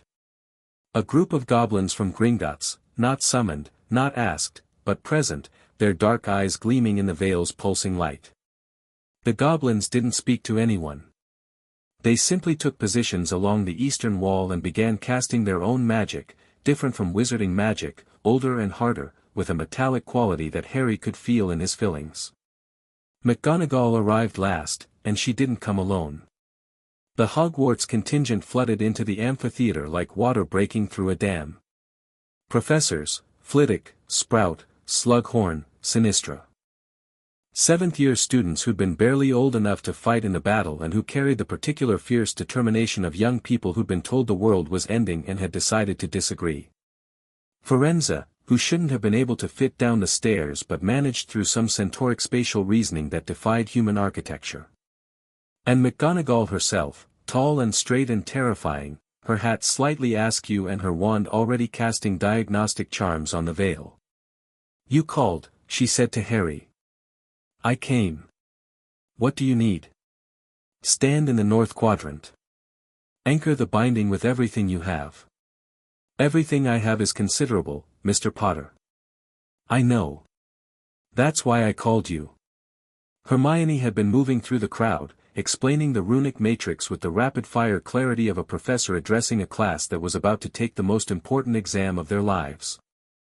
Each participant needed to stand at a specific point, cast a specific anchoring charm, and then channel a sustained flow of magic into the network. The individual effort was modest, like holding a door open, Hermione said, rather than holding up a building. But everyone needed to do it simultaneously, and they needed to keep doing it until the binding was complete. "How long?" someone asked. "I don't know," Hermione said honestly. "Minutes. Maybe longer." "She means she doesn't know and she's terrified," Ron told the room. "But she's the smartest person alive, so if she says the math works, the math works." Positions, everyone. They moved. 50 people, wizards, witches, goblins, a centaur, spreading out through the amphitheater, finding their points in Hermione's matrix, raising their wands. The room pulsed with the combined magical energy of dozens of powerful practitioners, and for a moment, just a moment, the tendrils of darkness from the Vale recoiled. Then the veil tore. Not metaphorically. The ancient curtain, tattered, black, whispering, split from top to bottom with a sound that wasn't a sound but a cessation of sound, a negative noise, an absence so profound that it registered in the ears as agony. Through the tear, something moved. Not a creature. Not a shape. An absence. A void that had texture, that had weight, that pressed against reality the way a hand presses against a window. Where it touched the air stopped being air. Where it touched magic, magic stopped being magic. It was the thing Dumbledore had described, an absence that hungers. And it was enormous. The amphitheater's ancient protections died instantly. The stone seats, enchanted for 1,000 years, crumbled to ordinary rock. The torches went out. The only light came from the wands of 50 people and the cold, hungry darkness that poured through the tear in the veil. "Now!" Harry shouted. 50 wands blazed.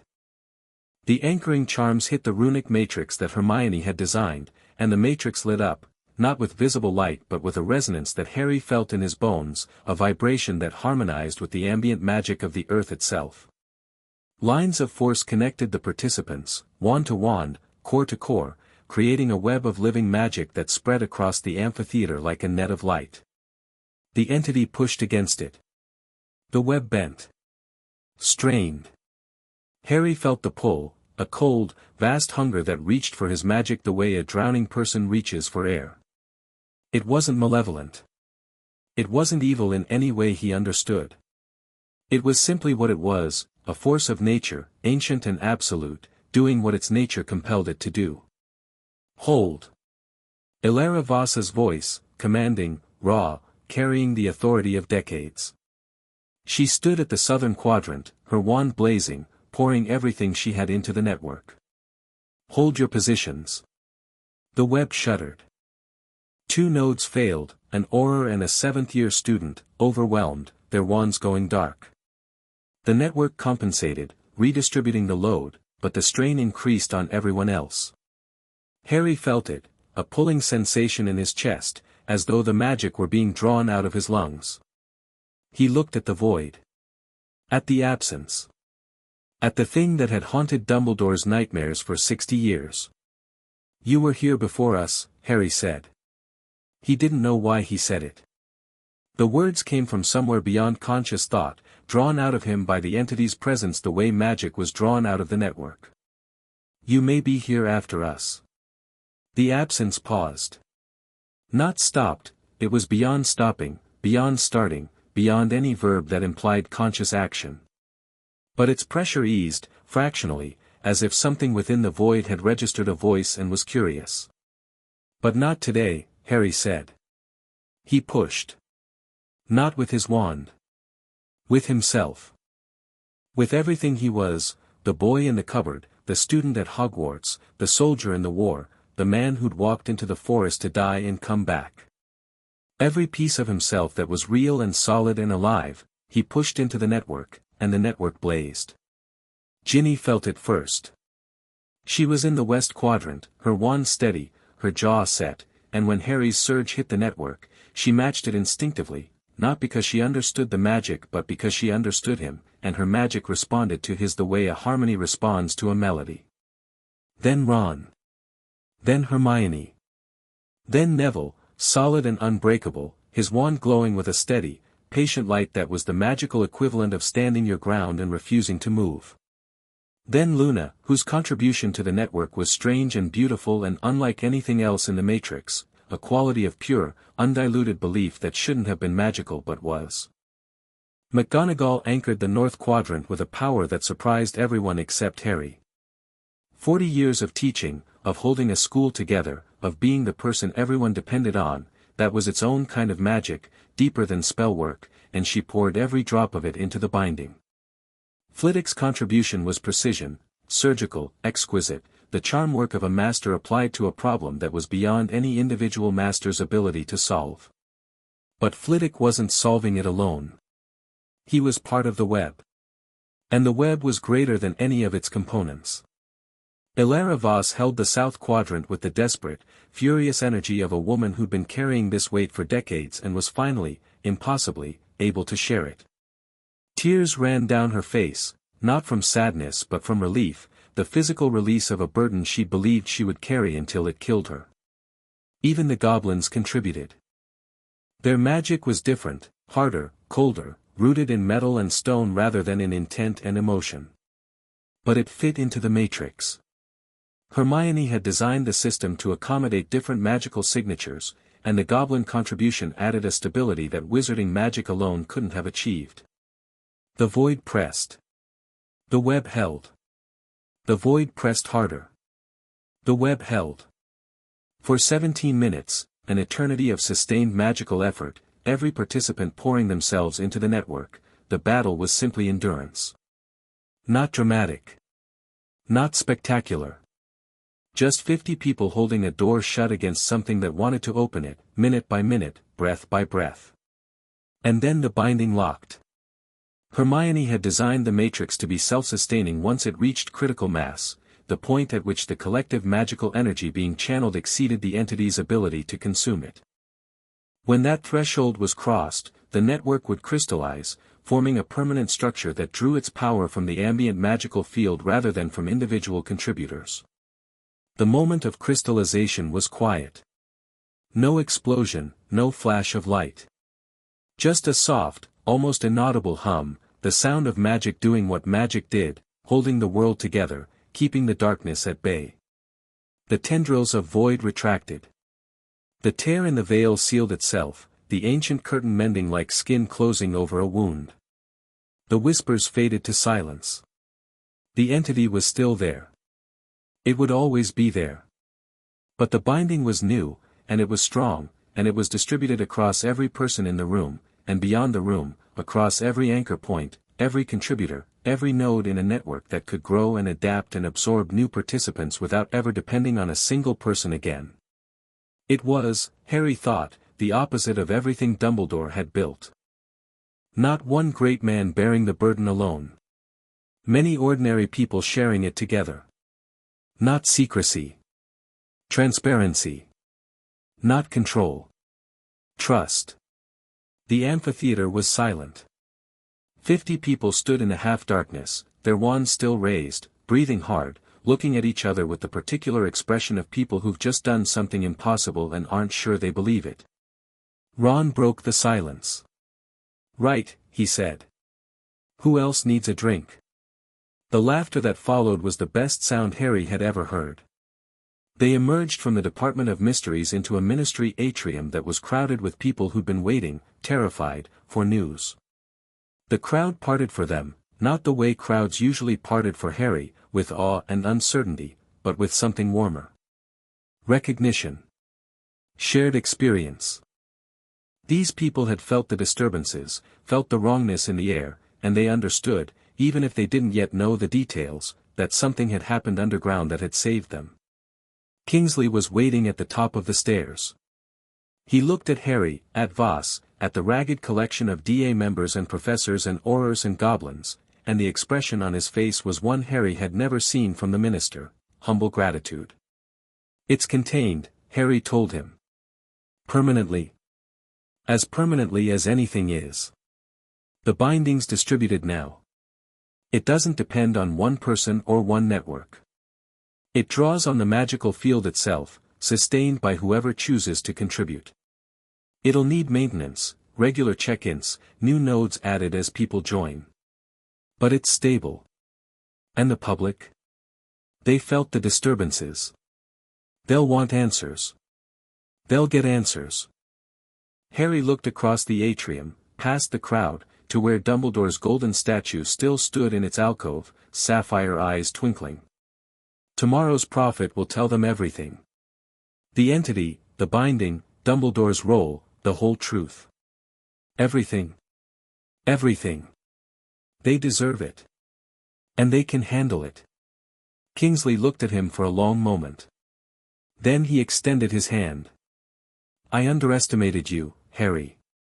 I thought you were just angry. I was angry. I'm still angry. But angry and right aren't mutually exclusive." Kingsley almost smiled. "No. They're not." The aftermath unfolded over days and weeks, the way aftermath always does, not in grand dramatic moments but in small, incremental shifts, the slow turning of a world adjusting to new information. Rita's article ran the next morning. Gerald pushed the press to its limits, churning out copies through the night, and Priya's Fleur network distribution system proved its worth. By breakfast, every wizarding household in Britain had a copy. The headline was simple, the whole truth. The article told everything. The entity. The binding. Dumbledore's 60-year battle. His operatives, their sacrifices, their failures. The containment crisis and its resolution. The new distributed binding and how it worked. And in the center of the article, framed by Rita's clear and unflinching prose, a portrait of Albus Dumbledore that was neither saint nor monster but something more complex and more human than either. He discovered something terrible and spent his life fighting it. He chose to fight alone, because he had learned, through failure and grief and the death of a sister he couldn't save, that he could not trust himself in partnership. His solitude was not strength, it was fear. But his commitment was real, and his sacrifice was genuine, and the world he protected never knew how close it came to ending, because he bore the burden himself and never complained. He was wrong to bear it alone. But he bore it. That matters.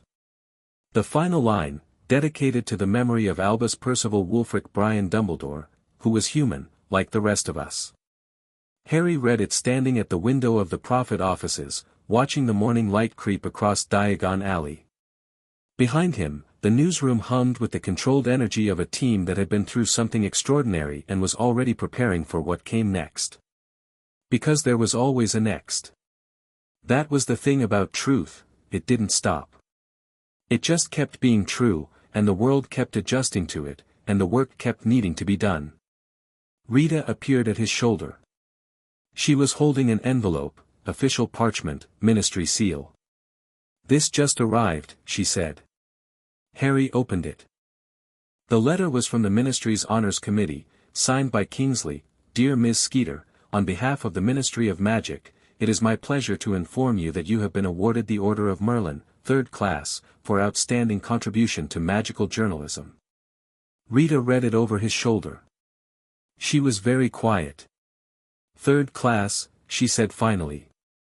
"3rd class. I saved the wizarding world from a catastrophic magical entity and I get 3rd class. You wrote an article. Other people did the saving. The article was essential and you know it." She snatched the letter from his hand and read it again. "3rd class. I'll frame this next to my beetle jar." The indignity. She was blinking rapidly. Harry pretended not to notice. "Congratulations, Rita." "Oh, shut up, Potter." She stuffed the letter in her pocket and walked away, her heels clicking on the newsroom floor, and Harry saw her press her hand to her face for just a moment before she squared her shoulders and disappeared into her office. He went to Hogwarts that afternoon. The castle was intact. The ward failure during the crisis had been temporary, the new binding had stabilized the ambient magical field, and Hogwarts' ancient protections had reasserted themselves with the kind of stubborn permanence that suggested the castle itself had opinions about being shut down and they were strongly negative. McGonagall met him at the gates. She looked better than she had in weeks, the exhaustion was still there, but underneath it was something lighter. Resolution, maybe. Or acceptance. They walked through the grounds without speaking, past the lake, past the Whomping Willow, past the Quidditch pitch. The October light was soft and gold, and the castle rose above them, solid and impossible and real. "I owe you an apology," McGonagall said. "You don't." "I do. When you began this, the investigation, the newspaper, all of it, I was furious. I thought you were desecrating a great man's memory for personal revenge. I was wrong. You were doing what he should have done and never had the courage for. He had courage. Just the wrong kind." McGonagall nodded. They'd reached the edge of the forbidden forest. In the shadows between the trees, something moved, not threatening, just present. The forest, doing what forests did. "I'm going to visit his portrait," McGonagall said. "I haven't spoken to it since the crisis. There are things I need to say." "What things?" She looked at him with an expression that combined tenderness and steel in proportions that only Minerva McGonagall could achieve. "That I forgive him. Not because what he did was right, but because carrying anger at a dead man is a poor use of the time I have left. And because he was my friend, whatever else he was, and I miss him." Harry didn't trust his voice. He nodded. McGonagall walked toward the castle. At the entrance, she paused and looked back. "Potter." "Yes." "Well done." She disappeared inside. Harry stood in the October light and breathed. The portrait was waiting when McGonagall entered the headmistress's office. It always was, portraits didn't sleep unless they chose to, and this particular portrait had been doing a great deal of not sleeping since the crisis. Painted Dumbledore looked at Minerva over his painted spectacles, and his painted eyes held an expression that the real man had rarely shown, uncertainty. Minerva. Albus. She sat at her desk. The desk that had been his desk, in the office that had been his office.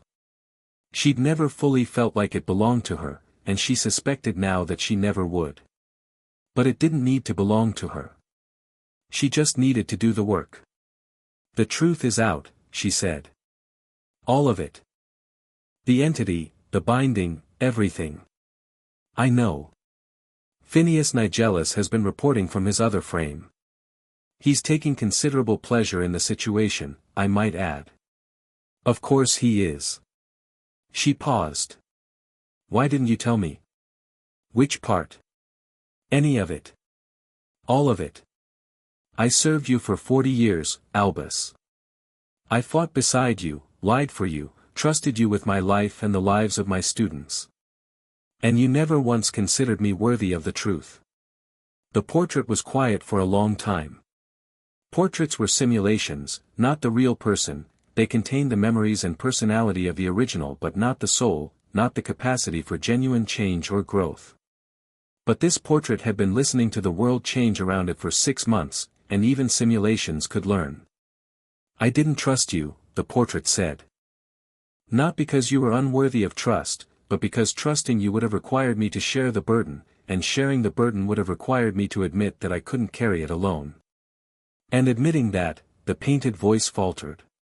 Admitting that would have meant admitting that I wasn't good enough. That the great Albus Dumbledore, defeater of Grindelwald, supreme mugwump, etc., etc., that he was just a man. A frightened man who discovered something beyond his power to control and spent his life pretending otherwise. You were just a man. Yes. I suppose I always knew it would come to this. I simply never trusted anyone enough to let it. McGonagall looked at the portrait. At the painted face she'd known for more than half her life, the blue eyes, the long nose, the half-moon spectacles. The face of a friend. The face of a liar. The face of a man who'd changed the world and broken it and protected it and failed it, all at the same time. I forgive you, she said. The portrait blinked. I beg your pardon. I forgive you. You were wrong. You were arrogant, and secretive, and you treated people as tools, and your decisions cost lives that should not have been lost. But you also saved lives, and fought darkness, and devoted yourself to a cause that mattered. And I miss you. And I'm tired of being angry. The portrait's painted eyes glistened. This was not supposed to be possible. Portraits didn't cry, they were paint and canvas and enchantment, but the enchantment on this particular portrait was extraordinarily powerful, and the personality it preserved was extraordinarily complex, and if the eyes glistened, perhaps it was simply the light. Thank you, Minerva. She stood up. Don't thank me. Earn it. If anyone asks this portrait for guidance, tell them the truth. All of it. The things you did right and the things you did wrong. Be the teacher you should have been. I will try. Trying is all any of us can do. She turned off the office light and left the portrait in the darkness. Behind her, she heard, very softly, the painted voice say, "She always was the best of us." Harry went back to London. He went to Grimmauld Place, which was, for the first time since he'd inherited it, starting to feel like a home rather than a museum. Creature had been quietly transforming the house over the past weeks, replacing dark artifacts with ordinary furnishings, scrubbing away decades of neglect, even hanging curtains that admitted natural light. The kitchen was warm. The hallway was clean. Mrs. Black's portrait had been removed entirely. Creature had finally, reluctantly, accepted that the screaming portrait was not conducive to a functional household. Ginny was waiting. She'd let herself in, he'd given her a key weeks ago, a small brass thing enchanted to respond to her touch. She was sitting at the kitchen table with 2 cups of tea, wearing the expression of someone who'd been thinking carefully about something and had reached a conclusion. "I'm going back to the Harpies tomorrow," she said. "Training camp starts Monday." "I know. And you're staying here. Running the paper. Saving the world through investigative journalism. Something like that." "Good." She pushed his tea toward him. "I've been thinking about what comes next. For us. Not in a heavy, dramatic way, just practically. We're both going to be busy. We're both dealing with things. We're both too stubborn to compromise on the things that matter. Is this a good thing or a bad thing? It's a real thing. That's better than either." She took a sip of tea. "I want this to work. I don't want it to work because we're war survivors clinging to each other for comfort. I want it to work because you're the most infuriating, bravest, most singularly determined person I've ever met, and being around you makes me better." Harry looked at her. The kitchen light caught her hair, red, always red, the color of fire and autumn and every warm thing he'd ever wanted. Her eyes were steady and clear and entirely unafraid. "You make me better too," he said. "I know. That's why I'm here."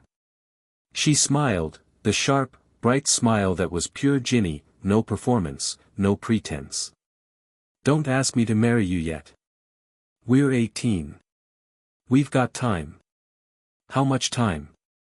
"Ask me after the Quidditch season. If the Harpies make the playoffs, I'll be in a good mood." He laughed. She laughed. And the kitchen of the old black house was filled with a sound it had never contained before: happiness.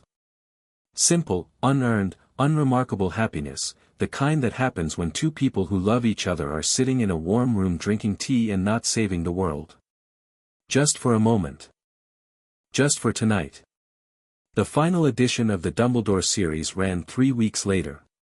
Rita had spent the time writing, rewriting, and editing with a precision that bordered on obsessive. Every fact checked. Every source verified. Every sentence weighed and measured and found to be exactly true, no more and no less. She submitted the final draft to Harry at midnight, and he read it at his desk, and when he finished, he sat in the dark office and felt something he hadn't expected. Peace. Not happiness, the situation was too complex, too fraught, too unresolved for happiness. But peace. The quiet satisfaction of having done a hard thing as well as it could be done. The article ran under a final headline that Rita had chosen herself: "The Man Behind the Myth, the Complete Story of Albus Dumbledore." It was 30,000 words long. It covered everything: Ariana, Grindelwald, the Blood Wards, the Dursleys, the Order, the Shadow Network, the Binding, the Entity, the Crisis, the Resolution. It did not judge. It did not absolve. It told the truth, and it let the reader decide what to do with it. The response was not unanimous praise, because unanimity was not the goal. The goal was understanding, and understanding, Harry had learned, was messier and more valuable than agreement. People argued. People debated. People disagreed, sometimes furiously, about what Dumbledore's legacy meant and what it required of them. The arguments happened in pubs and kitchens and classrooms, in the Wisingamot and the Prophet's Letters page and the corridors of Hogwarts. They would go on for years, probably decades. That was fine. That was the point. A society that argued about the truth was a healthy society. A society that agreed on a lie was not. Harry made one more visit before he put the investigation to rest. He went to the Ministry atrium at dawn on a November morning, when the building was empty and the golden light of the enchanted ceiling was just beginning to warm the obsidian floors. He walked to the alcove where Dumbledore's statue stood, 12 feet of golden benevolence, sapphire eyes, half-moon spectacles, the eternal, empty smile. He looked at it for a long time. Then he went to Kingsley's office and made a request. The request was approved. The statue was removed, quietly, without ceremony, transported to Hogwarts, where it was placed in a corner of the entrance hall with a plaque that read, "Albus Dumbledore, 1881 to 1997. Headmaster, Teacher, Protector. I am not so foolish as to believe that I am always right. A.D. 1996. In the statue's place, at Harry's suggestion and the Wisingamot's unanimous approval, they installed something simpler. Not a statue. Not a portrait. Just a piece of white marble, the same kind of marble as Dumbledore's tomb, because Harry believed in symmetry, carved with a single inscription, "Magic belongs to all who wield it with courage." Harry stood in the atrium and looked at the inscription and thought about the crack in the tomb, and the boy in the cupboard, and the man who walked into the forest, and the world that had changed, not because of one great wizard, but because ordinary people had chosen to be brave when it mattered. He walked out of the Ministry into the November morning. London was waking up, Muggle London, with its buses and its noise and its beautiful, oblivious ordinariness. He crossed the street, turned up his collar against the cold, and headed for Diagon Alley. He had a newspaper to run. Behind him, in the atrium, the inscription caught the first light of the enchanted ceiling and glowed, briefly, the color of dawn. The end. Thank you for watching this video. Please be sure to subscribe to our channel and like this video.